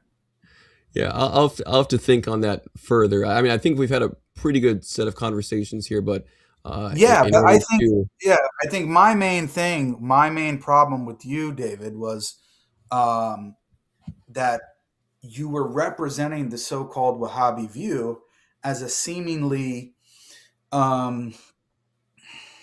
let's say, timeless view and immutable view of God, and almost making it seem like a divine simplicity type of view. And it's totally the opposite of that. That's the thing that I really wanted to talk about. And also, go ahead. Yeah, and I can understand that. I tried to avoid holding to some sort of divine simplicity in the critique, really just saying that it seems as though if this is a will that must occur, right, this universal will, as we showed in the slide, and that's like something that you agree about, that Wahhabis agree about, then that means that his will, since it must occur, is like an immutable will. And as you said, while we talked about that, it's an eternal will, which means it's an eternal immutable will. But if it's an eternal immutable will, then it would seem to imply the exact critique that I was saying by your very definition. I don't see that, because, I mean, everybody's, unless you're holding to some type of, let's say, knowledge of God that is dynamic, in the sense of God doesn't really know what he's going to be doing at any moment. Everybody agrees that God's knowledge and his will in terms of what he's planning to do is eternal, right? That's just a standard view of God. So I don't see how that's problematic. Well, it was just like you said it's wrong for me to say that there's like this immutable view of Allah or his will, but then you also affirm that there's like this eternal immutable will of Allah, which is the very thing that you said. Word at all. I wouldn't use this word of immutable in the sense of when you think will changes. To me, it means there's no quote unquote change. There's no succession. Nothing. There's no kind of outworking of the will. I don't believe in that. I believe that God has an eternal plan, and then at moments in time, he is actually carrying out that plan. I mean, to me, it's just pretty straightforward. Yeah, just again, if it's like eternal and cannot be other than what it is, then that would imply the very thing that I was like critiquing, right? What do you mean by eternal and other than what it is? It's eternal in the sense that God knows what he's going to do, and then he does it. Like how? Yeah, exactly. Like in a determinative sense, right? And so he like eternally willed that these different acts of speech, instead of working together to point to the Quran, they went against each other, or they became corrupted, or instead of willing what would have been the most like perfect, most wise. Acts went against the Quran? What do you mean acts went against the Quran? Well, he eternally wills that the Torah and the Injil would be corrupted, such that they can't actually be appealed to point to the truth and veracity of the Quran, right? But now this is going to something totally different. I mean, that's what like all this was in the original presentation. It was all building towards the Islamic dilemma, like as such. It was very contextualized specifically on the Islamic dilemma and how I see issues with the type of willing in Allah. If he's by his own hikmah, by his own wisdom, eternally willing the preservation of an attribute of speech, right, namely the Quran, but not doing so with his other acts of speech while appealing to them in the Quran. What's the conflict with Allah willing not for a particular revelation to be preserved on earth and another one to be preserved on earth? How is that contradictory? That's great. So they would all be in the same like ontological category, right? They're like divine speech revealed. Yeah. And so Allah's will is one towards his own attributes and towards, these manifestations, right? So towards the attribute of speech and its manifestation towards like the same ontological category, Allah's will is one, correct? I'm not sure what you mean by that. Sorry. Well, if Allah's will is one towards himself, towards his own attributes, right? Then his will would be like just one specific way because it's all in accordance with the same hikmah, the same wisdom. So if he has the same immutable will and the same divine wisdom, then obviously he's going to come to the same conclusions about the same attribute and the same act, right? But it's not the same attribute in the same act. It's the attribute of speech. It's one revelation, which was for a specific group of time and specific amount of time and specific group of people, and then there's another revelation, which is meant to be for all time at a particular moment in time going forward. There's I thought the Quran clearly states though that the gospel is like a guidance and light for all of mankind. Where does it say that?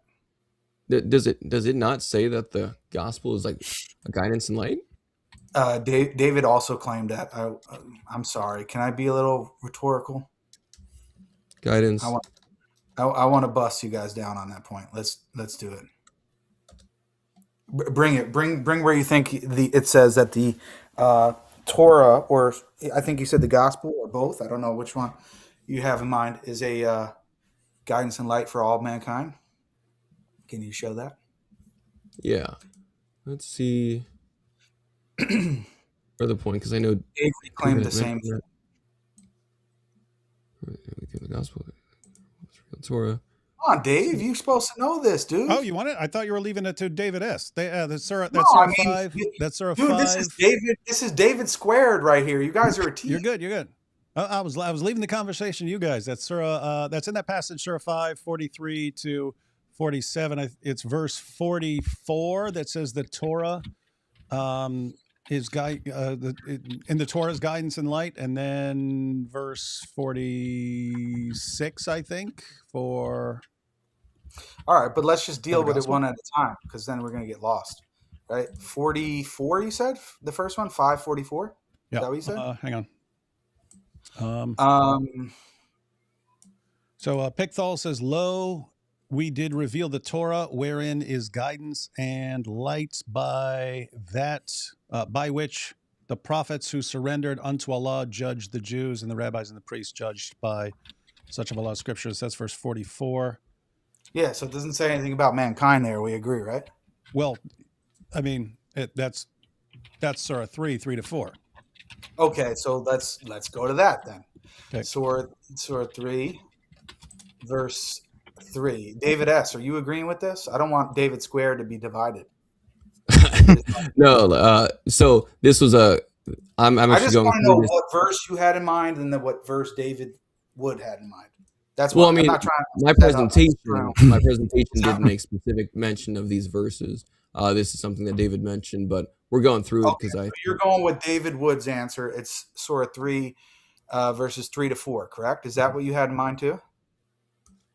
Yeah, I'll appeal to his knowledge on that. That's fair. Okay, so let me just pull it up here. I'm kind of handicapped because I don't have my library, but it's all right. Let's see. It says he has sent down upon you, O Muhammad, the book in truth, confirming what was before it, and a and he revealed the Torah and the gospel. So it's not in verse 3, right? Yeah, verse 4. It's in verse 4? Continues. Okay.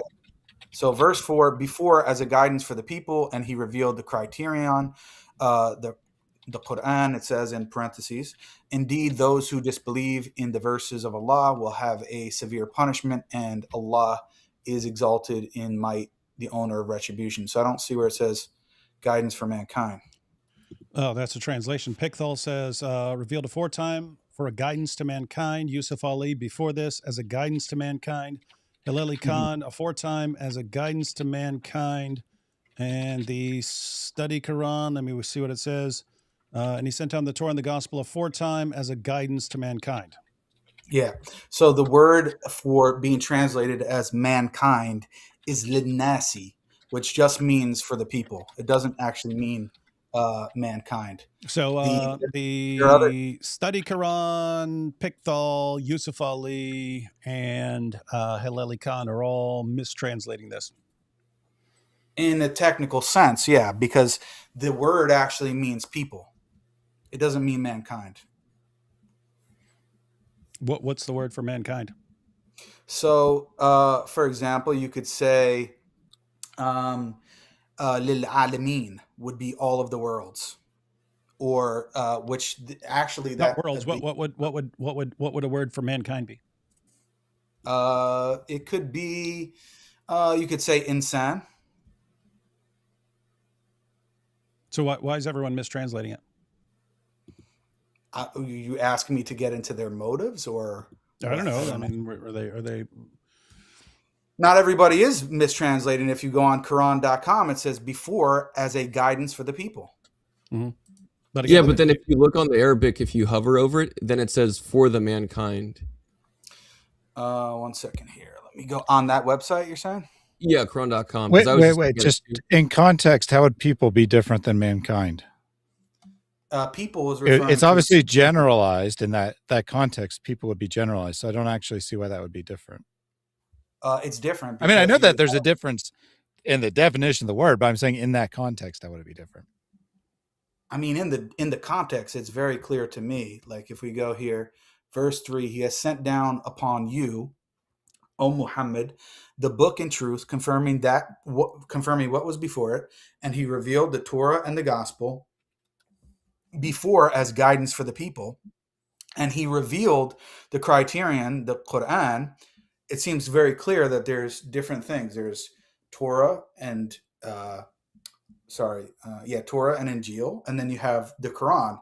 And I'm struggling to understand this because even David Wood's position, which now this is kind of getting back into the Islamic dilemma realm, is that, and he can correct me if I'm wrong, because on Twitter he agreed with me, and I don't know how he doesn't see how that means he really lost the debate. But anyway, that's another discussion.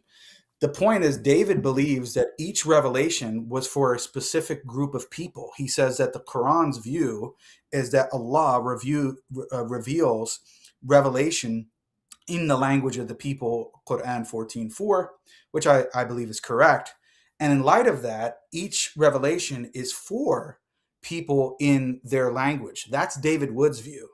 So I don't understand how you can get from that to saying that Torah and Injil are actually for all of mankind if you believe that the Quran's position is that they're sent only in the language of the people and they're only for people who speak that language. That's a conflict. No, I don't think it is. If God sends guidance and it's guiding people, and people aren't these little isolated units. If like Israel's told they're to be a light to the world, light to the Gentiles, and things like that. So in the Bible, yeah, but God, wait. So just to be clear, if God sends, let's say, Jesus in a particular language, he's not a light to the rest of the world or something? Depends what you would mean by that, light to the rest of the world. In what sense? That everyone's going to be following him and his revelation? I'm saying if God sends guidance in one language, it doesn't mean it's for everyone. Like if God sends guidance to the Arabs in the Quran, that doesn't become a guidance to mankind? It's only Arabs who are guided by that? That's what you believe. No. I believe because the Quran says this, I believe that Allah sends a revelation to people in a language that they can understand. That doesn't suggest that it's not impacting mankind. No, but David, you literally said in the video that you reacted to on my Twitter that the why in your famous video you got 1.5 million views, right, on why the Quran is revealed in Arabic, which you think it's being hidden from everyone, which is kind of funny. But anyway, is because it's all of these different groups. This is what you explained. All these different groups and nations, they received messengers before the Prophet Muhammad, peace be upon him. And because of that, the Arabs were like the only ones left, and they needed to receive a revelation in their own language. And it's not just that you say, well, it's for the Arabs. You also additionally say it's not for the people. You say, by extension, that means it's not for the people speaking English and Swahili and Russian and whatever language you mentioned. No, just to clarify, that's not my position. It's what are you supposed to judge by? You're supposed to judge by the revelation given to in your language, because that's what you can understand the best. That doesn't mean that the Quran being revealed in Arabic isn't a guidance to mankind, or that the Torah, the gospel, or anything else. Dude, that's literally what you said in the video. You not only said that it's for a specific group of people, you said it's not for the other people. That's not what you're supposed to judge by. Okay, you're supposed to judge by the revelation given to your group in your language. Okay, so if it's not what you're supposed to judge by, then how is it for all of mankind? These things, look, if I'm just talking to you in English, and suppose I get a revelation, and it's to all these English speakers here who are watching, that still impacts mankind. If people end up following it, that ends up impacting mankind. It's not there's not this like oh, your group that only speaks your language is this completely isolated group that doesn't interact with other people in the world. So when you say that the Torah and Injil are for all of mankind, what do you mean by that in the context of those verses? I'm just the only point there is that's what the Quran is saying. No, but what do you think that means? How does that cash out? What are the practical implications of that? What do you think it means? That, I mean, if I'm going with the Quran's perspective, it's Allah sends the Torah, and the Torah, even though it's revealed in one language, it still is a guidance for mankind. So is the gospel. So is the Quran, according to the Quran. Yeah, but in what sense is it a guidance for mankind? Because you said these groups are not isolated; they're talking to different people. Their scriptures are being just think about in the history of Islam, Muhammad and his companions and so on. They start hearing about the Torah. They start hearing what the Torah teaches. They hear stories about what's in the Torah. They still don't have a revelation in their own language, but this stuff, these things circulate in the world. Yeah, I don't have a problem with things circulating in the world and being translated and there being guidance and light in them in that sense. There's not a problem with that. But in the sense of them being followed and for all people to be following, then no.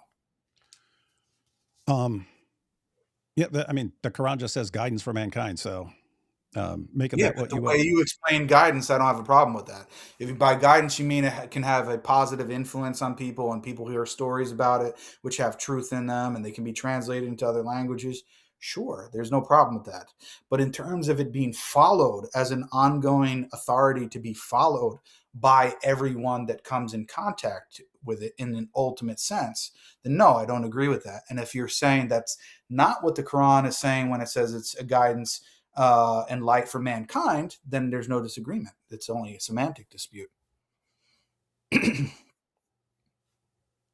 Yeah, I would be interpreting what the Quran says about the Torah and the gospel being a guidance for mankind along the lines of revealed for this group of people, but because people interact and because, teaching spread and so on, it becomes guidance. But as far as what you're to judge by, according to the Quran, that would be the revelation given to your group in your language.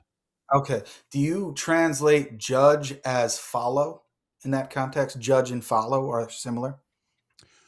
The Quran says judge. So if you want to translate it, I mean, if you want to say something else, then yeah. I guess it means to follow it as a standard for judgment, right? Like yeah. So a standard for judgment. So, and is it that's the only thing that they're supposed to be using as a standard for judgment? No, obviously. I don't want to use a word that the Quran isn't using and say this is what the Quran is saying. It says judge, so I can say the Quran says judge by this, and the Quran says judge by that. As far as follow, I mean, as far as I can tell, in a sense, all people are supposed to be following all the prophets. In a sense, you're supposed to believe in all the prophets, and if you find out they said something, you're supposed to take it seriously from any of God's prophets. But okay. what you would be supposedly like judging by is the revelation given to your group in your language, as far as I can tell. Okay, but so in that case, judging by means what? Is that in terms of legal authority, or is that all-encompassing judgment? The Quran says judge, so it. I don't know what to tell you. Right. Anything else I'm going to be giving an interpretation, which you might disagree with. So all I can say is the Quran says, judge by your scriptures. And so if your scriptures include all kinds of stories, actual legal judgments, doctrines, it seems you're supposed to judge by that. It's a collection of things. In other words, it would be weird for me to tell Muslims, hey, judge by the Quran, but I only mean like legal judgments. I don't mean the rest of the Quran or something like that. Right. Exactly. It's a whole book. It contains various genres within it. And so if you're judging by that, if God just says judge by that book, it seems like take all that book and judge by it in various ways. Right. So it's all encompassing. There's not a distinction. It's just saying judge by it in the most general sense. The Jews judge by the Torah, Christians judge by the Injil, Muslims judge by the Quran. That's how I understand what you're saying.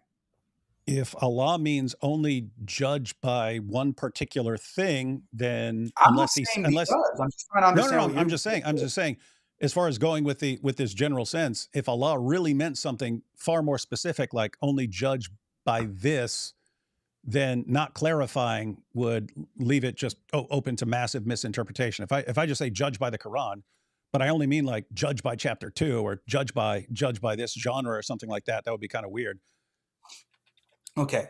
So, and this is where I think I don't know if there's a total disconnect. I'm going to assume that you guys are just being honest and misunderstanding, right? So, your view, okay, what I represented on Twitter, and you seem to agree. I mean, you were mocking me, but you basically agreed with my interpretation of what you said, at least how I understood it. Jews judge, according to the Quranic view, Jews judge by the Torah, Christians judge by the Injil, Muslims judge by the Quran. The Jews and Christians, if they want, they can become Muslim. Like, they're open to that. They can become Muslim, I'm assuming you're saying, and start following and judging by the Quran, but they don't have to. They can stick with their own community, judge by the Torah if they're Jews, judge by the Injil if they're Christians. And if they do that and they do it faithfully, then they will be granted paradise. Is that your view? You have some of the Quran that really, really sounds like that. The question would be, since you also have Surah 3, verses 31 to 32, and then 98:6 and so on, if Islam is preached to them and they say we're rejecting Muhammad as a false prophet, you also have again, like Surah 3, 31 to 32, which sounds like, nope, you're doomed for that. But what if you accept him in the sense of accepting him as a prophet? He's not a liar or sent by Satan or something like that. He's a true prophet, but you don't judge by the Quran. You judge by the Injil if you're a Christian, and you judge by the Torah if you're a Jew, while at the same time recognizing him as a true prophet. According to the Quran, is it okay to do that after being invited to Islam and not and making it to paradise based upon that? I would interpret the Quran as saying you have to do that. If I believe in Muhammad, I say, okay, what is he? What revelation has he received? Jews judged by the Torah, Christians judged by the gospel.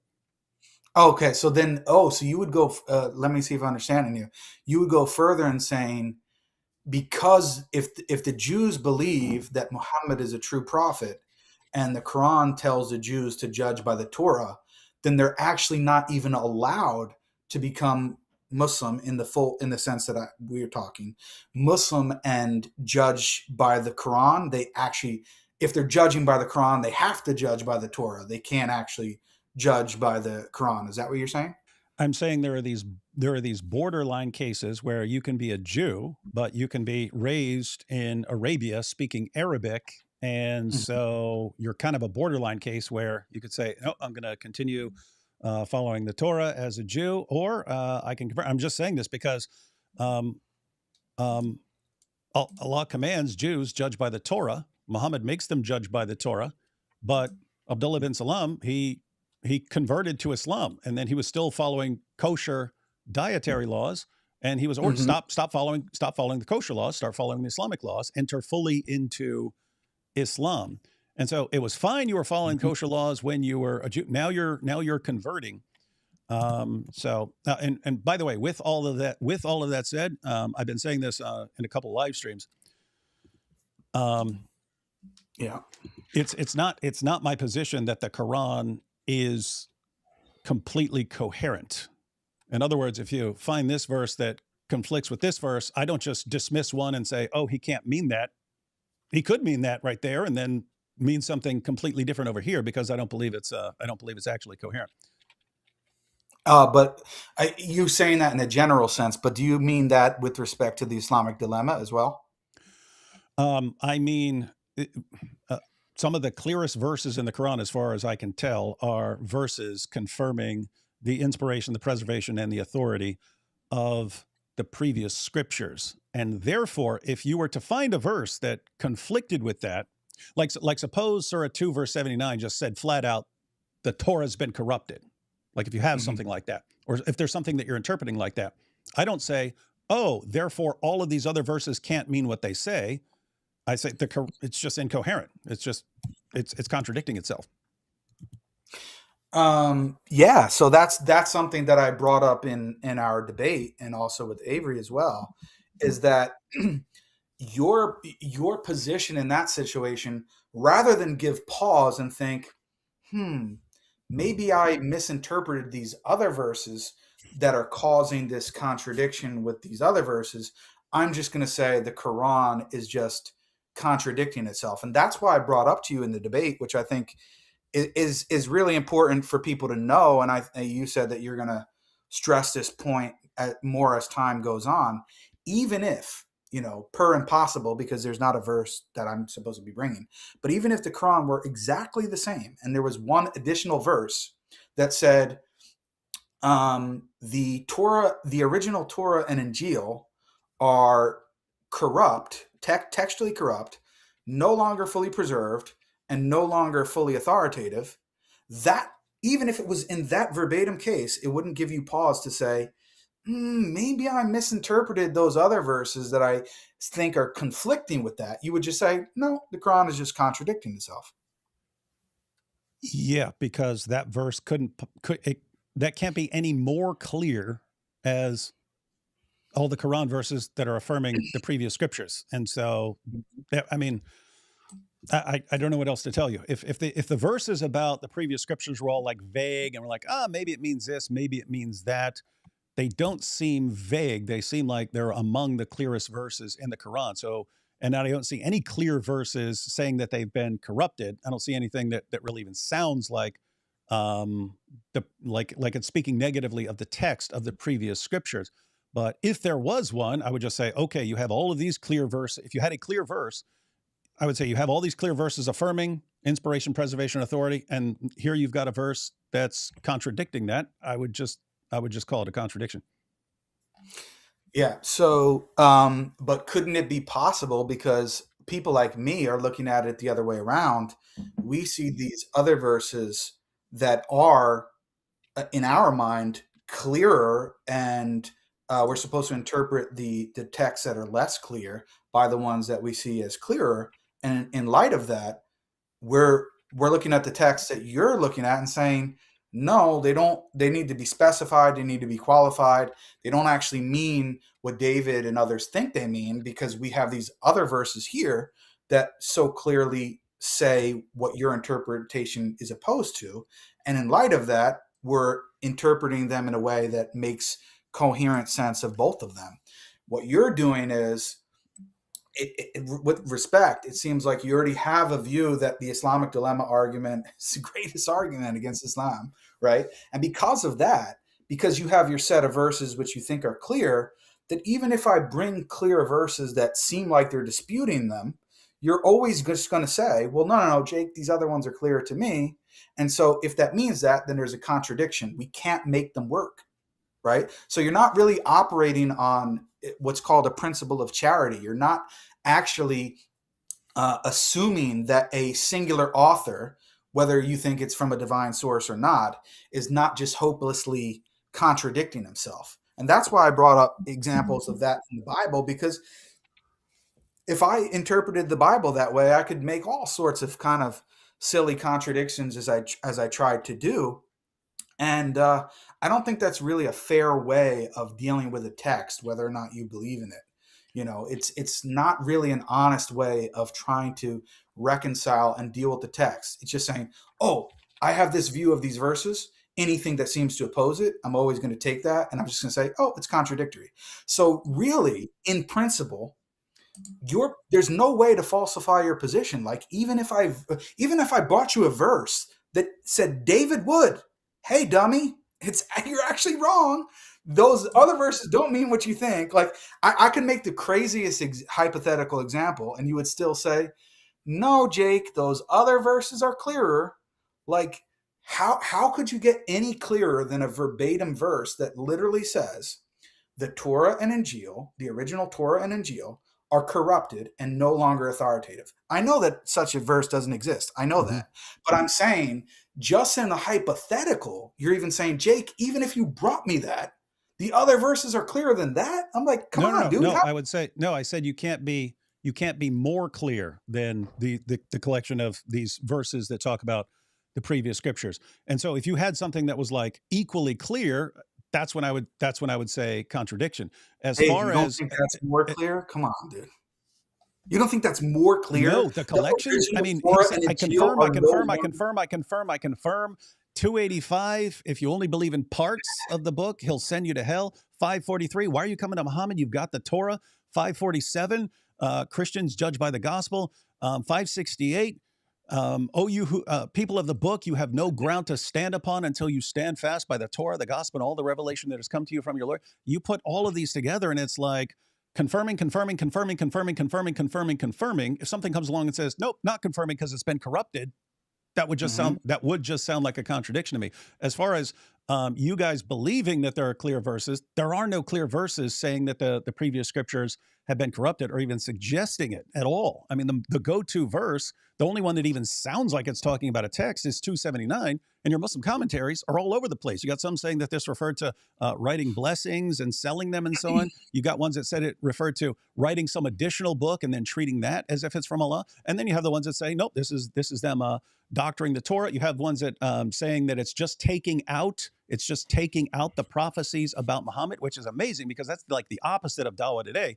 Dawah today, they treat it as if the only reliable things in the Old Testament are prophecies about Muhammad. The rest has been corrupted. You go to some of your commentators. No, the Torah is fine. They just took out the prophecies about Muhammad, and so the rest of the Torah would be fine. It's just they took out parts about Muhammad. So the point is, the interpretations of that are all over the place. And if we're interpreting unclear verses in light of clear verses, well, if that one has all kinds of like interpretations that are just bouncing out to people, And in context, you got verses that come before it, verses 40 to 44, where Allah says that he's confirming what is with the Jews. And then after it, multiple times, that's 85, it's 89, it's 91, it's 97, it's 101, it's 121.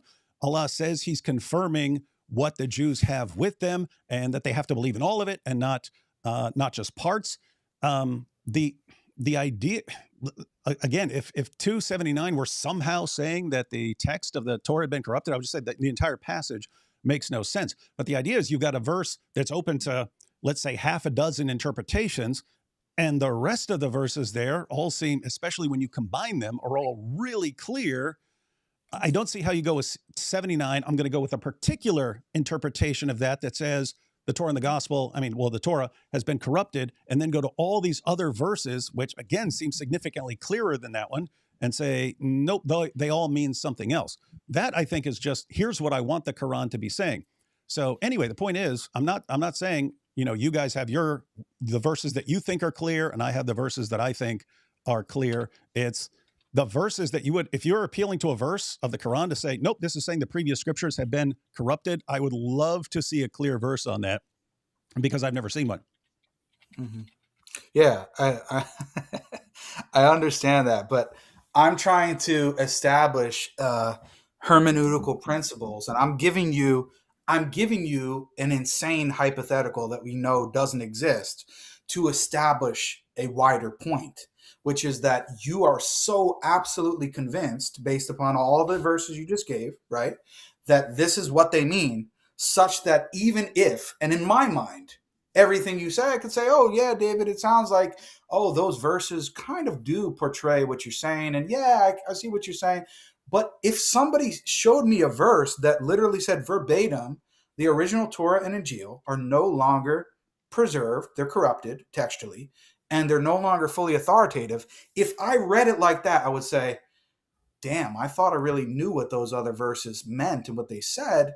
Maybe I have to reevaluate, or am I just going to say this author is just hopelessly contradicting himself? So what I'm trying to say is, you're not really even giving Muslims a target. It's kind of like a fake debate or fake game, because there's really nothing, there's no principle by which you could be convinced at all. You're saying, oh no, Jake, there is. Just show me a clear verse that says textual corruption. But I'm saying, dude, even if I did show you that, you just said you would just think it's contradictory, even if I did show you that.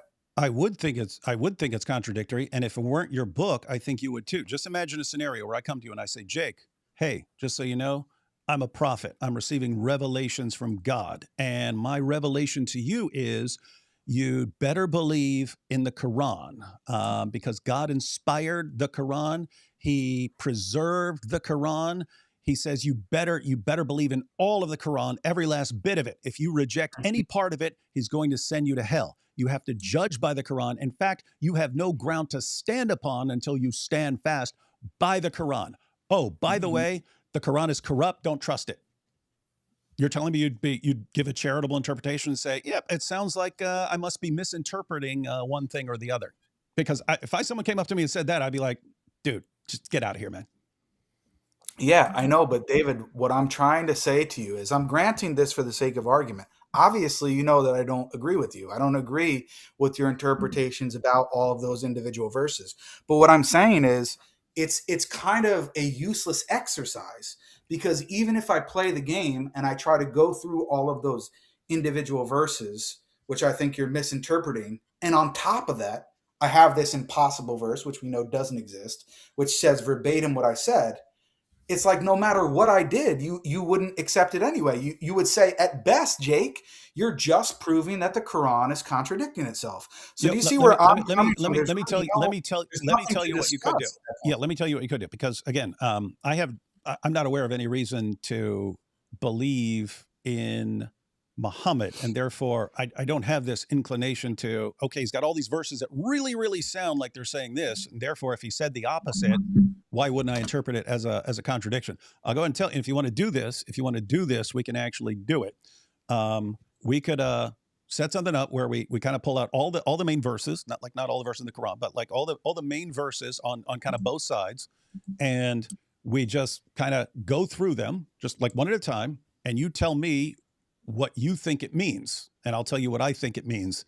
And we can just, okay, which one sounds like closer to what it's actually saying? With that said, you can always be misinterpreting something, and a verse completely isolated from everything else in the book can sound like it's saying one thing, whereas if you read it in context, it might sound like. So, we would want to factor in basic principles of interpreting a text, but it would kind of be like if you would kind of have to show what all these verses mean, because they really sound like they're just saying, a bunch of them are just saying one thing and saying it clearly. So if they're saying something else, then it would just be a situation. Okay, what do you think he means here?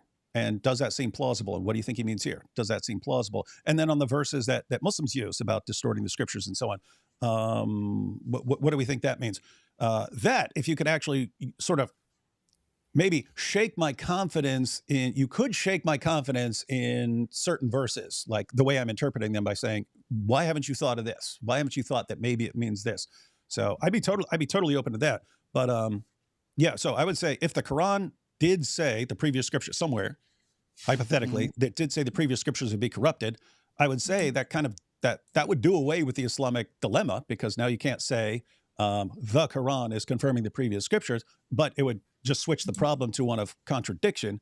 But I think you could resolve the contradiction by showing that there are better interpretations of these verses, because what it seems like to me is Muslims just, this is what we've been taught about the previous scriptures, and we're just going to read that into the text, even though we're reading the verses going, that really, really, really, really doesn't sound like what any of this is saying here. So anyway, okay. So the point is, I don't think I'm not being unfalsifiable. There is a way you could show, and you don't even have to show, hey, this is the obvious, clear meaning. If it's just these verses are more ambiguous than I'm aware of, and there are these other interpretations that are completely plausible. If you showed that of like all the verses in the collection of the verses that we use, okay, then that would cast doubt on the Islamic dilemma for me. Okay, so in your typical presentation of the Islamic dilemma, you give inspiration, preservation, and authority. And you typically, at least in your formatted videos, and even the debates, you usually give a set of verses under each category, right?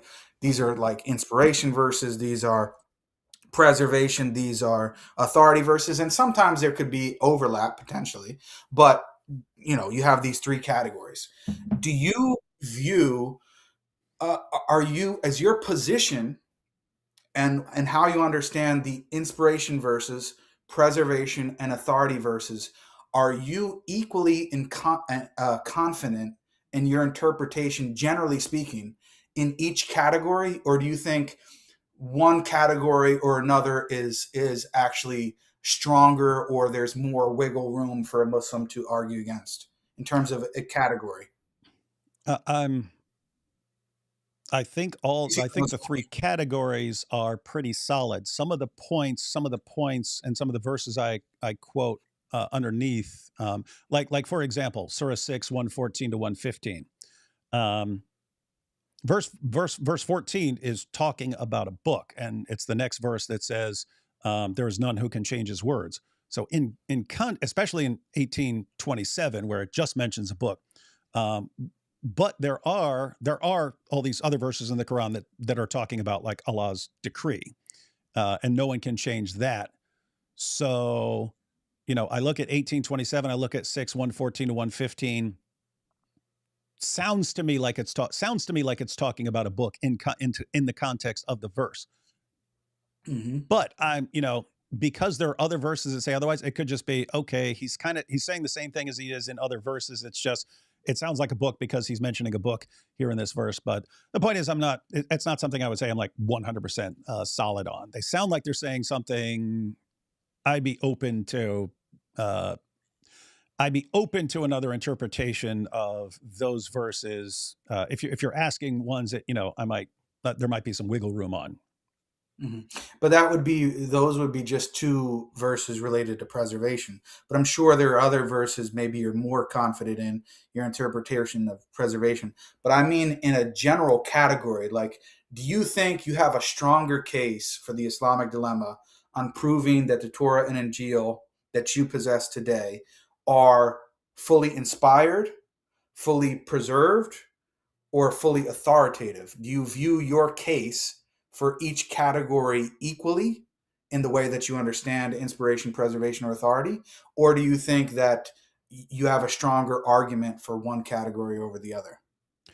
I think you have the most content on preservation. But I guess if it's Allah's talking about preservation of his books, all of that would kind of overlap with inspiration, just like the authority verses. Even if the emphasis is authority, that's still pointing towards inspiration. He obviously inspired it if he's telling you to judge by it and so on.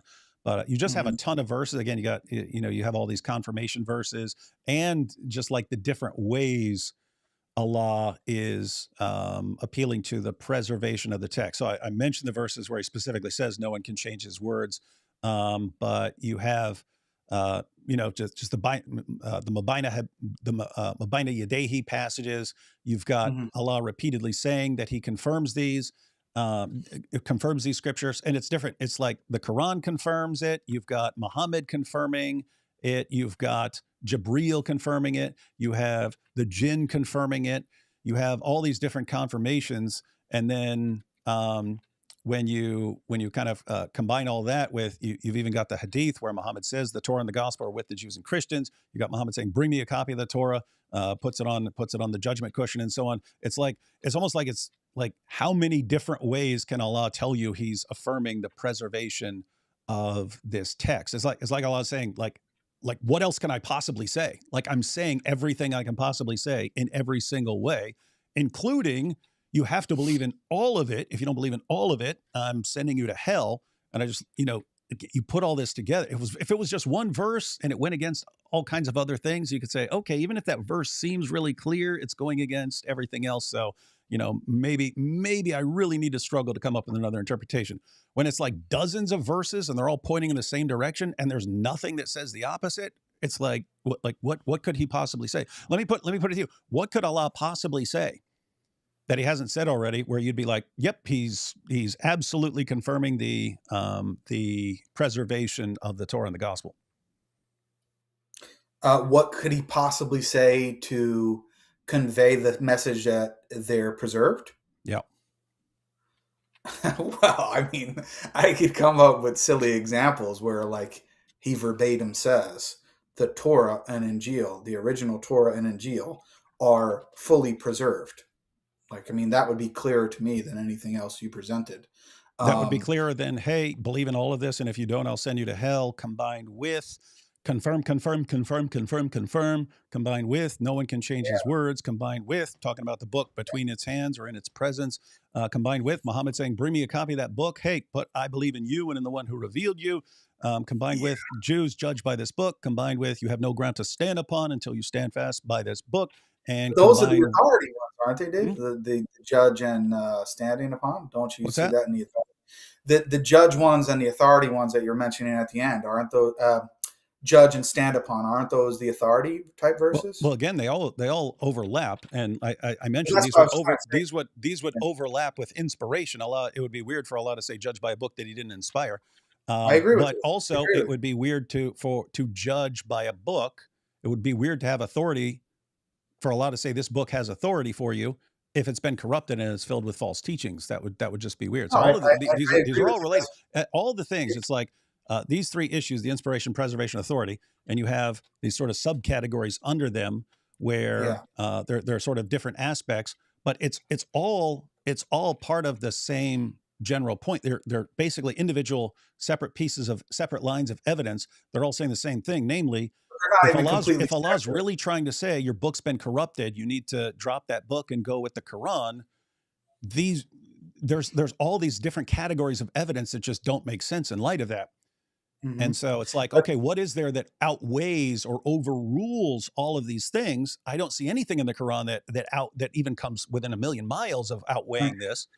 But with Muslims, it seems like what really outweighs it is not what we've taught. And if we acknowledge what Allah is really saying here, we have to reject Islam because we're stuck with the Islamic dilemma and we don't want to do that.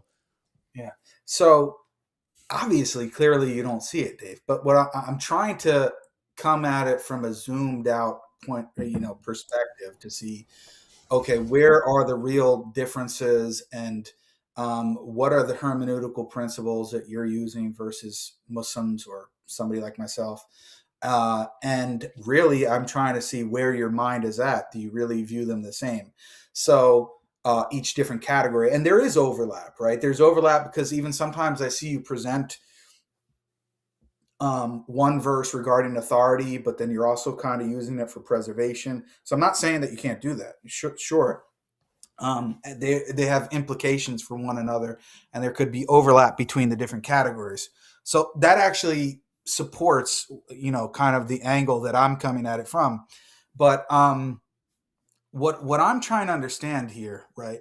So what's happened in like the past two debates between you and Avery, I keep being accused that I don't understand the Islamic dilemma. I don't understand the Islamic dilemma, and my argument is not actually targeting the Islamic dilemma. So if my argument, whether it's successful or not, doesn't matter. But if my argument is intending to target most particularly the authority aspect of the Islamic dilemma in the way that you present it, for example, as we just mentioned earlier, your view is, and think I'm accurately representing you, Jews, Quran says you judge by the Torah.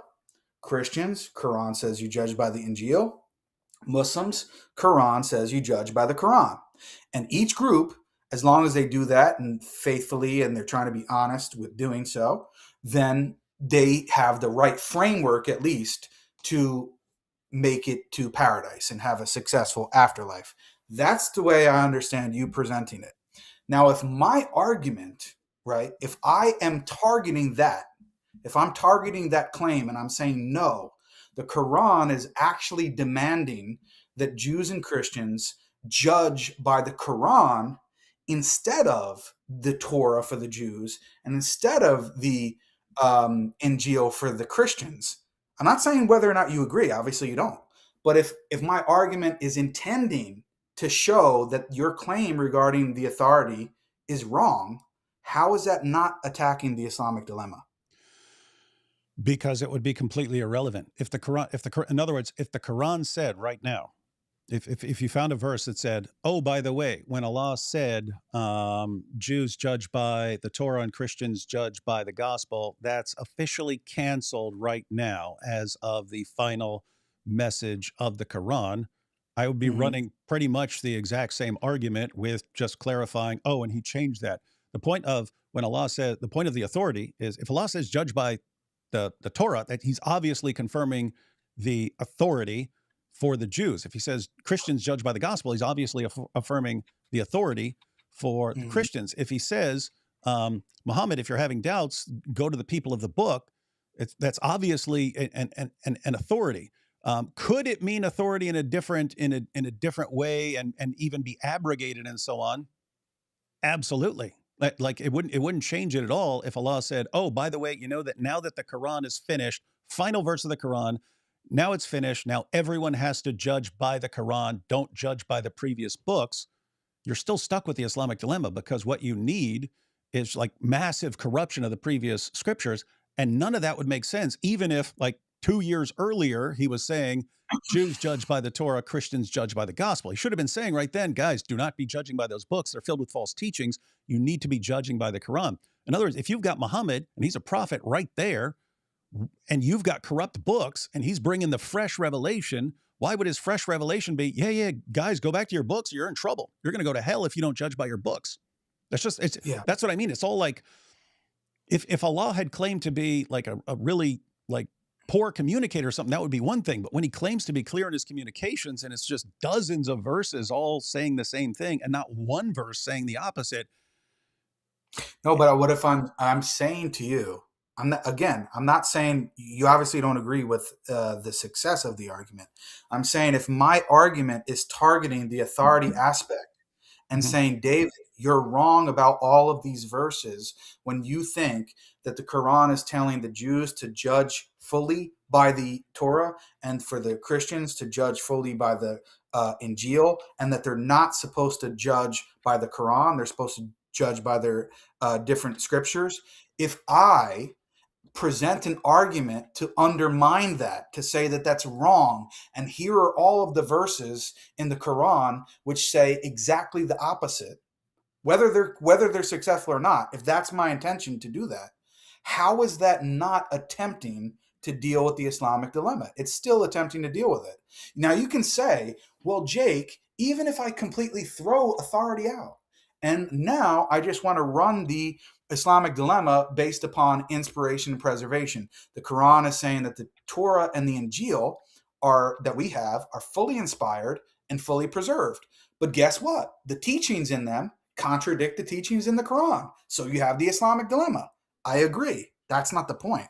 The point is that still, when you have been running the argument for 20 years or however long it's been, and you're including the authority aspect, and you're including all of these verses under the authority aspect, and if I were to successfully present verses which refute your interpretation of all the verses in the authority aspect, that's a big deal, because it's saying, Dave, you were wrong about your interpretation about these authority verses all of this time. And that because they have overlap and implications for the inspiration and preservation verses, well, now we can see that there are going to have to be, not have to be, but I can show that there are going to be implications for those other categories. And now we can kind of move on now to talking about the inspiration and preservation ones and how the authority ones have implications for it. And the reason that they do is because what this all comes down to is Muslims, the verses that you guys are reading, you're reading them in the most general way. You're reading them in the most affirmative way, in a holistic manner of whatever it says about the Torah and the Injil. And the Muslims are coming along saying, no, there's context. We need to specify. We see specification based upon other verses and hadith and all of this kind of stuff. Now, what I'm saying is, if the reason why it's relevant for the authority aspect, even if you can independently run the argument on inspiration and preservation, the reason why it has a difference is because it's establishing a hermeneutical principle to say, David, you were taking all of these verses about judgment and authority in such a general way that led you to a wrong conclusion, and you were wrong about them. So the same type of verses that you're using for preservation and inspiration, when you're also using them in the most general way, you can also be misinterpreting them. And here's why. So it's establishing a hermeneutical principle that the same way that you're going wrong, pretty much, in reading those verses is the same way in which you're going wrong in the preservation and inspiration category. So one, it's establishing, dude, you've been using these verses for 20 years and you've been interpreting them wrong. So you can't just say, oh yeah, we'll just throw out the authority thing and act like it never happened. I mean, that's not really fair. That you have to at least concede, okay, Jake, you made a point. I know that you don't believe that, but I'm saying if it were to be the case, it would be significant, because under authority, you have 543 to 548. You've got 285. You got 1094. You got all these verses that you guys love to use. So if you were to admit that you were wrong about them, that would be a big deal. I mean, it wouldn't be like, oh, we just got one little word here wrong or something like that. It would be something significant. Okay, so that's the point. And then secondly, it would be establishing a hermeneutical principle that because you went wrong with these and taking them in the most general affirmative way, and you're doing the same thing with inspiration and preservation, maybe you're getting those wrong, and we can go to those too. Now, I know you don't agree with the argument, but I'm saying, do you understand where I'm coming from and what I'm trying to do with the argument? Wait, before you answer, I just gotta say, I'm sorry. I gotta prepare for an anniversary tomorrow, so I gotta dash. What are you doing here? Yeah, no, exactly right. Yeah, Jake, I'll check out that video you made. So I appreciate you making that video. I'll check it out. I didn't actually make a video. I thought you said you made a video that you responded to the presentation. No. I made a highlight clip video of your and David's interaction. It's like 20 minutes long or so, 20, 25 minutes. And I was planning on reacting to it. I don't know if I'm going to do that now because we had this long conversation, but sure. So I made the clip video, but I didn't react to it yet. No, that's all right. That's right. But I appreciate the conversation.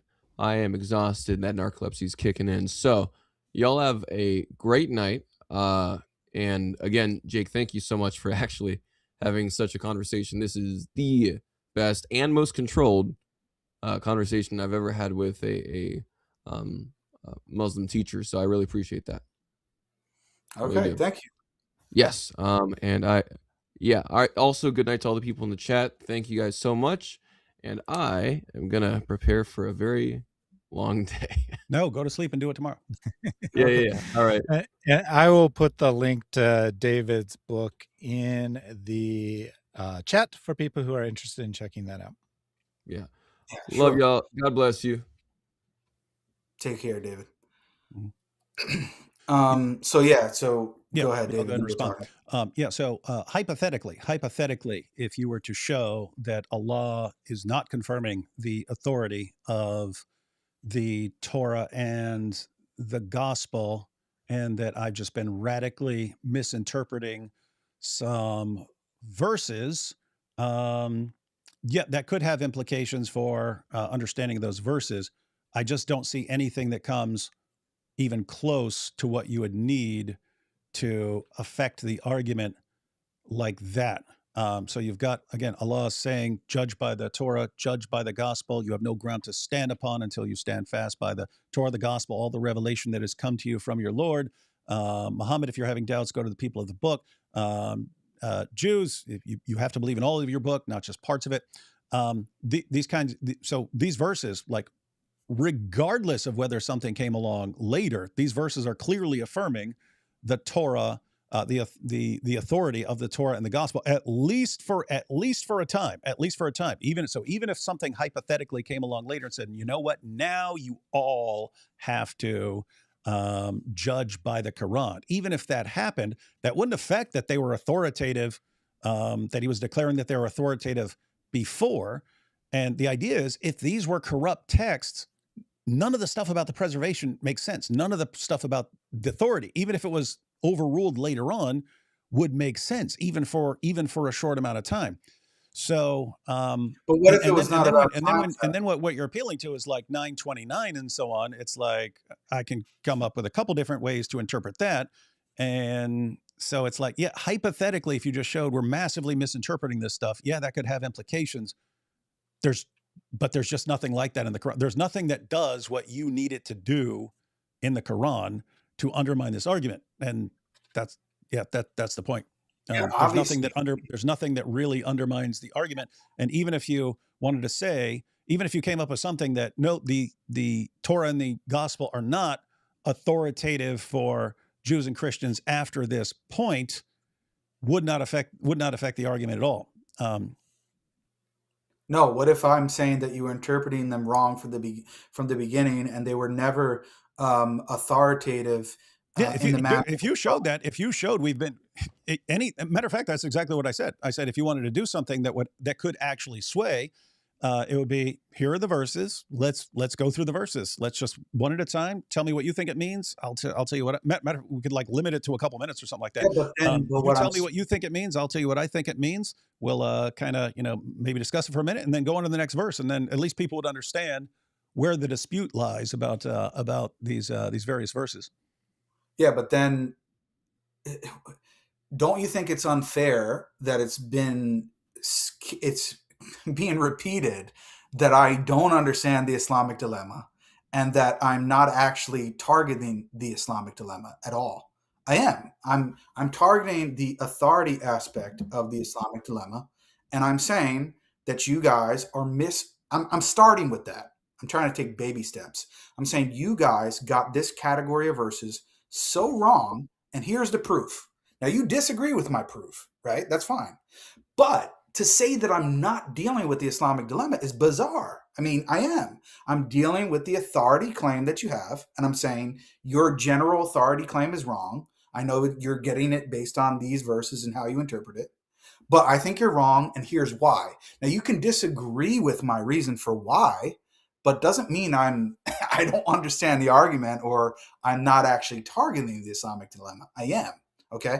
So I just don't think that has been a fair characterization, I think that I understand the argument of the Islamic dilemma very well, as it's always been presented. So just let me respond to that real quick. I think the issue lies in when I talk about when I say on the authority issue that the Quran affirms the, let's say, continuing or ongoing authority of the Torah and the gospel, or the authority of the Torah and the gospel for Jews and Christians. Yeah. There, I'm just saying what it really looks to me like the Quran is saying. So I'm reporting what the Quran is. I'm reporting what I think the Quran is saying. Of course. With that said, the argument doesn't depend on that particular view of authority. I could take a lesser view and say, nope, the authority ended in 631 AD. It stopped right there. Or it was out, or these were abrogated at this point, or something like that. That the argument doesn't depend on the way on the way I pointed out. That's me describing what the Quran says and pointing out that affirming the authority of corrupt scriptures makes no sense. So the Quran is affirming the authority in whatever sense, unless Allah wanted to be really clear and say, I'm affirming it in a really limited way, and I'm only talking about certain passages and not talking about the entire thing or something like that. If he really, really strongly clarified, that might affect the argument. But saying, nope, they're not authoritative for all time or something like that, that doesn't affect the argument. It would affect the way I'm saying it, because I'm just saying what the Quran says. I'm saying various verses, and I'm saying the things the Quran does. And then I go, does this really make sense in light of what Muslims believe about the Torah and the gospel? But it could change. I mean, if the Quran had said other things, I would just be reporting other things that the Quran said. So, but it would affect. Wouldn't it affect your interpretation of those verses?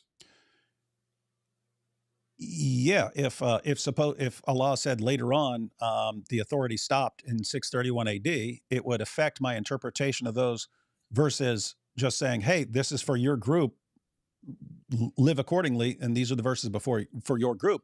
It wouldn't affect my view that Allah affirming the authority, even if it stops at some point, but Allah affirming the authority of these verses at some time, is really, really, really strange if he's simultaneously claiming that those scriptures have been corrupted, and you've got a living prophet right there, and he's bringing revelation, and he could just very clearly say, guys, Jews, Christians, you see those books? Yeah. Sad to say, you can't trust those books anymore. They've been corrupted. Fortunately for you, you've got a living prophet right here. Go with him now and just believe in his book. Just throw those things away. You do not need them. You've got the living prophet and the latest, most up-to-date revelation, the best book, the one that's not corrupted. Go with this. But that's not what he says. He says, hey, what are you guys doing? You're supposed to be judging by your books. How dare you? How dare you not judge by your books? What's wrong with you? Yeah, I understand that. I understand your whole understanding of authority, but I'm saying if it was proven to you based on other verses that that type of understanding of authority was not defensible in light of other verses in the Quran, and that it was a much more specific understanding. No Muslim is saying that the Torah and Injil are, well, I shouldn't say no Muslim, maybe there are people out there, but no one's saying that they don't have an authority or haven't had an authority in any sense, that they're completely worthless and that we should just shred them, right? No, I don't think really anybody's saying that. So obviously we see them and we deem them and have to be authoritative in some sense, right? But that's the key thing. The difference is the sense in which they're authoritative. You're taking it in the most general way possible. And I'm saying the Muslim is trying to specify it. So if I have other verses that disprove or make it very implausible to interpret it in the most general way that you are, and that you have to actually specify it, and it doesn't mean the type of authority that you're giving it to, then I think that would have a significant difference, because forget about the time-bound aspect. Say, if at the beginning, what is meant by authority, and I know you think this is ridiculous, but I'm just saying, what is meant by authority in very specific cases.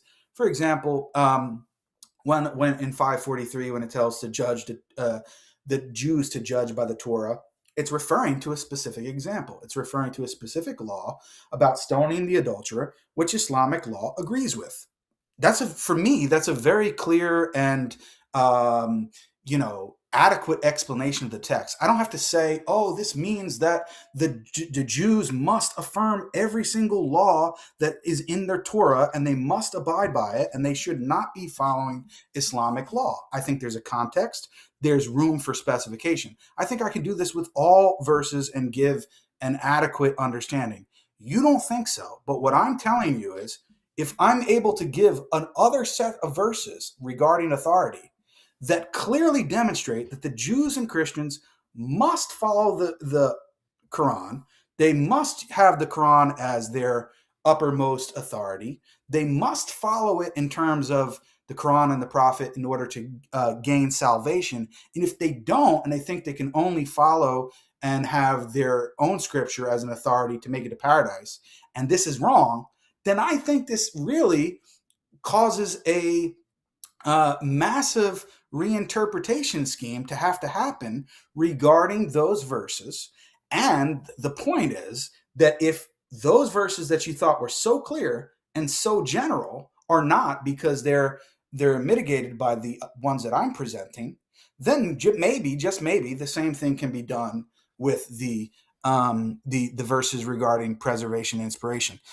Where I'm coming from, just to kind of, and I've said this before, my position as a Muslim, I believe that the so-called Torah and Injil that you guys have today, I don't believe it's fully inspired. I don't believe it's fully preserved. I don't believe it's fully authoritative. And I'm not saying that the authority verses automatically entail and necessarily prove that if it's abrogated, that it's corrupted.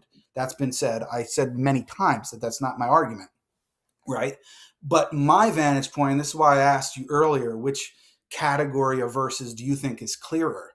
As a Muslim, and dealing with this argument, I would be honest and say that I believe, if you gave me two options and you said, Jake, what is more numerous and more clear in the Quran, that the original Torah and Injil are textually corrupted, or that Jews and Christians must follow the Quran and not their previous scriptures, must follow the Quran and the Prophet Muhammad for salvation? I would say undoubtedly the latter. Undoubtedly the latter. And that's why I'm focusing on the authority aspect and presenting that case against your interpretation of the authority verses in that category, because my reasoning is, if I can't get a Christian, or, and not just you, because we know this is really for the audience. I don't think David Wood's going to have an epiphany moment. I hope he does, but I don't doubt it. But the point is, if I can't get lay Christians or even Muslims to see my point about the Quran being the ultimate authority and that Jews and Christians must follow it if they're presented with it in order to have salvation, if I can't convince you of that, I'm definitely not going to convince you that the Torah and Injil are textually corrupted. There's no possible way, because as a Muslim, the verses in that category for me are so more numerous, and the hadith as well, and so much clearer than anything that I can present to you about textual corruption. That's why I'm focusing on the authority aspect. And I think any honest Muslim would say the same thing. They should say the same thing. I mean, how many verses are there to go to about textual corruption in these verses? What do Muslims go for? They go to 275 to 79.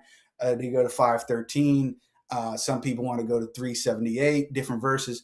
I can think of maybe 5 different, I don't know how many verses you would think of.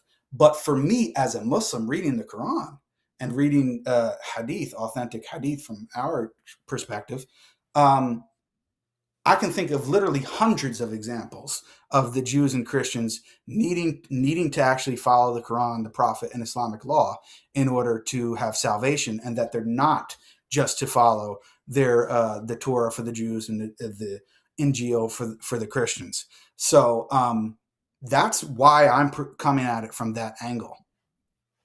So maybe this will be helpful, Jake. I think the reason why people say you don't understand the Islamic dilemma, and this might be unfair, but I got the same impression again as you were talking there, is that you seem to be describing authority in terms of legal authority, but we actually mean it much broader, right? We mean it theologically, factually, historically, right? So laws under the Islamic paradigm can be abrogated. And so we could possibly accept that, laws have changed. But matters of fact, those can't change. Matters of theology, those can't change. And that's where the heart of the contradiction comes in. That's what we're most interested about. And you seem to be focused primarily on legal things, which are secondary. They could be a part of the contradiction, but they're not like the heart of the contradiction. Yeah, no, let me go ahead and respond, and then Jake can respond. I'll respond to Jake's point. Yeah, I really don't see verses in the Quran about Jews and Christians needing to follow the Quran would even come close to outweighing the other verses. But there's a deeper problem there, namely, the main argument for why we're supposed to believe in Muhammad is that he's confirming our scriptures, which when we find out, oops, no, actually he's not confirming our scriptures, that sort of reason goes out the window. But then in addition to that, okay, we need to follow Muhammad. What does he say? Oh, that we have to believe in all of the Torah, that he's confirming our scriptures, that we have no ground to stand upon unless we stand fast by the Torah, the gospel, all the revelation that has come to us, that Jews have to judge by the Torah, that Christians need to judge by the gospel, and so on. And you say, okay, well, if he doesn't mean any of that, how are we supposed to take this guy seriously on other revelations? It's like he says this, and this, and then we're told by Muslims, oh, by the way, he doesn't mean what he really sounds like he's saying in all of these verses. Yeah, but we're saying really means you need to follow him. Well, how in the world are we supposed to follow a guy that we don't think can possibly speak clearly? Yeah, but that's the whole point, David.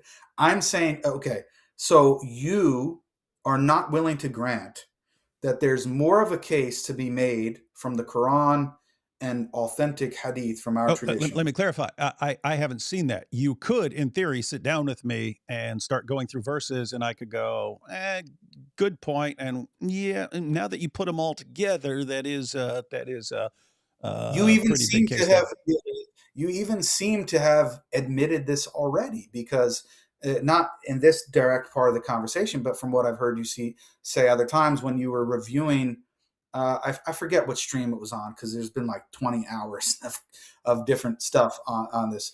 But I know Avery was on there with you. I forget who else was on there, but you were kind of trying to break down my argument, and you went to 929, and you were like, oh, Jake, well, I'm paraphrasing, but something to the fact of, oh yeah, 929, I could see maybe that's like the strongest point, because the verse is saying that the Jews and Christians have to pay the jizya. And one of the primary reasons is because they do not consider what Allah and his messenger declare and consider to be unlawful, right? So this is directly related to legal rulings and what is supposed to be followed, or what is supposed to be viewed as an authority. And you're sitting there saying, and you said basically, yeah, I could kind of see that. But then your response was, oh, but then I'll just say that this is a contradiction, because this is contradicting all the other verses about judge by the Torah and judge by the gospel and judge by whatever, all the other verses you want to cite. But this is why I think you're not really, on the one hand, you're kind of implicitly saying that I am making a stronger point, and that there is more probability in my argument in the way that I'm going, rather than the textual corruption point. Because what verse for textual corruption do you think is on par with what I would present about 929 or some of the other verses I presented regarding challenging your idea of authority? Well, it's 929. In order to take it as a refutation, so I'll grant you can interpret. I'll grant you can interpret that as, hey, you're not converting to Islam, so you have to be subjugated or something like that. So I can grant that that's a possible interpretation. But given what the clarity of the verse it would have to be clearer than all the other verses, and it's just not. So I mean, just No, I'm look not at it. saying that alone. I'm not saying that alone. But I'm not saying compare 929 with your positive arguments for your understanding. I'm saying compare 929 with a verse that Muslims use for textual corruption. Compare 929 with 279 independently on their own. Which argument is stronger, or which verse is stronger to make that particular point? I think they have a parallel problem in that both would be open to multiple interpretations. And if you've got ambiguous verses open to multiple interpretations, then you don't build your case on that when you have other verses that are clear. But so fight those who believe not in Allah.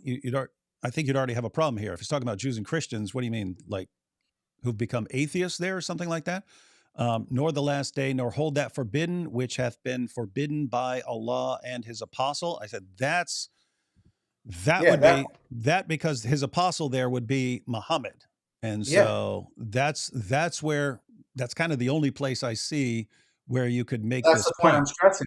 That's the point I stress on in the debate, is that there are these different categories. So in there, right, it's talking about different categories of people, and the Jews and Christians in your understanding of how the Quran is would fall under that, because you are not actually considering unlawful what Allah and his messenger, the Prophet Muhammad, according to the Quran, consider to be unlawful. To me, it seems clear. If you go with that interpretation, like Allah, like Muhammad says that camel meat is fine, and the Torah says don't eat camel meat, and he's saying, Jews, you have to be violently subjugated if you're going with what Allah said in the Torah. And then, not long before this, he ordered you to follow the Torah. And in 285, he said, you have to believe in all of the Torah, but now I have to violently subjugate you. Like 18 months earlier, I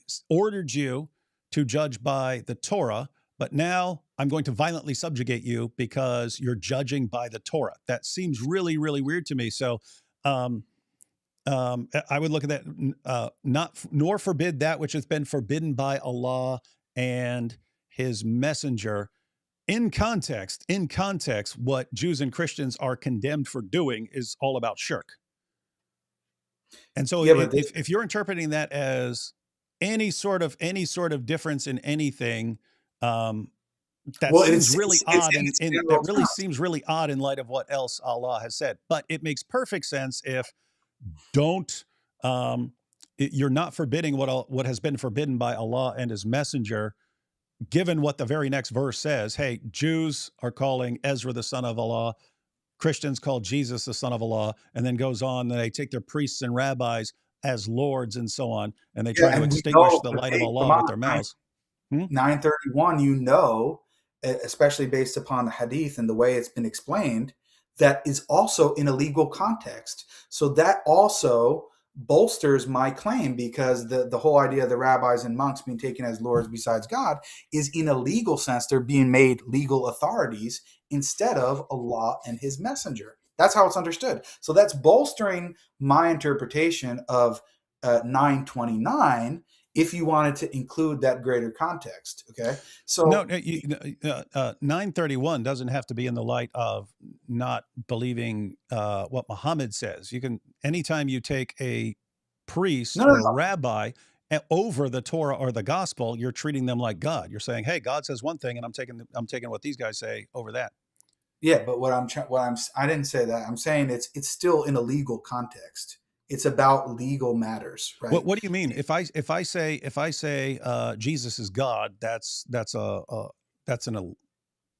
legal issue? Okay. The hadith that explains this verse of the Quran, which you could say you don't accept it, but I'm saying if you're doing an internal critique and accepting my sources that I consider to be legitimate, the hadith explains that these people were using the priests and their monks as the rabbis, priests, and monks as lords besides Allah, in the sense they were taking their legal rulings over the legal rulings of Allah. That's the way that it's explained. Now, I'm fine with that there, and that makes sense with verse 31. I'm saying that can't be all the passage is referring to, because the first thing that's mentioned is Jews are calling Ezra the son of Allah, and Christians are calling Jesus the son of Allah. So it's No, I'm like not saying it's everything I'm not that's saying wrong with him. So it's, in other words, it's legal and it's theological. We're doing all kinds of Yeah, things. I'm not saying it's limited to that, but I'm saying it at least incorporates legal aspects. What you have to do in 929 is you have to say that it nullifies, it doesn't include legal aspects at all. I'm fine with it including legal aspects and theological if you wanted to. If you grant me that it includes legal aspects in some sense, then the argument proceeds because the legal aspects don't match up. There are aspects even that the Quran acknowledges that were revealed in the Torah that are different than what are in the Quran. So if it's telling you that you have to follow what Allah and his messenger have declared unlawful, which is different than the Torah, and that includes legal aspects, then that's the case that's being made based upon that verse. No, because what does it say as far? I mean, you're going with the hadith, and I'm fine with going with the hadith as far as giving more information, but the condemnation isn't simply, oh, you're doing bad things. It's that you're committing shirk when you do this. You're committing shirk when you take what this guy says over what your book says. Your book says one thing, and then this guy tells you, no, actually, you can go ahead and do that, and that's you taking this guy as Lord instead of Allah.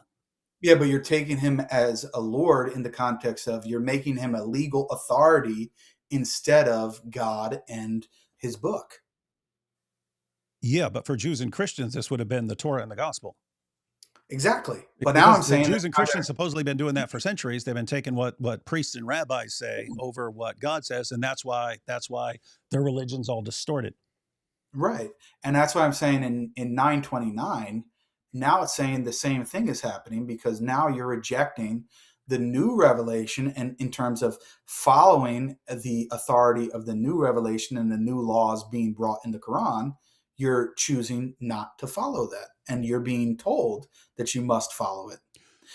Look, hang on. Just to be clear, your view is Allah said to the Jews, "Judge by the Torah," and the Jews say, and a couple years before that, he said, "Hey, you better believe in all of the Torah and not just parts, or I'll send you to hell." Tell me what you mean by that? No, hang on. Just quickly. What's that? You keep mentioning this. I really want to know. When you say, I think you're referring to 285, that the Jews have to believe in all the Torah, right? Is 285? Yeah. Okay. What are you interpreting believe in that context as? Whatever you want to. If I say you believe in all the Quran, you better believe in all the Quran. Oh, so you see it in a similar way. Okay, go ahead. Yeah. So right there, he says that do you only believe in parts and not in all of it? What's the recompense? But disgrace in the life of this world, and on the day of resurrection, they shall be consigned to the most grievous chastisement. But then in 543, Jews, why are you coming to Muhammad? You've got the Torah. Notice that verse by itself, that doesn't say anything about, this is about stoning an adulterer and an adulteress or something like that. It's just, why do they come to you when they have the Torah, in which is the judgment of Allah? If he's saying, hey, no, this one judgment is accurate, but the rest of it don't follow, it's a very strange way of saying it, especially when just a little later in 568, it's, you have no ground to stand upon until you stand fast by the Torah, the gospel, and all the revelation that has come to you from your Lord. And so if you're saying Allah tells the Jews, hey, believe in all of your book, judge by your book, you have no ground to stand upon unless you stand fast by your book, and then turns right around and says, what? You're not eating camel? I have to violently subjugate you. That's seriously true. That's seriously screwed up, I would just say. If that's what he means, judge by your book, judge by your book, judge by your book. Oh, you're judging by your book? Now I have to fight you. That's some seriously weird stuff. And that's why I would think it's a weird, I see, you're talking about not being charitable. I think that's not a charitable interpretation. I think your interpretation is not charitable. It's just, Allah's just saying, hey, you better do this. What, you're doing this? Now I'm gonna beat the crap out of you and destroy you because you're doing exactly what I just told you to do. Mm-hmm. In other words, but if you like that I would regard as an uncharitable view. I really think my view, apart from the fact that it leads to the Islamic dilemma, I think I'm being significantly more charitable in every way, in that if the condemnation we see throughout the Quran, up until you get to Surah 9, is Jews and Christians, you need to follow your books. You're not following your books. You're listening to other people. People are distorting scriptures. You need to go back to your books. You better judge by your books. You need to obey your books. You're in a lot of trouble with Allah if you don't believe in all of your books here. You got a really big problem. And I would interpret Surah 9 in light of all of this stuff. But yeah, I have to say, if you're just, nope, Allah told him, you better do this, you better do this, you better do this. Oh, you're actually doing it, I'll destroy you. Whereas my interpretation is, he's saying, you better follow your books, you better follow your books, you better follow your books. Oh my goodness, after everything I just told you, you're still saying Jesus is Lord, and you're still saying that Ezra's the son of God, and you're still taking your priests and your rabbis as the authorities who are leading you astray and distorting the words, instead of going to the word, you know what, I'm just violently subjugating you now because I'm not going to let you guys spread this nonsense around the world. That's how I interpret it. I think that all fits together. That all fits together. Allah orders you to do one thing, and then he punishes you for actually obeying him and doing what he says. That seems like an uncharitable interpretation. Okay, so what about Quran 447, which you also frequently cite? Mm-hmm. You want me to read it, or you know what it is? It says, people of the book, that Allah confirms your scriptures. Yeah, but what does it say before that? And you read it in some of your opening statements and videos. It says, "Oh, you who believe, oh, you who have been given the scripture, believe in what was sent down to the Prophet Muhammad, confirming that which is with you." Mm-hmm. Right? Yep. So Jews and Christians, according to this verse, are being told to believe in what the prophet was given. I agree. Okay. And that, by the way, that's the thrust of a bunch of the confirmation verses. He's confirming your verses. Why would you reject someone who's just confirming your book? Why? Why? He's coming along. He's coming out of Arabia saying, I confirm your book. Why are you rejecting him? What's wrong with you? Okay, but the verse says, it's speaking to the people of the book specifically, they must believe in the Quran, correct? Yeah, they're supposed to believe in the Quran. Yeah, everyone is supposed to believe in everyone's supposed to believe in all the books. Yes. Okay. So Jews and Christians are supposed to believe in the entire Quran, but they're not. Are they supposed to only? They're supposed to believe in the entire Quran, to be clear. Mm-hmm. Yeah, they're also supposed to believe in the entire Torah and in the entire gospel. Okay. So, but they don't line up. That's the problem. But hold on a second. Believing in the entire Quran, does that mean that they are supposed to follow the entire Quran? Not when Allah says in 548 that he's given a different law to different groups, and therefore, you're supposed to follow the laws of your group. And he wants you to remain. I don't know why you're laughing at what Allah says. He flat out says it. He didn't want one big group, and you're reading it as somehow he wants one big group. He says he gave a different law to different groups to keep them different groups so that they compete with each other in good works. You're saying, no, he wants everyone to be one big group. What? No, it's the opposite of what he says. Over and over again, it's the opposite of what he says. So in 285, when Allah says that the Jews have to believe, and that's why I asked you, and I think you know where this is going. When the Jews have to believe in all of the Torah, or all what was given to them, in the context, clearly it's about following. They're following certain things. They believe in it. They know what it is, but they because it there. Yeah, he says it. The context is they're not following. They're refusing to follow parts, and he says you have to believe in all of it. Okay, they're refusing to follow parts. So they're refusing to follow parts. In that context, believe means follow. They're following some of the book, but they're also not following some of the book. No. It's if you're only following parts, do you only believe in parts? You have to believe. You have to believe in all of it. In other words, I can believe that all of something is from God and not follow it. Just as Christians would say, we believe in the revelation in the Old Testament. That doesn't mean we have to follow it to believe in it. Okay, but I'm saying to you, in the context of 447, when it tells Christians and Jews to believe in all of the Quran, you're telling me it's telling them to believe in all of the Quran, but it's not telling them that they should follow all of the Quran. It can't be if Allah says he gave different laws to different groups. If he says he gave different laws, so that they remain separate groups, and he wants them to be separate groups, then you have to say, I believe in that. I believe in what he says, but what do I believe? He says he gave a different law for my group, and I'm supposed to follow the law of my group as he specifically commands. Jews judged by the Torah, Christians judged by the gospel. Okay. So in just a few verses down further from 47, because you're supposed to believe in this according to you, right? Or we could start at verse 64.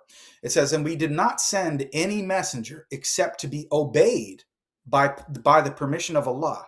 And if, when they wronged themselves, they had come to you, O Muhammad, and asked for forgiveness of Allah and the messenger, and had asked forgiveness for them, they would have found Allah accepting of repentance and merciful. But no, by your Lord, they will not truly believe. They will not truly believe until they make you, O Muhammad, judge concerning that over which they dispute amongst themselves, and then find within themselves no discomfort from what you have judged, and submit in full willing submission.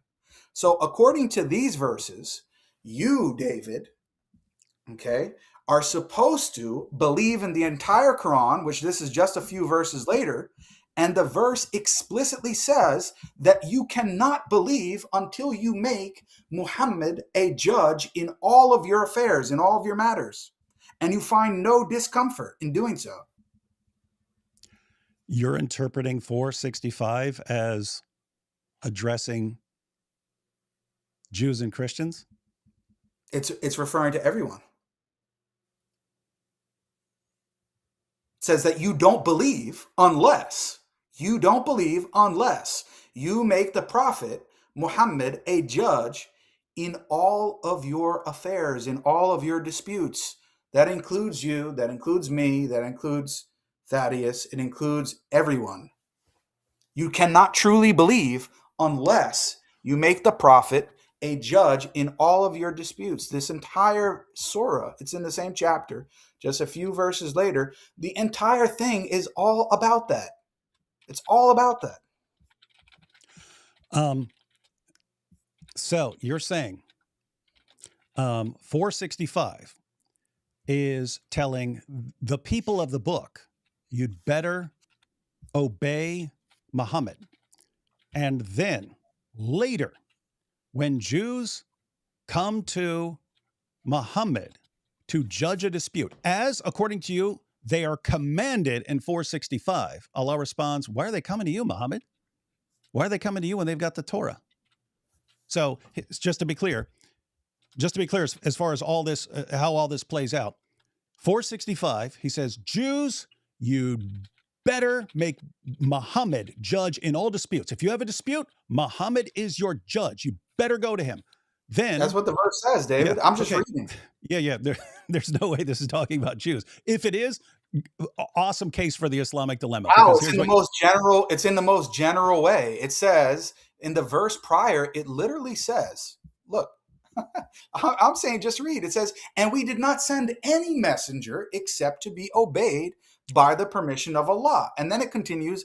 And in the next verse, it says, but no, by your Lord, they will not truly believe. You cannot truly believe. When 447 says that you have to believe in what has been sent down to the prophet, it's saying anyone, you cannot truly believe in what is sent down to the prophet until you make Muhammad a judge concerning over what you dispute about, and you accept his judgment in full submission without any discomfort. That's what the verse is saying. It's in its most general terms, but this is what you do. You see, I bring you a verse that is speaking in general terms, and then you say, but wait, there's this verse over here in 543, and I have that which is in general terms. So now I'm going to specify 465 and say, no. It doesn't really mean what it's clearly saying, Jake, because I'm going to make it more specific because I have this other verse in 543 over here. This is what's happening. You're taking some verses, making them general, And then you're specifying other verses, even though the language is just as general, if not more, in the case of the verses that I'm going to present. I'm doing the exact opposite. I'm saying, no, these verses are more general, more clear, and the verses that you're talking about need to be specified. No. So just to be clear, when it says they will not believe. So you're saying they there, the they is Jews and Christians, or at least includes Jews and Christians. It That would lead. doesn't specify. Yeah, It's we'll check out the historical background here in a second. But just the let me put it this way: if that's actually what Allah is saying, oh my goodness! Again, you're telling me He comes along, He reveals chapter 4, and He's talking to a bunch of people, but definitely including Jews, and says, Jews, you cannot believe until you make Muhammad judge in all disputes. You're not believers until you make Muhammad judge in all disputes. You're telling me that was the message to the Jews. You better make Muhammad judge in all disputes. Then what do the Jews do? Later on, they come to Muhammad. Muhammad, judge this dispute. And Allah says, why? In the name of common sense are they coming to you, Muhammad? They've got the Torah. Judge by the Torah. That's what you're supposed to judge by. So they judge by the Torah. And then he comes along in 929 and says, oh my goodness, they're judging by the Torah and not by the Quran. Grab your swords, everyone. We have to fight these guys and subjugate them and make them pay jizya. I mean, this is amazing. I don't know. This is wild stuff, man. And again, why would they be obeying Muhammad at all? Because he confirms their scriptures. So, hey, Muhammad's confirming your scriptures. You need to believe in him. Oh, by the way, he's not really confirming your scriptures. Your scriptures have actually been corrupted. But believe in him and make him judge in all disputes. You're not believers. Okay, we'll make him judge in all disputes. Now what? Oh, why are you coming to Muhammad as your judge? What's wrong with you guys? You got the Torah. That's your judge. Like, does Allah, like every time he comes up with a revelation, forget what he revealed a year earlier or something like that? So wait, you're saying to me that they're only supposed to obey him in limited manners? I don't think that's about Jews at all. No, I'm saying generally the Jews and Christians are only supposed to obey the Prophet Muhammad in a limited sense, not in a full sense. If you obey him, you have to go with your own scriptures. No, you have to obey him. When everything he says, you're going against your own scriptures. Matter of fact, it's impossible. Here's the Islamic dilemma. You can't obey everything he says because he tells you to judge by your own scriptures and follow your own scriptures and follow them all. And if he's simultaneously saying obey him in everything he says, then it's impossible. You can't simultaneously follow don't eat camel and eat camel. You can't simultaneously follow those things. I agree. So one of the verses can't be interpreted correctly in that way. And I'm saying your verses that you're using are incorrectly being interpreted. In the same chapter, there's so many verses in chapter 4 that mention this. If you go to the very last verse in the chapter. Hang on. We want to go to the historical background. Why don't you pull up Ibn Kathir on that? Historical background of what? Sorry. Surah 4, verse 65. I can pull it up if you want. 1 second. But I don't know why you're appealing to tafsirs. I thought you don't appreciate them. I'm saying if he says they will have no belief until they make you judge in all disputes, if it's saying your followers, then whose followers? Does that include everyone in the world? If he says they, if the historical context is these guys are not doing it, and you're saying how do you know the historical context? How do you know the historical context? If we didn't know the historical context, who is they talking about? If every time the Quran says they or something like that, you say that's talking about Jews and Christians, you're going to run into some problems. David, I'm saying, how do you know the historical context? It's based upon our tafsirs, but you pick and choose when you want to use one. And no. I'm saying if you're saying this is addressing Jews and Christians, I'd like to see that it's addressing Jews and Christians. I'm saying read the Quran just as you're doing. It's in its most general terms. It's saying unless they make you or unless they make they. I don't want to hear it. Let me go back. Who's they? Here, look. Let's go back to it. Okay. Let's see. 465. Right. So in the beginning, it says, we did not send any messenger except to be obeyed by the permission of Allah. And if When they wronged themselves, they had come to you, O Muhammad, and asked forgiveness of Allah and the messenger, and had asked forgiveness for them, they would have found Allah accepting of repentance and merciful. Then it says, but no, by your Lord, they will not truly believe. They will not truly believe. Who? Who's it talking about? Who's they? I'm asking you.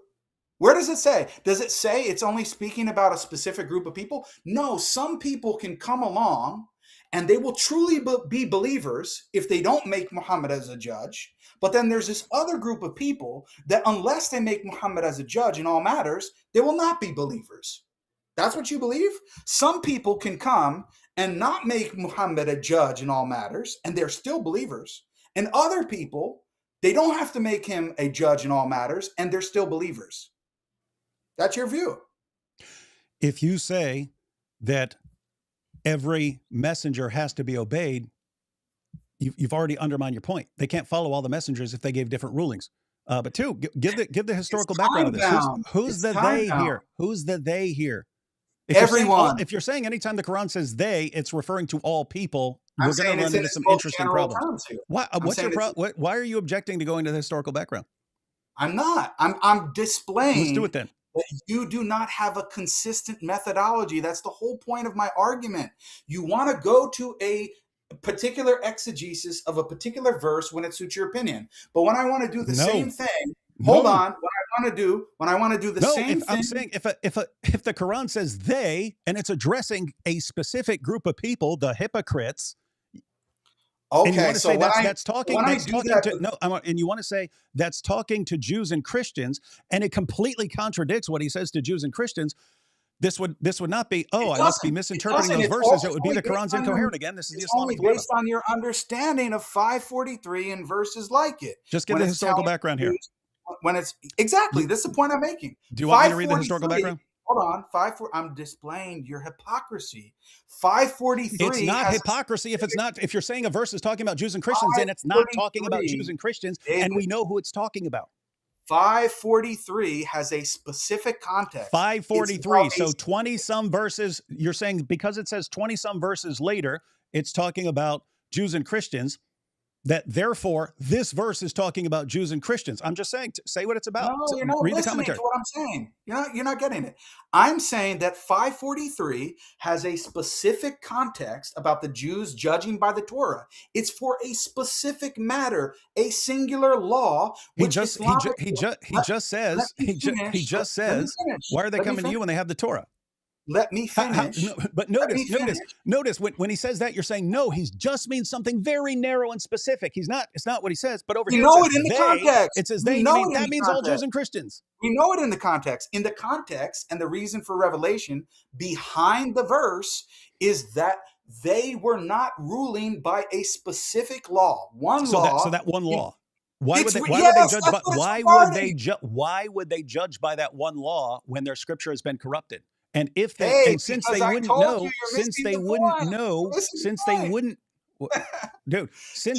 know, how would they know what's corrupted and not corrupted? They'd have to go to Muhammad, right? What happens when they go to Muhammad? Allah's confused. Why are they going to you when they have the Torah?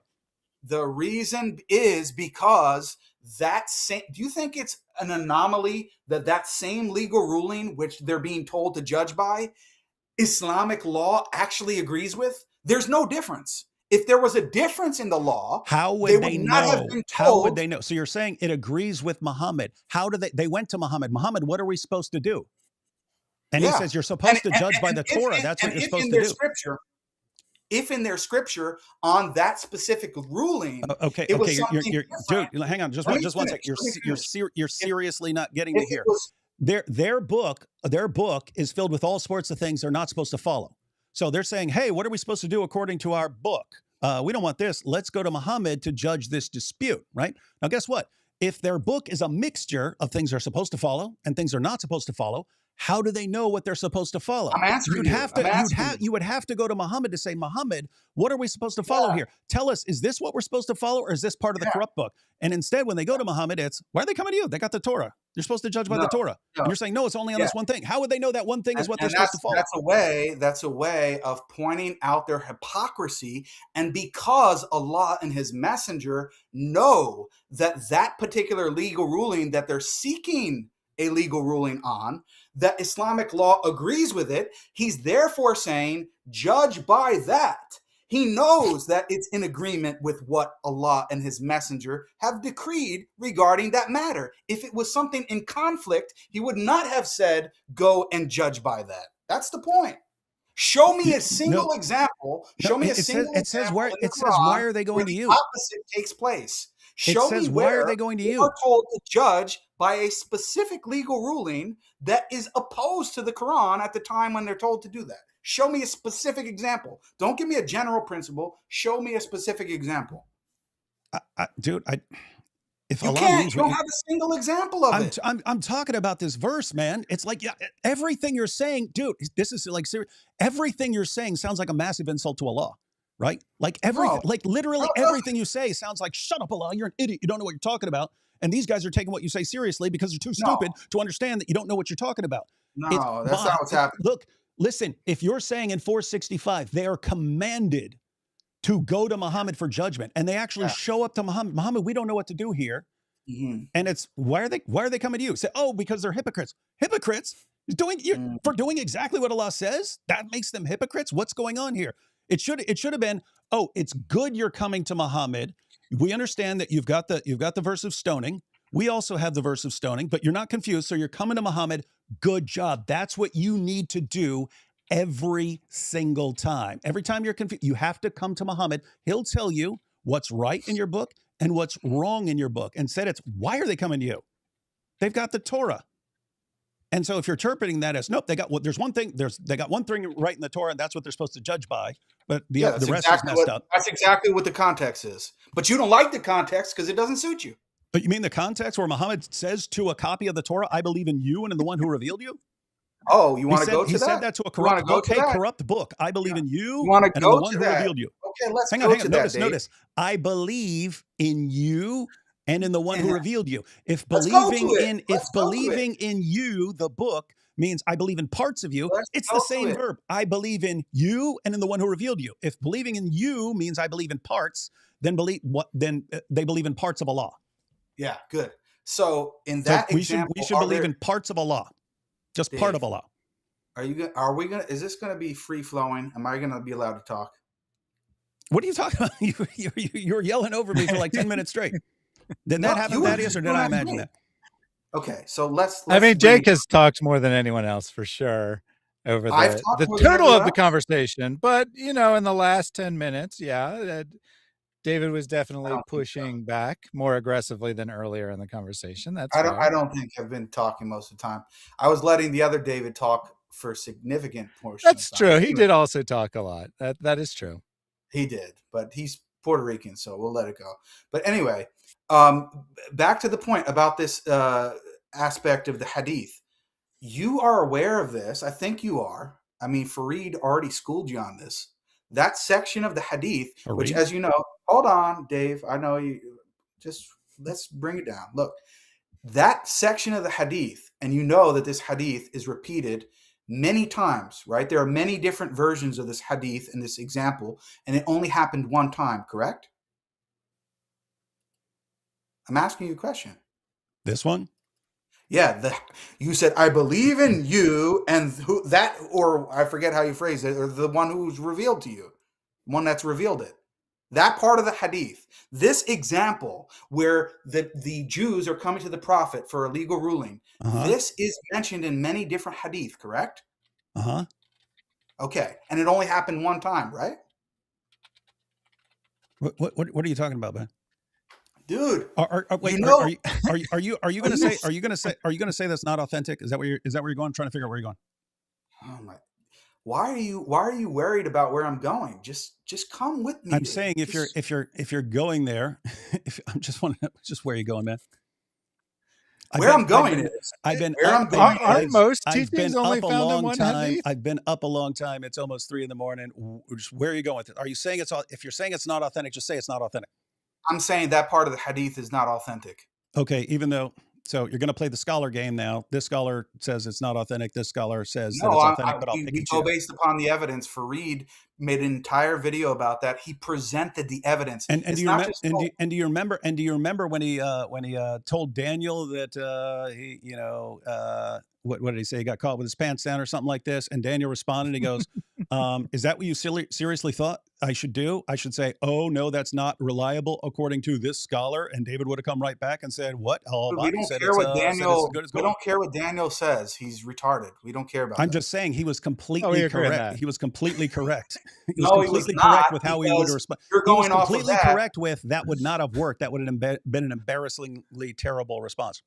Yeah. That's what low IQ people like Daniel say, who promotes low IQ, by the way. That's what people like him say, as opposed to people like Fareed, who have actually studied hadith literature. Daniel can't even read Arabic. Unlike Albani, unlike Sheikh Albani. Did you just say exactly? What's that? Did you say exactly? Huh? He said exactly to something else. It wasn't to Albani. I don't know what you said. Anyway, my point is that aspect of the hadith is not authentic. Why is it? Hold on a second. Albani said it's authentic. Let me respond, dude. Why is it the case that out of all of the ahadith that tell this story, this is the only example where this is mentioned, and you're saying, David Wood, this is the most authentic version of the hadith? Why? What's your evidence that this is the most authentic version of the hadith? Why? Because it fits with your Islamic dilemma? That's why? Was there actually a contradiction? I mean, just because that detail isn't mentioned somewhere else. I don't believe. Dude, what is your evidence that this is the most authentic version of the hadith? It doesn't have to. It doesn't have to be. You need another more reliable hadith saying, "Oh, and by the way, he never said this." But just leaving something out doesn't mean it didn't happen. What are you laughing at, dude? Oh my God! Wait, hang on. Man. Just to be clear, if two hadiths tell the same story and one doesn't include something, you're saying that means that the other one is false?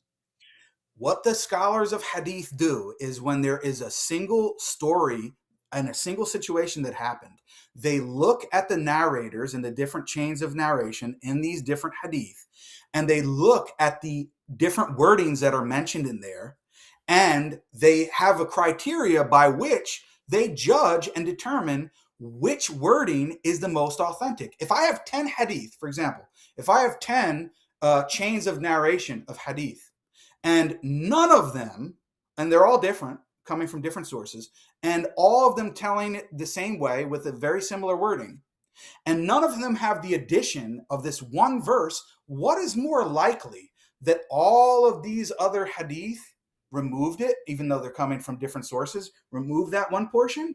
Or is it that this narrator, in this particular situation, added that portion? So they're adding stuff.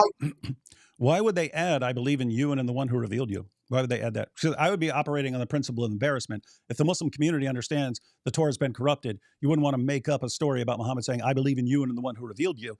And if someone did make it up, I certainly wouldn't pass it on. And if it was clear that someone made it up, I wouldn't expect like Albani, one of the greatest hadith scholars of all time, to say this is solid. It doesn't have to be made up.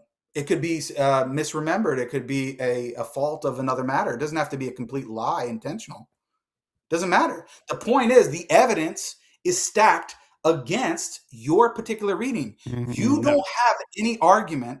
You do not have any argument for, based upon hadith sciences, why we should actually accept this hadith as more authentic than every other version of the hadith, which none of them. You don't have to accept it. You don't have to accept it. If there was a contradiction and you said there are all these people who gave the contradictory version, yeah, you'd go with the contradictory version. They're all giving a different version that leaves that out. You can. Yeah, but it's not contradictory. Yeah. Hadiths do this all the time. What accounts for the difference between them? Different narrator, remember different details. Different people transmitted the same story. Matter of fact, going with the principle of embarrassment, you could say some of the transmitters of other versions of the Hadith were like, we don't want this affirming the Torah because that would lead to some problems. So let's just get rid of that story. Okay, so they all just conspired and just wanted to remove that portion of the Hadith. That's your view. That's not what I'm saying. If you're saying, it's a real mystery why Muslims in some of the stories wouldn't include this thing that was very problematic for them. No, I can see that. Someone just adding it, that's weird. Someone adding it when Muslims are understanding, hey, the Torah doesn't line up with the Quran, but then adding Muhammad says, I believe in you and in the one who revealed you, that would be surprising. Okay. Since it's almost 3 a.m. and we do have to, it's almost 3 a.m. for me, and I'm traveling tomorrow, so I do have to wrap it up. Hey, you want to check out Super Chat? You want to check out Super Chats, Jake? Just give me like 15 more minutes. Look, what I'm saying to you is, I just want to know if you truly believe this. It's not really conceding any argument. I just want to really understand where you're coming from. I asked you before. I just want to see if you're giving the same response. You legitimately don't think that, and based upon your reading of the Quran, and not even just what I've presented, but other things you may have think of from the Quran and authentic Hadith from our tradition, because now you're appealing to Hadith, so it's fair game. You legitimately think that there is no more of a case to be made potentially about, let's say for the sake of argument, that the Islamic position is that the Torah and Injil are inspired and preserved, but not meant to be fully authoritative to be followed going forward, because the Prophet Muhammad is a new messenger and he's for all of mankind. And the Jews and Christians should follow him in terms of his legal rulings. You think that that is just as absurd reading of the Quran and authentic Hadith as the reading that the Torah and Injil are not fully inspired and are not fully preserved. You think they're equally absurd? My brain is fried. Just repeat the options. What was the first option? We'll call this the first option is basically perennialism is false, that the Jews and Christians need to follow the Quran, Islamic law, and the Prophet Muhammad as an authority to make it to paradise. Okay. Do you think that is equally as an absurd a proposition based upon the Quran and authentic Hadith as the proposition that while taking that, saying that the Torah and Injil are preserved and inspired, but we're not supposed to follow them anymore because now we have this new messenger? Yeah, okay, I got that one. What's the other one? That or saying no, the Torah and Injil are not fully inspired and not fully preserved. Based upon the sources, are you saying both of them are equally absurd, or one is more absurd than the other? The second one is massively more absurd. And I think that's what you're going for. The second one's massively more absurd. So if that's what I'm arguing for. Yeah. So if what you're saying is you're taking a better approach because you're going after this one when Muslims are arguing, lots of Dawah guys are arguing for something that's more absurd and more implausible, I would agree with you on that. The claim, the idea that Jews and Christians are supposed to follow Muhammad would be eminently more plausible from a Quranic perspective, because at least I can think of some verses that you're pointing to on that. That would be significantly more plausible than reading the Quran and saying it's denying elements of inspiration and preservation. Yeah, right. So because of that, and because I'm an honest Muslim, you guys are starting to get that I believe the same thing. I believe that the amount of verses that I believe, and you can think I'm wrong, but the reasonability and the amount of verses that I think I can present, and also hadith, to support that claim, versus what I think that the amount of verses and the amount of clarity in which they come with, that I can present textual corruption. And I don't want people to misconstrue this, saying, oh, so Jake believes the Torah and Injil are fully preserved. No, that's not what I'm saying. It's not what you're attacking. Right. And the reason is because I truly believe that I have more evidence, more You have verses. a stronger case. You're going to argue with the stronger case. And if I can't convince you of that, how the hell am I going to convince you that the Torah and Injil are textually corrupted? It's not going to work. So if a Christian in the audience and you, well, I'm not really trying to convince you, but a Christian in the audience or a Muslim listening who may be confused by this thing, okay, if they're not convinced by the arguments and evidence that I'm presenting that Jews and Christians must follow the Prophet Muhammad for salvation, then dude, they're not going to be convinced by anything I'm presenting regarding textual corruption. Okay, because the sheer number of evidences I can present and the clarity of which I can present them, and from the Muslims that I've spoken to, all of them who deal with the Islamic dilemma in different ways and different responses, all of them, the same question I just asked, all of them have answered it the same way. And all of them agree still the same thing, that they believe that the previous scriptures are no longer fully inspired and preserved. So my question is, why the hell have they not been attempting to argue this other point this entire time? And the reason is because people like D. Wood have been so, whether we like it or not, have, and it's weird to me because when you really think about it and you really tally up the number of verses that you use for authority, have you ever done this? Have you ever tallied up the number of verses you use for inspiration, preservation, authority? The ones you use for authority are a lot, and some of them are the most popular ones that are argued over, like the whole section in Surah Al-Ma'idah, chapter 5, verses 43 to 48, 568, 1094, 285. Like, we're talking about big verses that are, argued a lot between the Christians and Muslims on. This is not like, one verse. Oh, Jake, you're just picking up. No, this is a big category of verses that are presented here. So I don't think it's any small matter. And I think that you can kind of see where I'm coming from now. I think we need to stop with this ridiculous assertion that Jake doesn't understand the Islamic dilemma and that his argument isn't even attempting to deal with it. No, it is. But I'm having a nuanced approach because I'm saying, if I can't convince you guys of this, how am I going to convince you of textual corruption? It's ridiculous. Yeah, I get that. And I think so you're pointing out I have a stronger case for this. If I can't convince them where I have a stronger case, then how am I going to convince them where I definitely don't have as much to go on or point to? So let me start by showing what I have the strongest case for. And I think so why wouldn't the Muslims want to do that? I think because if you're thinking of this as like a, stepping stone, like stepping to this, but if someone's just looking at this particular argument, I think their reluctance to go along with this, to side with this approach would be, you have a stronger case for this, but it doesn't do nearly as much as showing textual corruption would. So you have a stronger case, but it's not doing as much as what we would like to do. Whereas if you're saying, hey, this is a stepping stone, we've got to get them to agree with this, then we can move on to the other issue.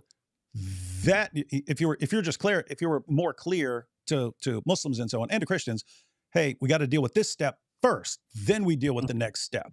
They might. Yeah, that's what I'm saying. That's exactly what I'm saying. That's what you're saying right now. And I'm saying a lot of the people who are saying, dude, you're not even in the right ballpark. If you're like, no, this is step one. You got to convince them where we have the stronger evidence. And this, as you're pointing out earlier, well, might this not shake your confidence in the way you've been interpreting verses? And once that confidence in the way you've been interpreting verses is shaken a bit, maybe then we take a closer look at the preservation verses. That where you're going? Because David, let's be honest. I'm not saying you are because you don't agree with me, right? But if you came out on this live stream right now and you said, Jake, all those verses that I've been using about authority, you know what? I was wrong about them because you've presented clearer and more abundant verses that show me my interpretation of that wrong. It was wrong. So I was wrong about 543 to 548. I was wrong about 568. I was wrong about 1094. I was wrong about 285. Dude, you're telling me that wouldn't shake the audience? They'd be thinking, I thought he was the Islamic, what do you call yourself? Islamic Deliminator. Yeah, I thought he was the Islamic deliminator. And now at least maybe like 40% of the verses he was using, he was actually misinterpreting. Damn. So maybe now that's going to give us pause about some of those other verses. And you also rightly recognize that some of those verses actually overlap with preservation and inspiration. And now we're going into that, and it's all about general versus specific. So if you carry that principle over, now we start moving to other things. Come on, people would say, wow, David just conceded a lot. Like, I'm not saying you believe that, but if you did concede that, it would be a big deal. It would be say, I was using these verses for 20 years and I was wrong. Wow, Jake, you got a good point. Correct. Just so you know, I agree with what you're saying here. Yes, if I came out and I said, all these authority verses I've been quoting, looks like I was actually wrong about these, that would have implications for anything I've been interpreting in the Quran. So yes, I agree with you on that. Right, so exactly. I agree with you that you have a better case on this issue.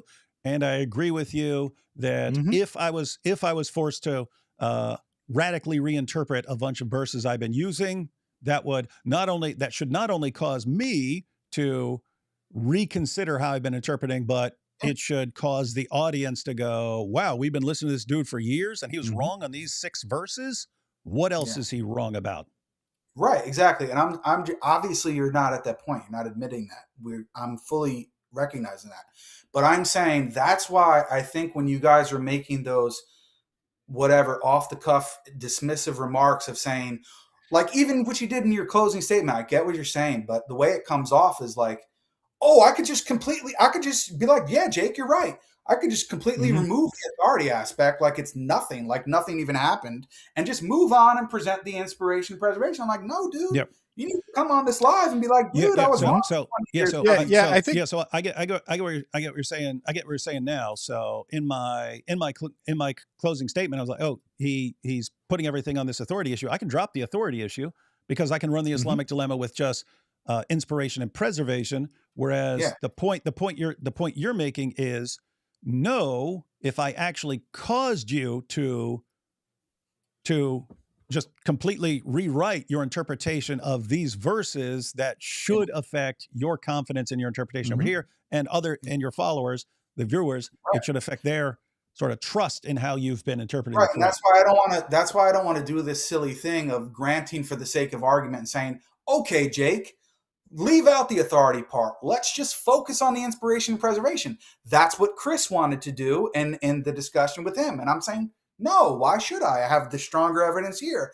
If you don't agree with me, let's talk about why you don't agree with me about my interpretation of this category of verses. I'm not just going to move on for the sake of argument and act like, no, you guys haven't been saying this for 20 years, at least you, the other guys, a lot less time. But that's where I'm coming from. I'm not going to just grant it for the sake of argument unless I beat David to a pulp and I get him to come on his live and admit he was wrong for 20 years about these verses. I'm not moving on to talking about these other things about preservation, inspiration. It's a waste of my time because nobody's going to be convinced by that. I do, if you give me just 2 minutes, I just want to show you just one hadith and see what you think about it. Can I share my screen? Yep. Which I think is a strong evidence against your view on authority. How do I do this? Share screen. Okay. Is it coming up there? There you go. Okay. So if you can see it on the screen, this is sunnah.com. This is a hadith from Bukhari. So it's authentic. It's narrated by Ibn Abbas. It says, Allah's Messenger sallallahu alaihi wasallam said to Mu'adh bin Jabal, when he sent him to Yemen, you will come to the people of the scripture, people of the book. And when you reach them, and this is also, it's narrated in other hadith collections, I'm just saying, but the wording is pretty much the same. And when you reach them, invite them to testify, the people of the book, that none has the right to be worshipped except Allah, and that Muhammad is his apostle. Now, David, your interpretation is, you agree with this so far. This is, according to you, what Islam requires. They just have to believe that there's only one God, basically, that has the right to be worshipped, and Muhammad is his messenger. If you accept that, you're good. But you can still judge by your scriptures. But then it says, and if, this is conditional, if they obey you in that, meaning the companion who was being sent to Yemen to the people of the book, if they obey you in that, it's conditional, then tell them that Allah has enjoined on them 5 prayers to be performed every day and night. So if they accept what you're saying you're supposed to accept, then you proceed and you tell them that they must obey you in making the 5 daily prayers. And then notice the wording. It says, and if they obey you in that, then it continues, then tell them that Allah has enjoined on them sadaqah to be taken from the rich amongst them and given to the poor amongst them. And if they obey you in that, then be cautious.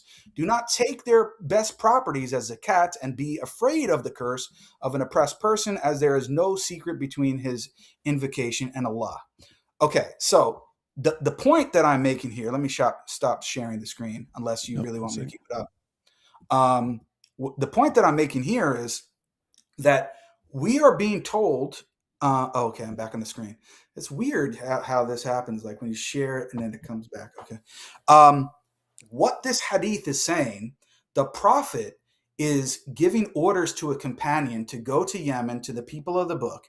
And he's like, okay, prophet, what am I supposed to do? How do I deal with these people? Well, you tell them, and if they say the shahada, then you tell them about the obligation. The Arabic says it's fard. It's obligatory upon them to actually perform the 5 daily prayers.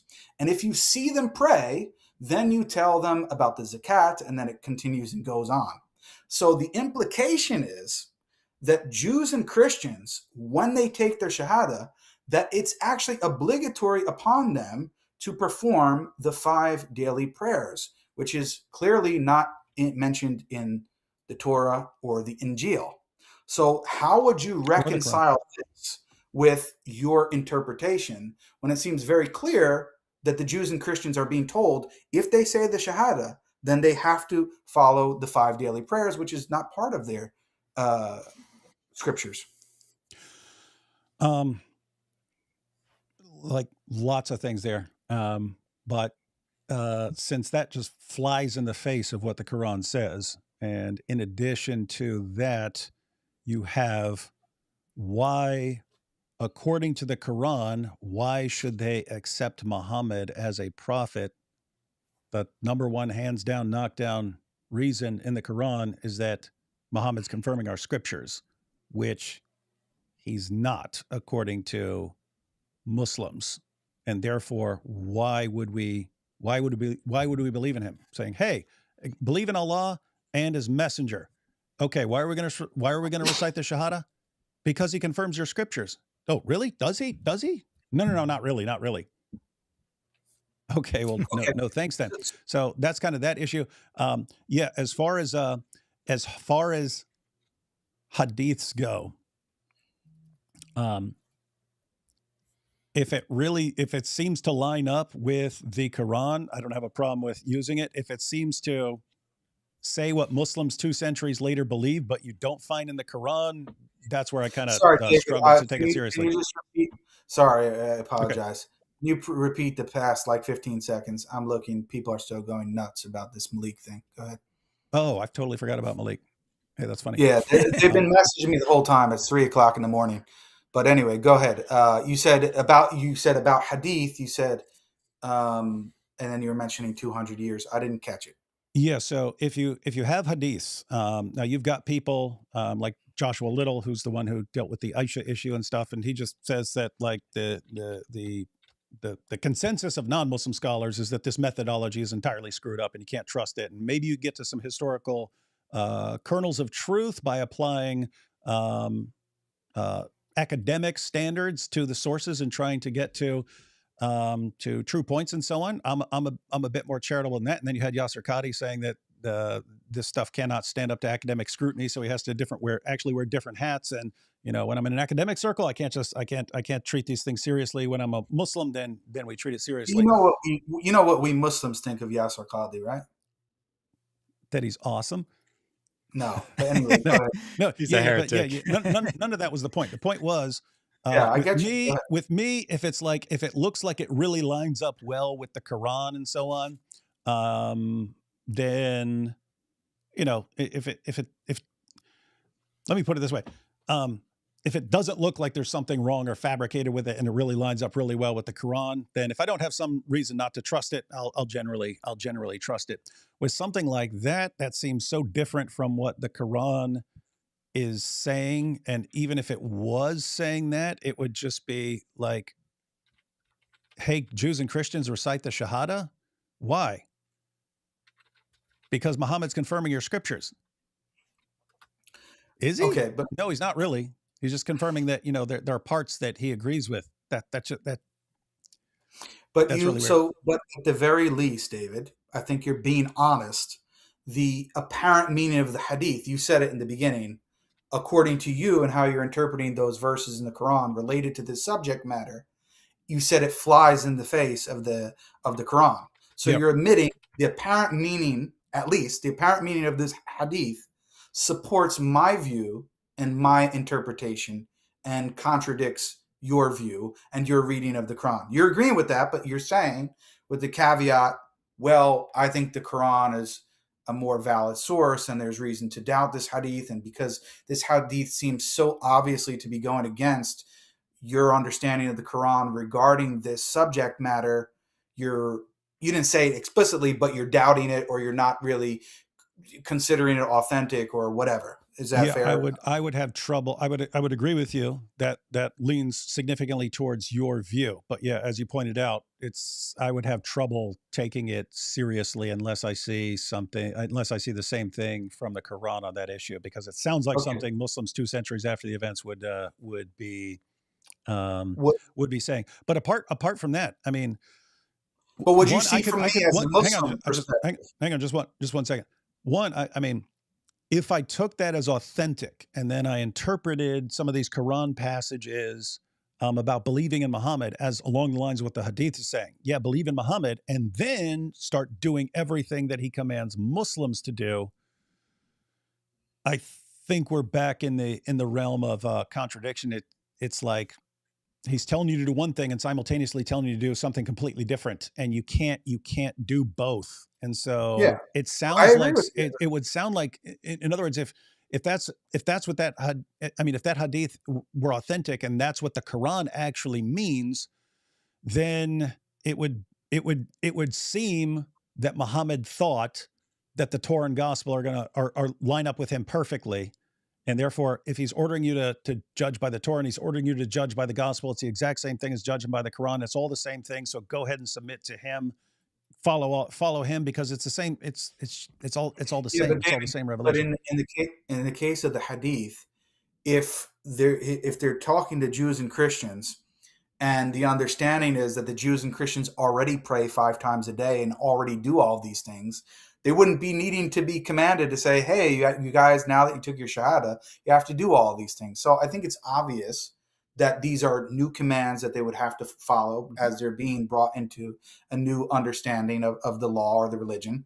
But I'm saying to you, can you see, at least from a traditional Sunni Muslim's perspective, that when I read this hadith, and because I do think it's authentic, that I take that meaning, and I'm not saying that miraculously now, I just presented you one hadith, right? I'm not saying miraculously now all of David's interpretations of those automatically goes by the wayside. No, of course we have to go through each one of them one by one. I agree. But at least it's counting as evidence on my side of the scale for what my view is, what I'm trying to present. Excuse me. I believe that I can present, when it comes to hadith, dude, I think I got you big time. Like there's so many hadith, I think, that support this view. And maybe you're going to say, well, Jake, that's because it's a later development or whatever. But anyway, I think that if it was just this one hadith, I would say, oh, maybe it's anomalous. This is kind of weird. But there's so many hadith like that, number one. And then I think there are better ways to interpret those other texts that you're interpreting in a different manner. But I mean, this is another question. This is the last question I have. Don't you think it's kind of strange? Like, why do you think? Because the view that you're presenting to me, I would just in shorthand, I said this Avery, but basically call it perennialism. Like it's multiple pathways to God. Like you can believe in the Prophet Muhammad, but you don't have to follow his laws. You can do these things. You can have different rituals and different kind of things. I mean, and, to be clear, you also have what sounds like that in the Quran, Surah 2, verse 62. No, I know. I'm saying that's what you're saying the Quran is saying, right? Mm-hmm. I'm just using the term as shorthand, so I don't have to explain it every time. So your basic, like, why do you think, because most Muslims don't have this view. Like there are some pockets, maybe a few people that promote perennialism, even Christian perennialists and stuff like that. But like most Muslims all throughout history and all historical documents that we have didn't seem to have this idea and this understanding of perennialism. Like, why do you think there are hardly any so-called Muslim perennialists today and throughout history? It's as if they didn't really understand the Quran in the way that you did or do.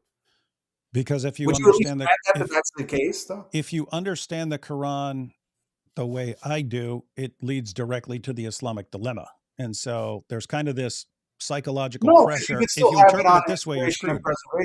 You could still have it on inspiration and preservation, but just deal with this perennialism thing differently. Remember, you could still run the Islamic dilemma on that. But I'm saying on this particular point, most Muslims all throughout history, like overwhelming majority, like I would say 99%, never had this view. Like they always viewed the Prophet Muhammad had to be followed by Jews, Christians, and everybody. So they could have that view and still run into David's Islamic dilemma. We already went through that. I'm already granting that.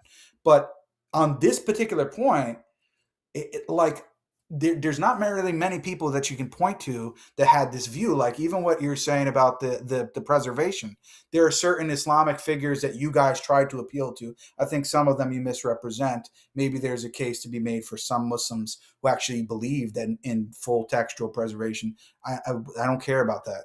But I think there's more of a case to be made for that than trying to find a whole bunch of Muslim perennialists. I don't really think you see that.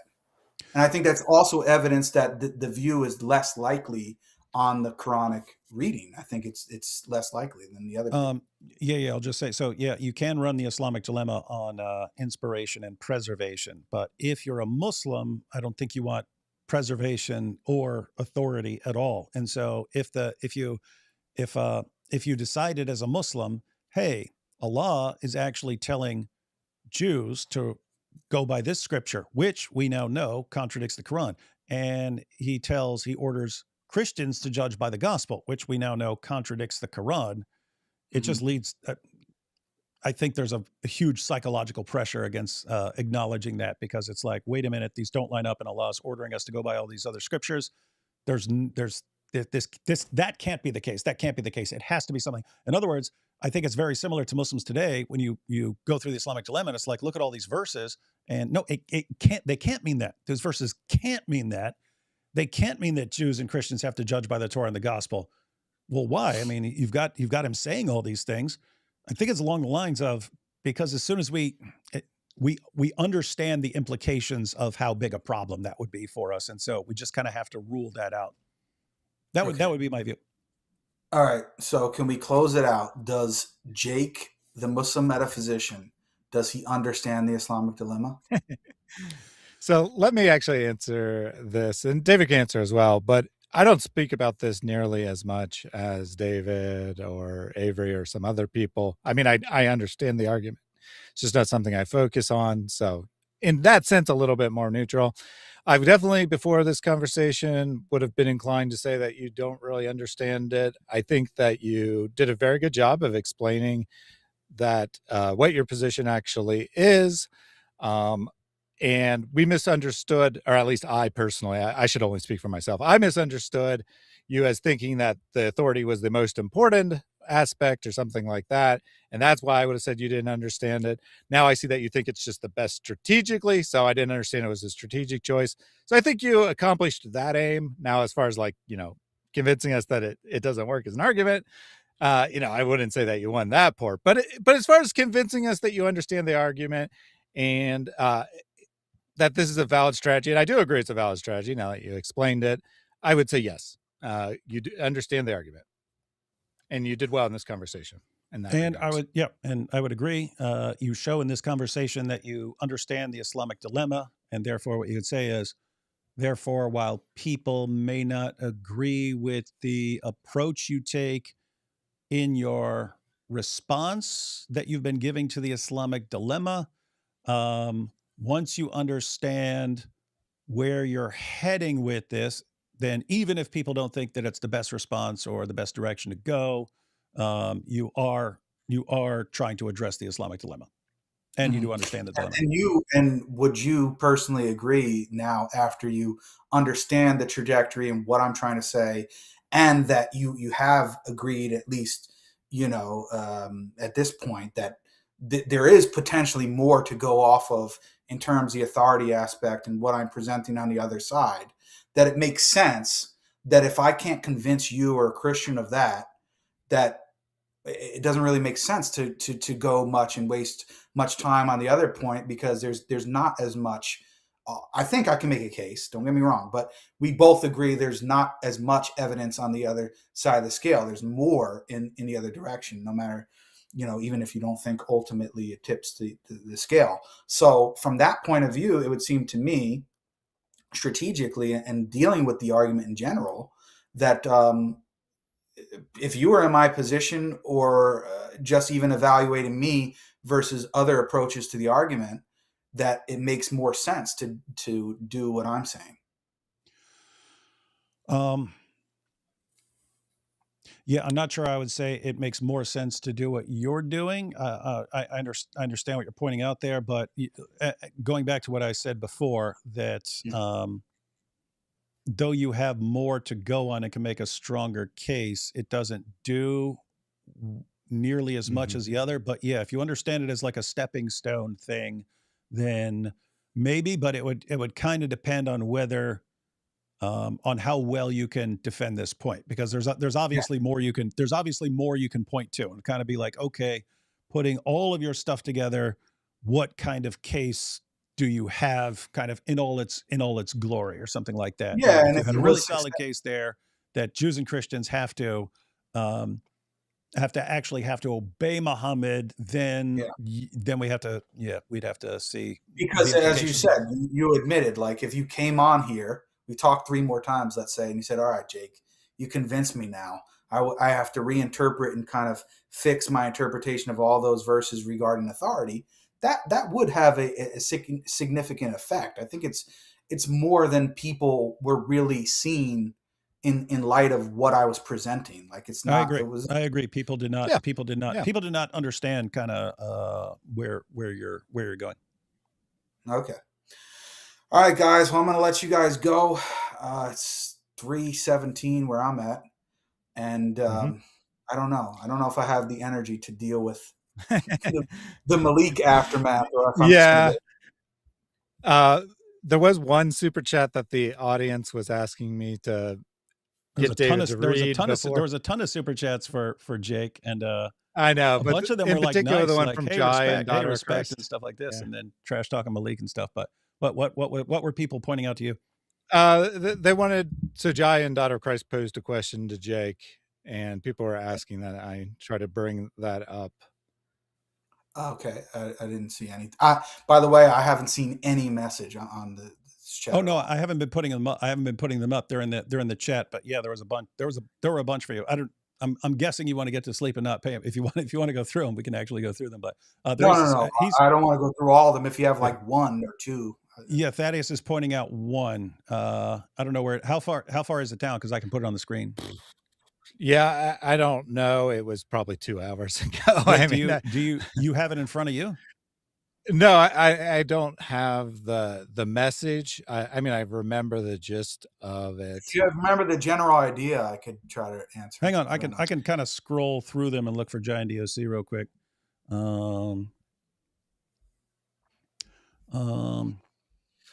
I believe it was 1999. I don't know if that helps. I'm pretty sure I remember that. No, I found it. Okay, cool. It says, and I actually just found it at the same time. So there you go. That's good. It says, Jake, why?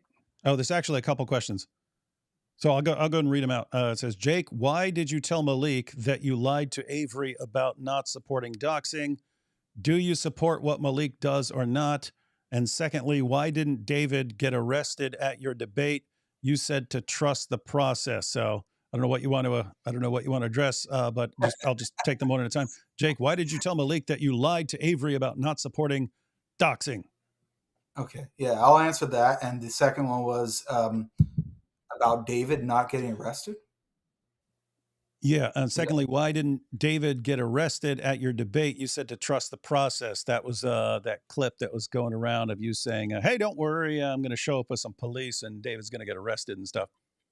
No, I don't. Well, I don't think I said that I'm going to show up with some police. In fact, it was the other way around, right? The police showed up to protect you guys, really. But no, I never had any plan to show up to the event with police.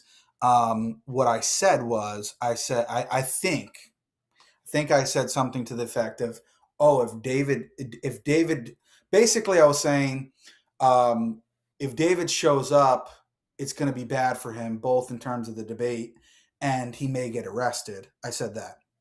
I didn't say that I was bringing police or anything. And why I was saying that was because Maleek was presenting this. I don't know if you want to go into this, but was presenting that there was supposedly this victim that came forward, which was the actual victim, and that she filed a police report. And, she was presenting all the evidence for whatever actually happened. And I thought this was the case because it wasn't only Maleek but other people told me that, this woman, she went to the police station in Virginia and she, we're just waiting to get the police report back. So I'm thinking, oh, well, yeah, maybe I honestly thought maybe you might not make it to the debate. I thought you weren't even going to make it because something was going to happen, that you were going to be pursued legally, maybe arrested. I don't know. I honestly believe that. Now I haven't been following it much in detail over the past couple weeks because I've been so busy preparing for all these different debates. But I haven't seen the police report. Have you guys? No, Maleek hasn't mentioned it again. And just as the person who knows best, that was the most ridiculous fake thing I've ever seen in my life. To be clear, I have committed crimes, and there are still crimes that I could be charged for. And if anyone ever actually came forward from something I did when I was 18 years old, there isn't a statute of limitation on those crimes in Virginia. So if anyone actually came forward, I could still be prosecuted for having sex with an underage girl. So that could happen. Just it's not going to be based on that without someone committing the felony of filing a false police report. And that's why I would be shocked if they ever actually go through with filing a false police report, because that's a felony. Then they'd be in trouble. Yeah. So I had people present, not only Maleek, but other people presented more information behind the scenes that this police report was actually filed. So I believed it. I was thinking, yeah, well, I was kind of joking in a way, saying, well, if David shows up, I'm going to get him and beat him in the debate. And if he doesn't show up, it's because he's going to be arrested. Mm-hmm. It was kind of a joke, but I thought it might have genuinely possible because it was like a few weeks at least before the debate was supposed to happen. And I thought that this person, even if it was fake, right? So let's say that it was fake and it was all set up. Even if you could be arrested on a false. Yes, I was thinking, even if you weren't arrested, if, for example, if this actually happened, somebody filed this police report a week prior to the debate, let's just say, and it was totally fake, or from your point of view, it was fake. But just that looming there and being questioned about it and potentially arrested or just going in for questioning and stuff, that could have, impeded you from coming to the debate. So this is what I'm thinking. I thought that there was actually a police report being filed. Now that it's a few weeks later, and I don't think anything came out, looks like it was either a lie the whole time, or I don't know. I don't know really what other way to explain it. So that's on the David thing. But I don't think, I mean, unless I'm crazy, I do have lesions on my brain. But unless I'm just not remembering, I don't remember saying that I was going to bring the police to the debate. I don't think I said that. I think I said like, oh, either David's going to get arrested or like I'm going to pummel him at the debate. Anyway, that's how it was in my head. On the first point about Avery, why I think the question was, why did I say to Maleek? Yeah, I just put it on the screen. Jake, why did you tell? So let's talking about the screenshot. Snitch Maleek posted a screenshot of you go back and forth, and we didn't see what came before it or what came after it, but there was something in there. Thaddeus, do you have it? Do you? I don't remember.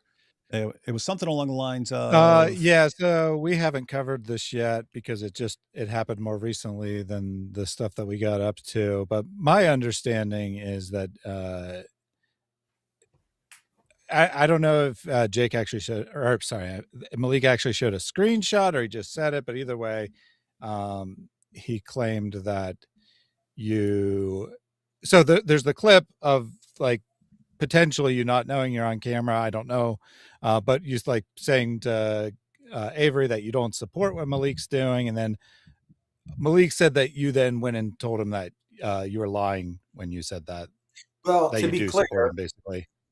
To be clear, I mean, I didn't know for 100% sure that I was being recorded, but I thought I was because there's a lot of people with cameras there and Avery was standing talking to people. So I thought I was. I wasn't doing it as if I didn't think I was being recorded. But I said it very generally and vaguely, like I don't agree with this sort of thing that's going on. You did. That's correct. Yeah, we interpreted it as not supporting Maleek, but I think you actually just said there's stuff going on that I don't support or something like that. Yeah, I just meant to say it in general terms, and I didn't even get specific. But I said on both sides, and I told David this, and he was honest on prior streams. Like, I told him I don't support the Quran desecration and that stuff going on, and some things that the Muslims are doing and saying.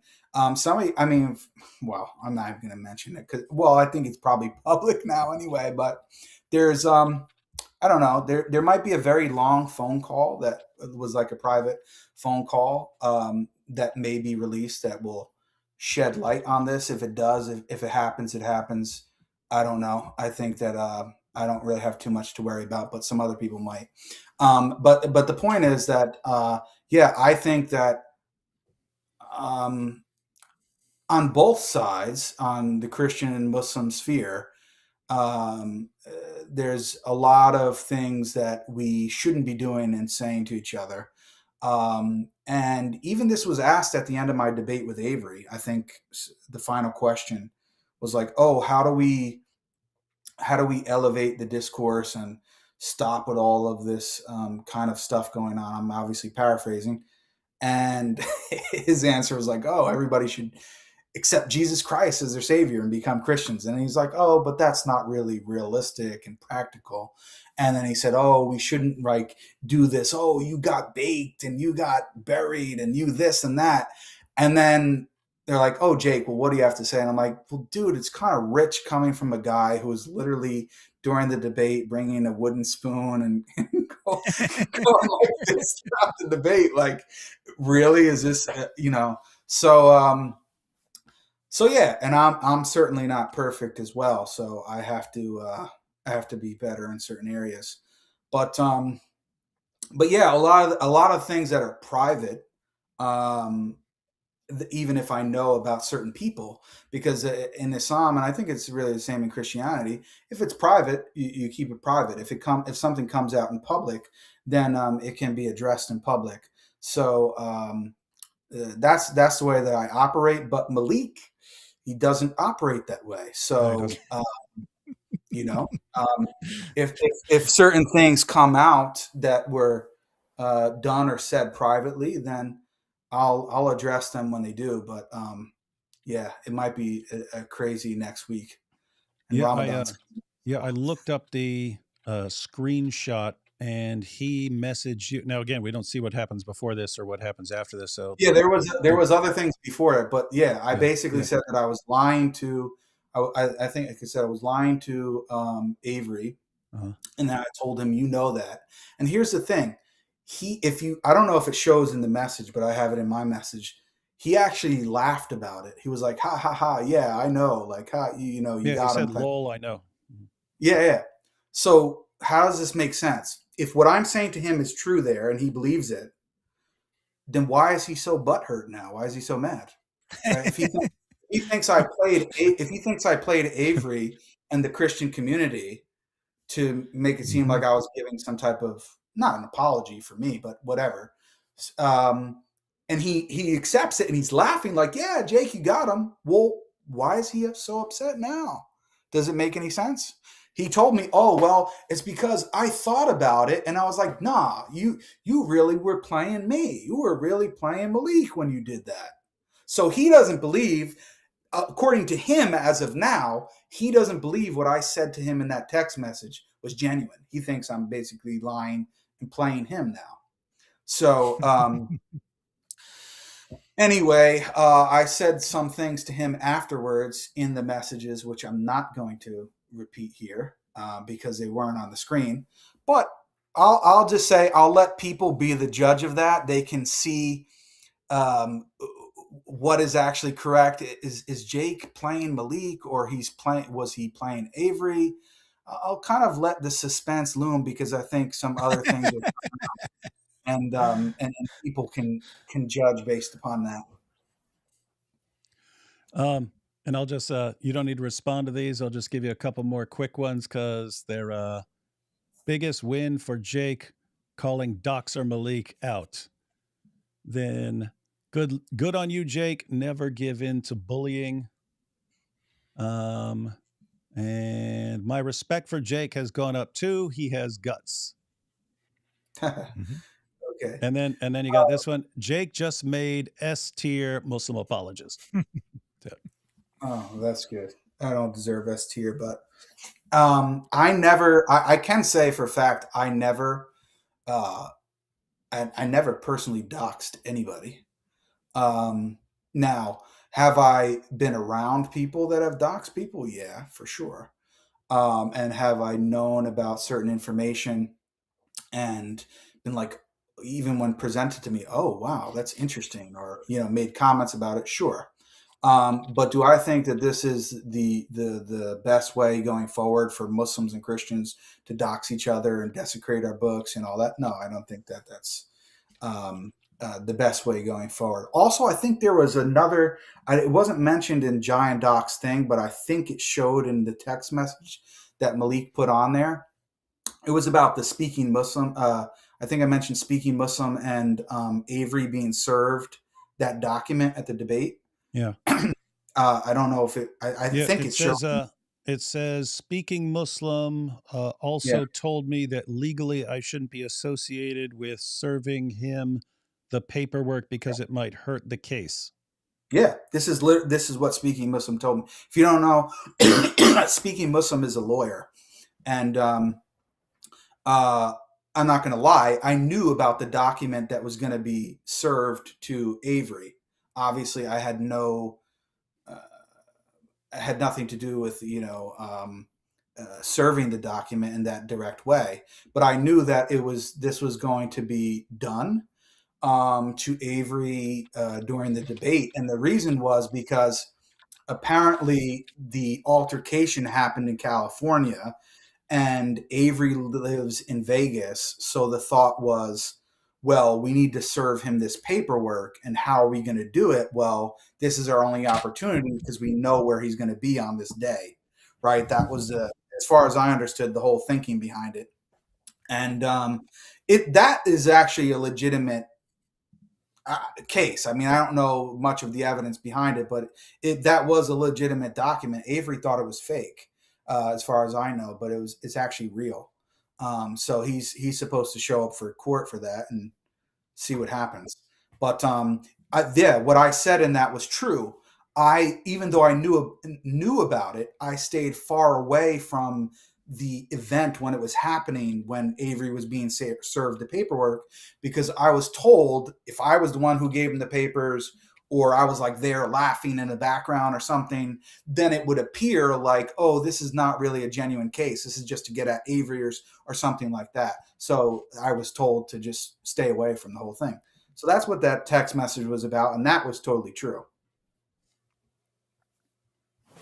But anyway, I think I better get going. Yep, get some sleep, man. Yeah, definitely. Appreciate the conversation. It was really nice, honestly. All right. Thanks, guys. Anyway, we definitely don't agree on a lot of things, but I think we had a decent conversation. So I can Couple appreciate decent conversations. Yeah, with two Davids, two for the price of one. The real Mexican David Segarra. Mm-hmm. But exactly. Anyway, I'll catch you guys later. All right, man. Let us know if you ever want to have a discussion again. Yeah, sure. Oh, and by the way, I forgot to mention this. One of the reasons why I came on originally was about the whole David thing, and it was because you guys had me on the thumbnail, so it wasn't like I was, thumbnail with Jake with the heretic thing. So I wasn't just reading into things or coming on out of nowhere. Like I was a major theme of the video, so that's the reason why. Mm-hmm. You're good. You're good. Yeah. All right. Anyway, talk to you later. All right, man. Catch you later. That was fun. 7 hours, man. Yeah, in the last 4 or 5 hours, I barely said a word. So, what should we do? Should we finish the video or just scrap it, retitle this, say Jake shows up for live stream, and then just cover it on a different day? I don't know. What do you want to do? Yeah, well, I think you probably were only actually a little bit over halfway through the video. I know that we did 7 of the 10, but there's also a couple honorable mentions and the ones get longer. So I think you're probably maybe like 60% through the video. So I would say whether you want to cover it another day or not, I would say probably just a good idea to scrap it for today. All right. We're going to scrap finishing the video, guys. We might just get together and make it make a quick one. Either yeah, we could do the top 3. Right, we had 3 left, so we could do the top 3 Dawa fails in a separate video or whatever. We just start over. But oh, okay. I'll interrupt less or something like that. We could keep it shorter. What do you think? We good to burn through these super chats here? Yeah. We can do that. It's a lot of super chats, and it's funny because some of the ones. Like before Jake jumped on, when people are responding to Jake in the video, were mean towards Jake, but then they got more favorable after he like showed up and then called out Maleek and stuff like that. So it's actually funny. So I'll give you an example. So here we have this is all the way back on Junior from the video. Junior also has quick access to bananas in his room. Nice. Here's one about Jake. It's rather funny how Jake was ranking the Muslim apologist, then crashed and burned against Avery. But then again, the Quran is so full of contradictions, such as paradise being filled with lust, gluttony, and drinking, while Allah banning it in life. So there you have a negative comment about Jake, but they warm up to Jake. They warm up to Jake as he continues for hours having discussions. Been following the Maleek stuff so long, I could probably quote most of this lol 9 times. 9 times, chat. No, yeah, 9 times. He's been married 9 times. That's right. Yeah. Yep, we've heard that so much we can actually probably quote a lot of it. Hey, Jake, it's not too late for you to turn to the Lord Jesus and be saved. Hope he's watching this afterwards. We all know Mike Jones is a retired H-Town rapper. Yep. Yeah, he is. Looking great with sombreros. Greetings from Mexico. JB, why you here, bro? No V-Day plans? Who's that about? So JB has Jake, I guess. And Valentine's Day plans. Jake, hop on, bro. Oh, okay. So that's back when he was in the chat. Adam Soleil and Ortha Duck Lips are both 5.5 feet tall. I know Adam Soleil is short. I've seen him. I saw him in Times Square. I don't know about Ortha Duck Lips. IP looks like a pimp for female leprechauns. That's a good one. John 14:27, Christ loves you, Jake. Come home to him. Jesus died and rose for Jake too. Jake, much respect for showing up. Oh gosh, some of these are good comments, man. Wish he'd stuck around. Again, hopefully someone can message him and say, hey, you should check out the super chats that they read after you left. Jake, much respect for showing up, brother. Christ loves you too, brother. He calls all of his sheep to his fold. You are one of his. Listen for his voice and you will recognize it, and he will welcome you with open arms. Jake, you sure you should be here? Make is watching. Oh, that's yeah, he corrected it. Maleek. Maleek is watching. You sure you should be here? Maleek is watching. I have to say, it's one thing showing up on our live stream and wanting to start a discussion about something, but knowing that Maleek is going to flip out and doing it anyway, that's you can give a lot of props to, even if you disagree with Jake on all kinds of other things, you can give him props for doing that. Yeah, and kudos to him for saying, sorry, I'm distracted. Maleek is coming after me, sending me 50 messages a minute.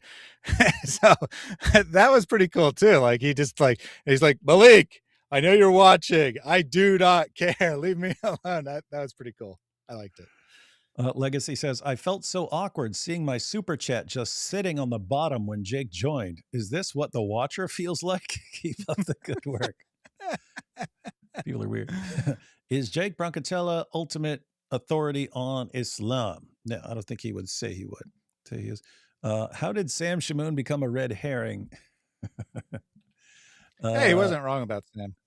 Jake, the truth is Islamic dilemma is not for you to defend its past defense, but to open your eyes to the truth, which is Christ Jesus and his peace. Why does Allah use a tablet and a pen? Didn't he know we'd have iPads in the future? Won't Quran come like a pale man, sir, like flock of birds? Wouldn't that be eternal? No, that wouldn't be. Not the pale man and not the flock of birds. That wouldn't be eternal. Those happen at a point in time in the future.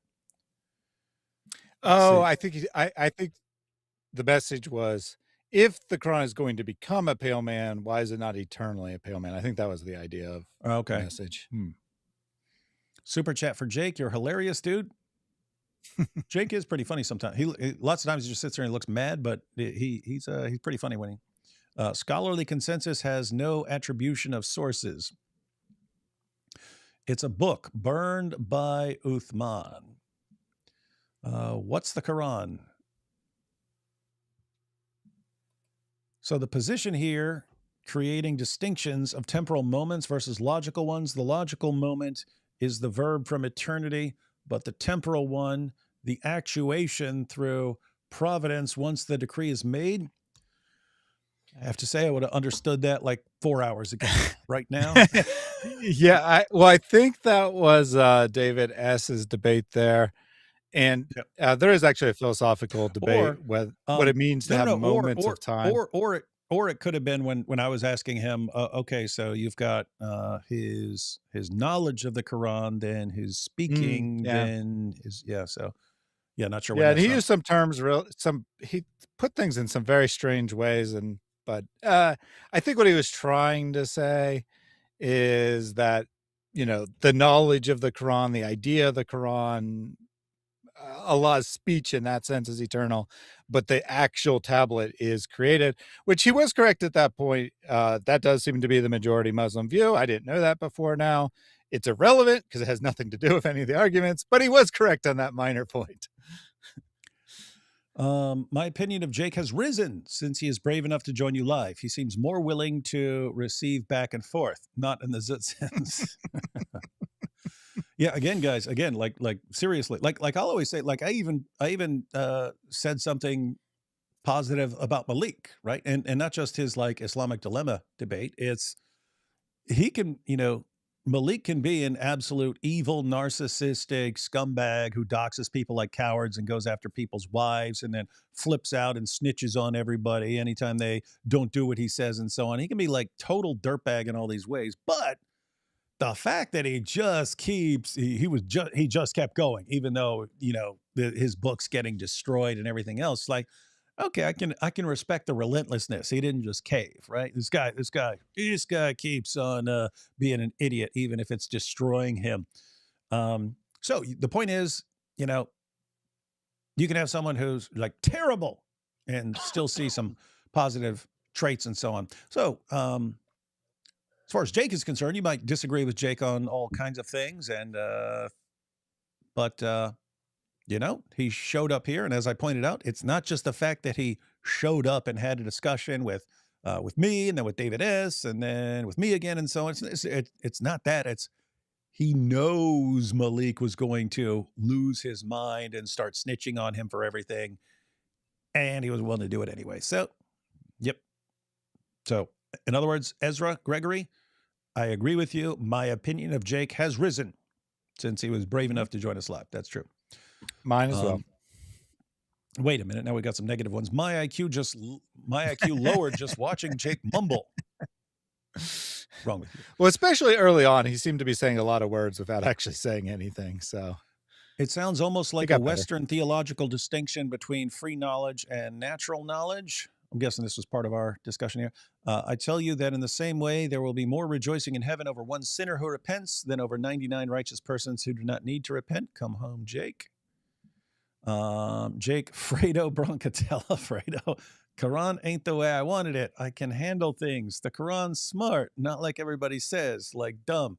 You know what's crazy? I've never actually seen The Godfather. I've seen that clip, but I've never actually watched The Godfather. And I've seen lots of movies. But it was weird. I was kind of like, everyone says you have to watch that movie, and so I'm not going to do it. And they say that the sounds Trinity, like you. yeah, and they say the Trinity make no sense. Yeah, that's what's interesting. Once they break down their word of Allah and his revelation, all this stuff, and it's like complaining about the Trinity. Before creation seems sloppy. Being charitable, I think Jake means before the creation of the world. He's not distinguishing logical and temporal moments. Did Allah write the tablet with his right hand or his right hand? Getting tired. Where's Ibn Masud's lap? See, some of these I'm glad I didn't read because you guys would have derailed our perfectly friendly conversation. Is the tablet Samsung or Apple? Apple. Jake, you just made the Trinity sound easy. What about actions outside of time? Yeah, that's a good question. Man, this guy's almost as bad as Mike Winger. Some of you are just being mean for no reason. What's wrong with you? 3 equals 1, Yahweh, God, Allah, or Torah, Gospel, Quran. I guess if it's all Allah's speech. And can Jake stay to see who makes number 1 in their countdown? Oh, yeah, that's when we were going to, people thought we were just going to, because he almost left. He's like, yeah, I just wanted to clarify that. We almost wrapped up. And we were just going to continue with the video. I know. We should have just let him go. What are you talking about? You would have only cool. stayed 20 minutes. No. It was good. It was definitely good. And then David S. showed up, and so they had a good discussion for a while and stuff. So, no, that was cool. Imagine Mike Winger with the same hat, the Wingeling, instead of the Muslim metaphysician, the Wingeling. This might help me understand. How does Jake understand the statement of Jesus, my Father is working until now, from his paradigm? That would have been a good question. Yeah.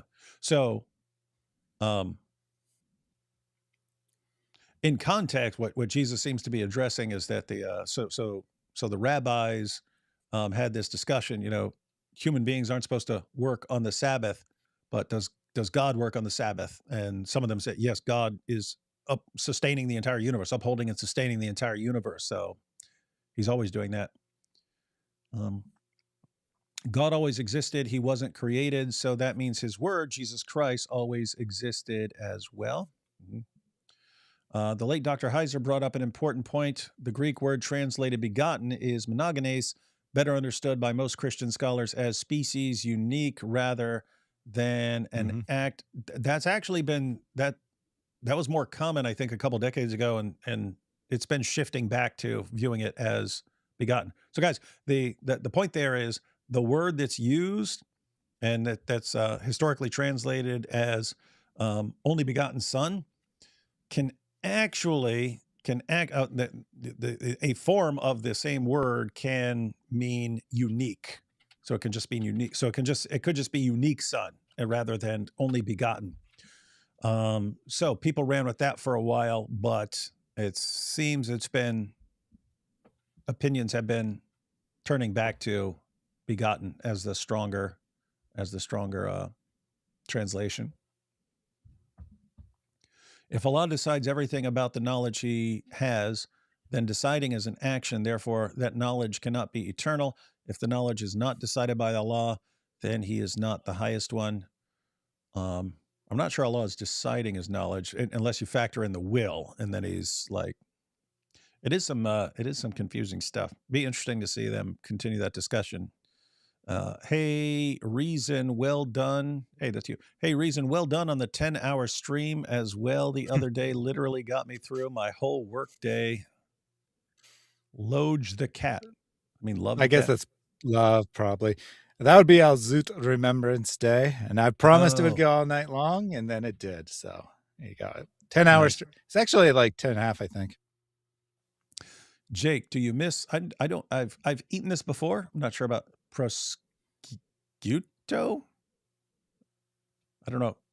I haven't heard it pronounced, so I'm not sure. Iron sharpens iron. Glad this chat is happening. Yep, cool stuff. I honestly really want to like Jake, but these nice Jake moments are always followed by him saying something dumb. Hopefully he doesn't do something tomorrow. To be fair, there are probably Muslims who are like, I really want to like David, but every time he does it, he eats the Quran.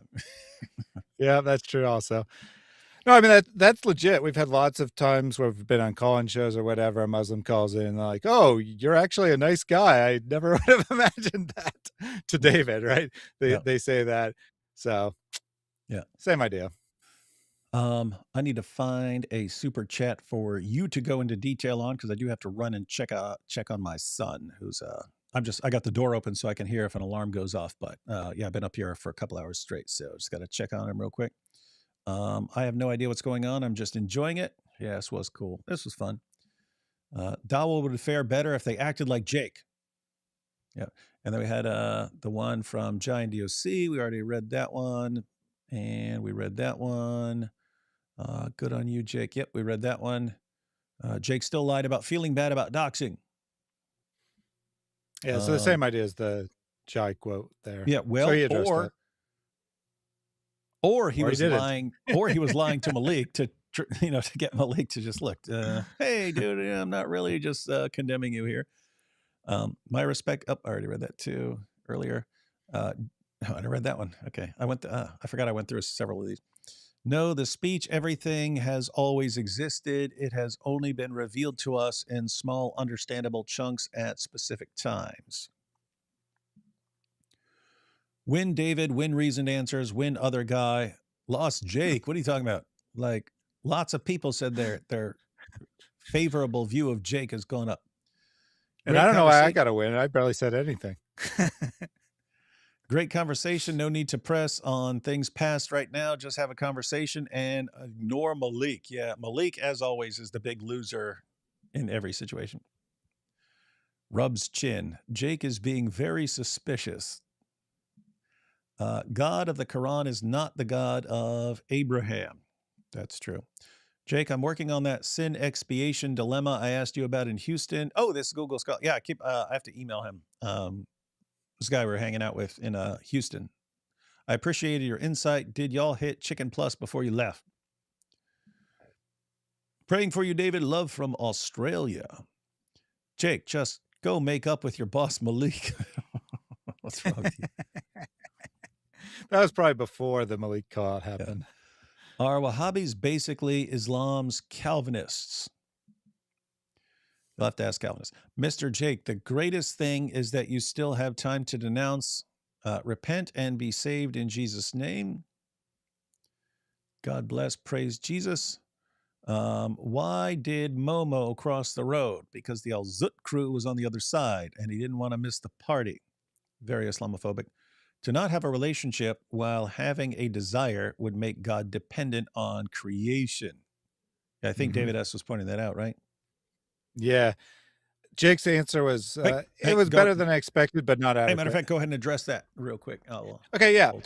So David S.'s argument, and this is an argument I would make as well, is that either, right, relationship is not a good and not something that God would desire, which most people would deny.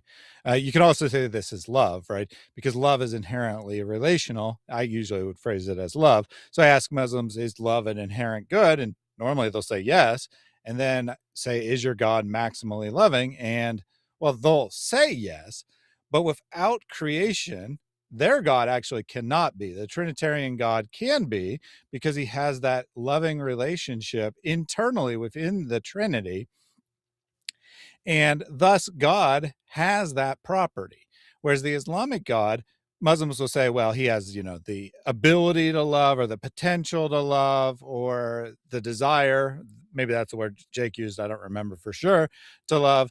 But he only actuates that through creation. And they don't understand why this is a problem, but it is actually exactly the problem that Jay Pendragon said, is that this makes God dependent on his creation. He cannot be maximally loving, because certainly actualized love is greater than potential love, even if we grant this idea of potential love, which doesn't even really work by itself. But even if we grant that, then actualizing the love is greater. So that God cannot be maximally great, assuming love is a great making property, which most people will agree it is, or relationship as worded here is a great making property, because without creation, right? And thus he is dependent on creation to be maximally that thing, which is essential to his nature. Because if he's not maximally loving, then he is not God, because even a human being can, in a sense, be maximally loving, and God should be the maximal of all great making properties. Now, Jake's response to this was, he sidestepped the problem with the Islamic God by suggesting this also is problematic for Christians in a very different way, which I thought was interesting. To his credit, I actually did think this was interesting, his attempt to deal with this, in that, well, then the Trinitarian God would never create, because he doesn't have a need to make that creation, or a purpose to make that creation, because he's already maximally loving. He already has that relationship. Again, they didn't actually use loving, but I'm using my word the way I would phrase it. But David and Jake just talked about relationship, as far as I remember. But because he already has that relationship, then there is no real explanation for why he created, whereas Allah has the desire for that relationship, and thus there's a greater reason why he would create. And I could actually potentially see what Jake is saying there, that there's a better explanation for why God created in his view. But the problem is that in his view, God actually needs to make creation. So yeah, there is a much greater reason for why God created, but it's not really the win he thinks it is, because it makes God completely dependent on creation. He can't be God without creating. Which then, if he's dependent on his creation, obviously he's not completely and totally independent, and thus the idea of him being God, at least in the normal understanding of what God is, completely fails, because God must be the one independent thing that is not dependent on anything else. But how does the Christian solve what Jake raised there? And the Christian understanding would be, because of God's nature, because he is loving, right? By his very nature, he is loving. It just naturally outflows from his nature that he creates in such a way that relationship is made maximal, right? That there is maximal relations, and that is the essential of the Christian view of God, that God is relational, that the Christian view is that we are in relationship with God. At least we're either in wrong relationship or right relationship. And thus it's the Christian view, creation, God is not dependent on his creation because he doesn't need it, but creation flows naturally out from God because of his nature. I don't know how much you actually heard, but probably nothing. I only heard the end, but I was like, this was some nerd stuff when I left, and it was still nerd stuff. Like 7 Well, I had minutes to later, keep talking. I had to keep talking. So I explained the argument. I explained what they were arguing and what the actual proper Christian view is, or at least how I would think about it. Yeah. So I left you talking about Star Trek and came back. You're still talking about Star Trek or something. Well, philosophy is pretty nerdy, but you just had a 7-hour stream on philosophy. So I don't know. Had to be done. If God eternally desired but didn't eternally have, is his power sufficient? Hi, David. One, would you debate with me on is Jesus is a God? Next question. Well, my earlier super chats have gone answered. Basically, David S.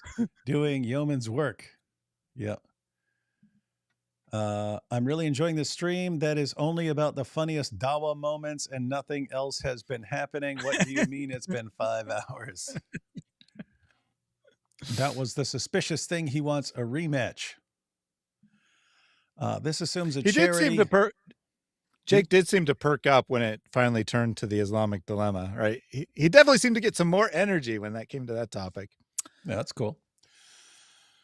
This assumes a charity. By the way, just a little side note on a serious note, it is cool to, you have an actual time debate and stuff like that. But, at the end of the day, it's good to just sit here and have a discussion and get a better idea of people's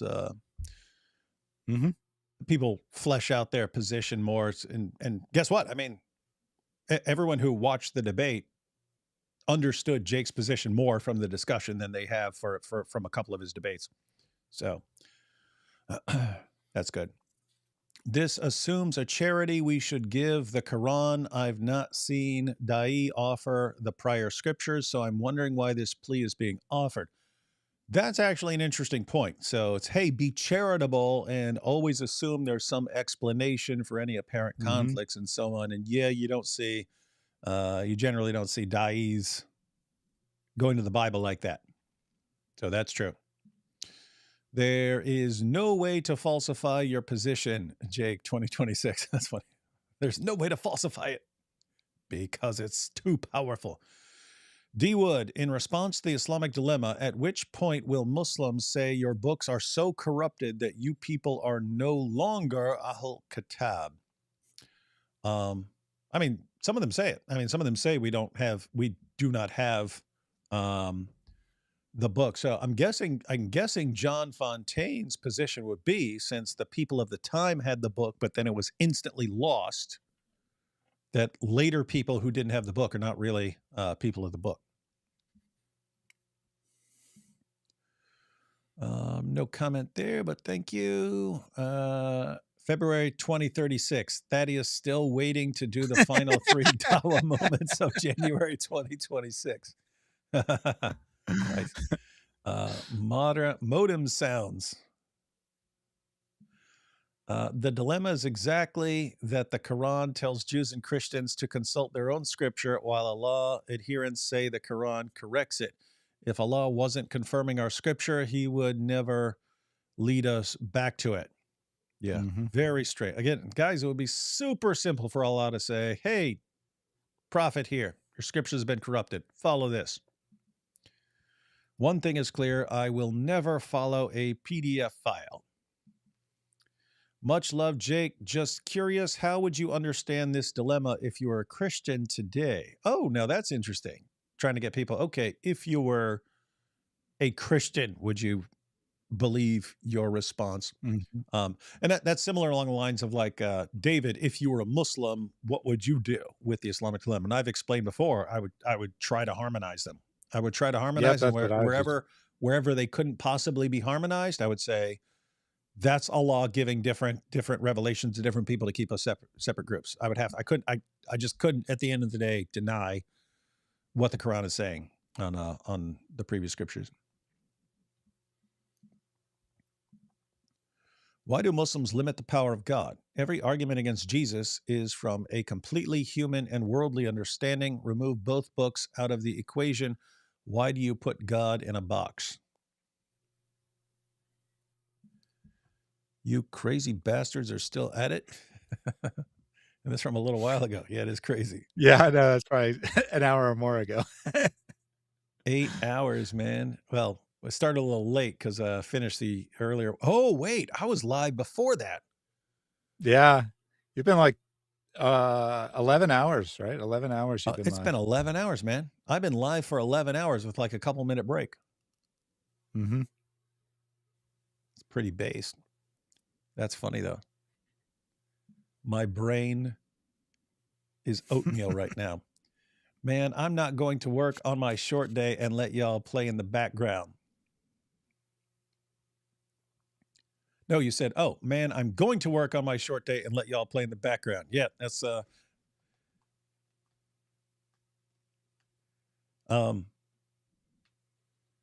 me and Inspiring Philosophy. So a guy at the airport. I mentioned this in a previous live stream, but yeah, we were heading back from Colorado, and we're both in the airport, and I walked up to get a coffee from Starbucks and a and a tea for IP. That tells you all you need to know. But the guy at the register was like, "Hey, I know you. I watch you, and I watch you in God Logic." So that was cool. And then right after I left there, I walked back to IP, and a guy was walking by and said, "Hey, I know you guys. I'm listening to God Logic right now." And so this guy works at the airport and he walks around at the airport, but he has to just be walking at the airport, you know, for his job and stuff. And so he listens to God Logic's live streams. And I told him, I said, dude, just so you know, that's what God Logic used to do. He used to be doing his job, and he'd be listening to videos from other Christian apologists, and he's just absorbing it for years, and then he goes out and stuff. And so that's what's super cool. Looking to the future is there are tons of people absorbing all this stuff right now, learning all this stuff right now, and they're still just they haven't engaged yet. They're learning right now, and there's about to be a very well-informed generation of Christians unleashed upon the world. This live might go for all night long, not in the zoot sense. I thought about that when I was coming back in. I was like, oh, we went all night long, like the old zoot. PDF file, greatest moral example. No, Jesus. Yes. Jake, it's over. Leave Islam. To heart to Thad and David. Thank you. Is Jake the Muslim? What's wrong with you? Come on. You can be nice when people are cool, man.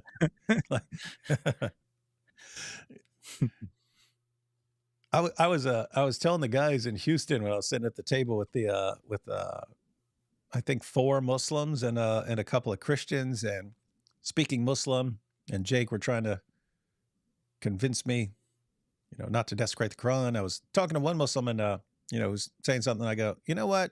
I do like this. I do like sitting around having a discussion, but I also like war. So, you know, you're good either way. Yep. Either way, I'm good, guys. So I just do it. I'll just do what everyone wants to. I will react accordingly to whatever anyone else is throwing at me. Jake, what could change your mind regarding Islam? What would have to happen for you to accept Jesus Christ into your life? Yeah, that's why. Would have been cool if Jake could have hung out for an hour, or if we'd started going through the super chats earlier. Obsessive compulsive apologetics roadshow watcher here. Hollywood's becoming boring. Now a Hollywood fan. Hollywood and Hollywood fan. Praying for you and your family's safety. Yes, thank you. Why January was the worst month for Muslim. To be fair, what is a debate is difficult to top. It's definitely in that top 3 we didn't get to. So okay, I didn't forget that. We'll get there. What happens if we refuse to pay the jizya, Jake? Do you know? We do. History shows us. Persecute and or delete a people you're taking tax from. F Islam and its false prophet. I mean, it's weird because, I mean, Jake made that a point in his debate. What about this fighting people and making them pay the jizya? Dear Jake, Revelation 3:20, behold, I stand at the door and continually knock. If anyone hears my voice and opens the door, I will come in and eat with him and he with me. Bruh, go to sleep. Stop saying the same thing.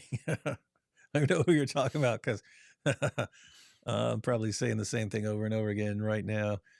Jake, come to Christ, bro. You the way cross. Can y'all start over from the beginning? Super chats never end. They go on and on. They go on and on, my friends. Yeah. Sadly, there's no joke someone can make out of that. 11 hours. David Segara is one loco hombre. That is true. And Jake makes big claims about evidence, but no show. And we got through all the super chats. All right, guys. We could spend 20 minutes summarizing and stuff, but we'll keep it short. Thaddeus, final thoughts on everything? Yeah, well, we went through, we spent, I don't know, what was it, like an hour and a half, maybe 2 hours going through some Dawa fails. That was pretty fun. Enjoyed that. Then it had a really nice conversation with Jake. It was a surprise to me to see him in the chat, first of all. Then it was really a surprise that he came up. But once he was here, I was actually impressed in a sense, not necessarily with the truth of his argument, but I was impressed with his behavior and, how he actually was able to explain himself.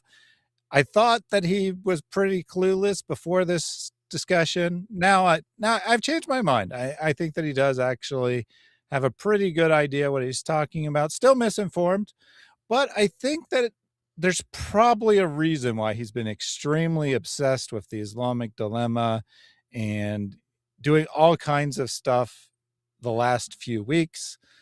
The Jai and Daughter of Christ are speculating it on the first live stream today. They gave two possibilities. One could be his health, right? He has recently revealed that he has a serious medical condition, and that is a possibility that, he thinks his time's coming to an end.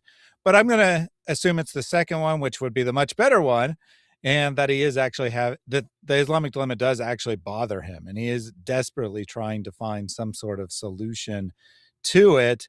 And, let's pray that he is let out of Islam by the Islamic dilemma. And I have to say, isn't it better that someone's like really trying to think about it carefully and come up with a response rather than just spouting the same, but Surah 2 verse 79. So actually good that Jake is thinking about this and debating it. And it's good that Muslims are really trying, because we're convinced the argument stands and that the more they look into this, the more Muslims will see the problem. My fairy tale life said I didn't read the super chat. So I'm now scrolling through because as far as I can tell, I read all the super chats. Normally when someone says, you didn't read my super chat, I did. And this person just missed it and zoned out for a couple seconds or went to the bathroom or something. But let's see, still going. Still not seeing it.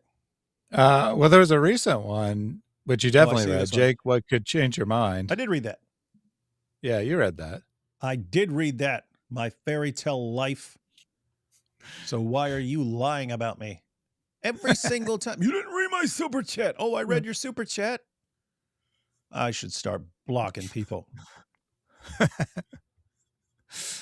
It is a good question. I like that question. That's usually a question that I ask people when, at the start of a discussion is what could, theoretically, hypothetically change your mind? And, Christians usually don't have any problem answering that question. They'll just say something like, oh, well, proving Jesus didn't resurrect from the dead. That would change my position. But Muslims usually struggle pretty hard to come up with anything. I would never change my mind. Well, okay, fine. But well, there is no evidence. Okay, but hypothetically, right? So I think it's a good question to ask people, what would actually change their mind? couple more super chats came in there at the end. Now D Wood knows how it felt for Thad on Al Zut Remembrance Day, streaming all night long. By the way, in Germany, it's 10 a.m. soon. We will eat lunch. Lol. I said work on my short story, not short day. Lol. Oh. Can't expect me to be that accurate right now. And from Jack Ray, are you so tired that you won't repeat 487 times? Also, you know the Holy Spirit is with you, but also with Mike Winger. Have a nice night. Hey, I didn't know the Spock thing was a Vulcan. Whoa. Greeting I had no is idea actually either. an emoji. That's crazy. Too much nerd stuff going on, man. If you put that beside the nerd face emoji, that's Mike Winger. Oh gosh, I'm glad I know now. I can start using that. My fairy tale life said, wait, I swear I didn't hear or see you read it. I must have zonked out or something. It's late. No, that happens. I mean, you're talking about what is it? 11-hour live stream. You can be forgiven for zoning out here and there. It's funny. Jack Ray mentioned the 487. That's what I say every time I need a random number. In case anyone missed the explanation, it was fun. My dad was a kid. I mean, I was a kid. My dad said, I don't know why it's stuck with me all these years, but my dad said, my dad goes, he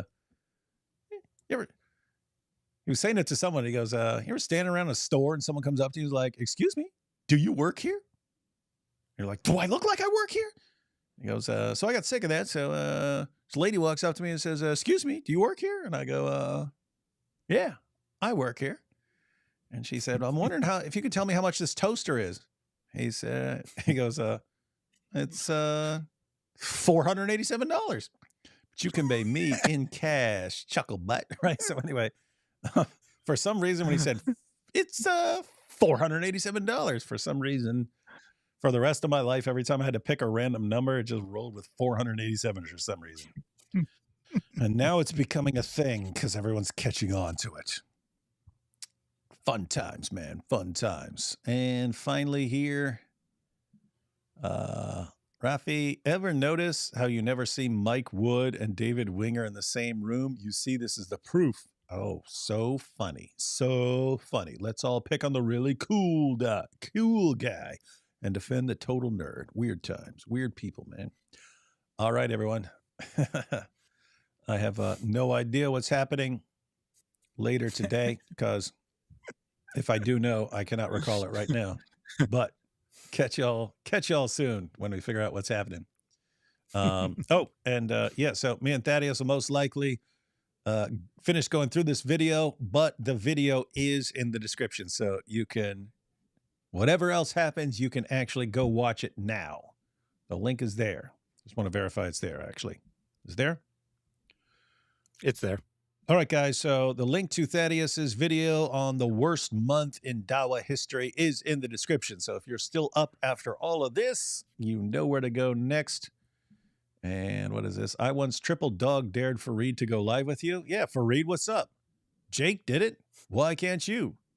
Chicken. Bark, bark, bark, bark, bark, bark. Did Jake say why he's repeating the legal authority? Yeah, he broke it down. He explained his reasoning to him. Yeah. All right, everyone. Thanks for super impressed by anyone who stuck with it the entire time. But yeah, fun night. Cool discussion. Glad it happened. Catch y'all later.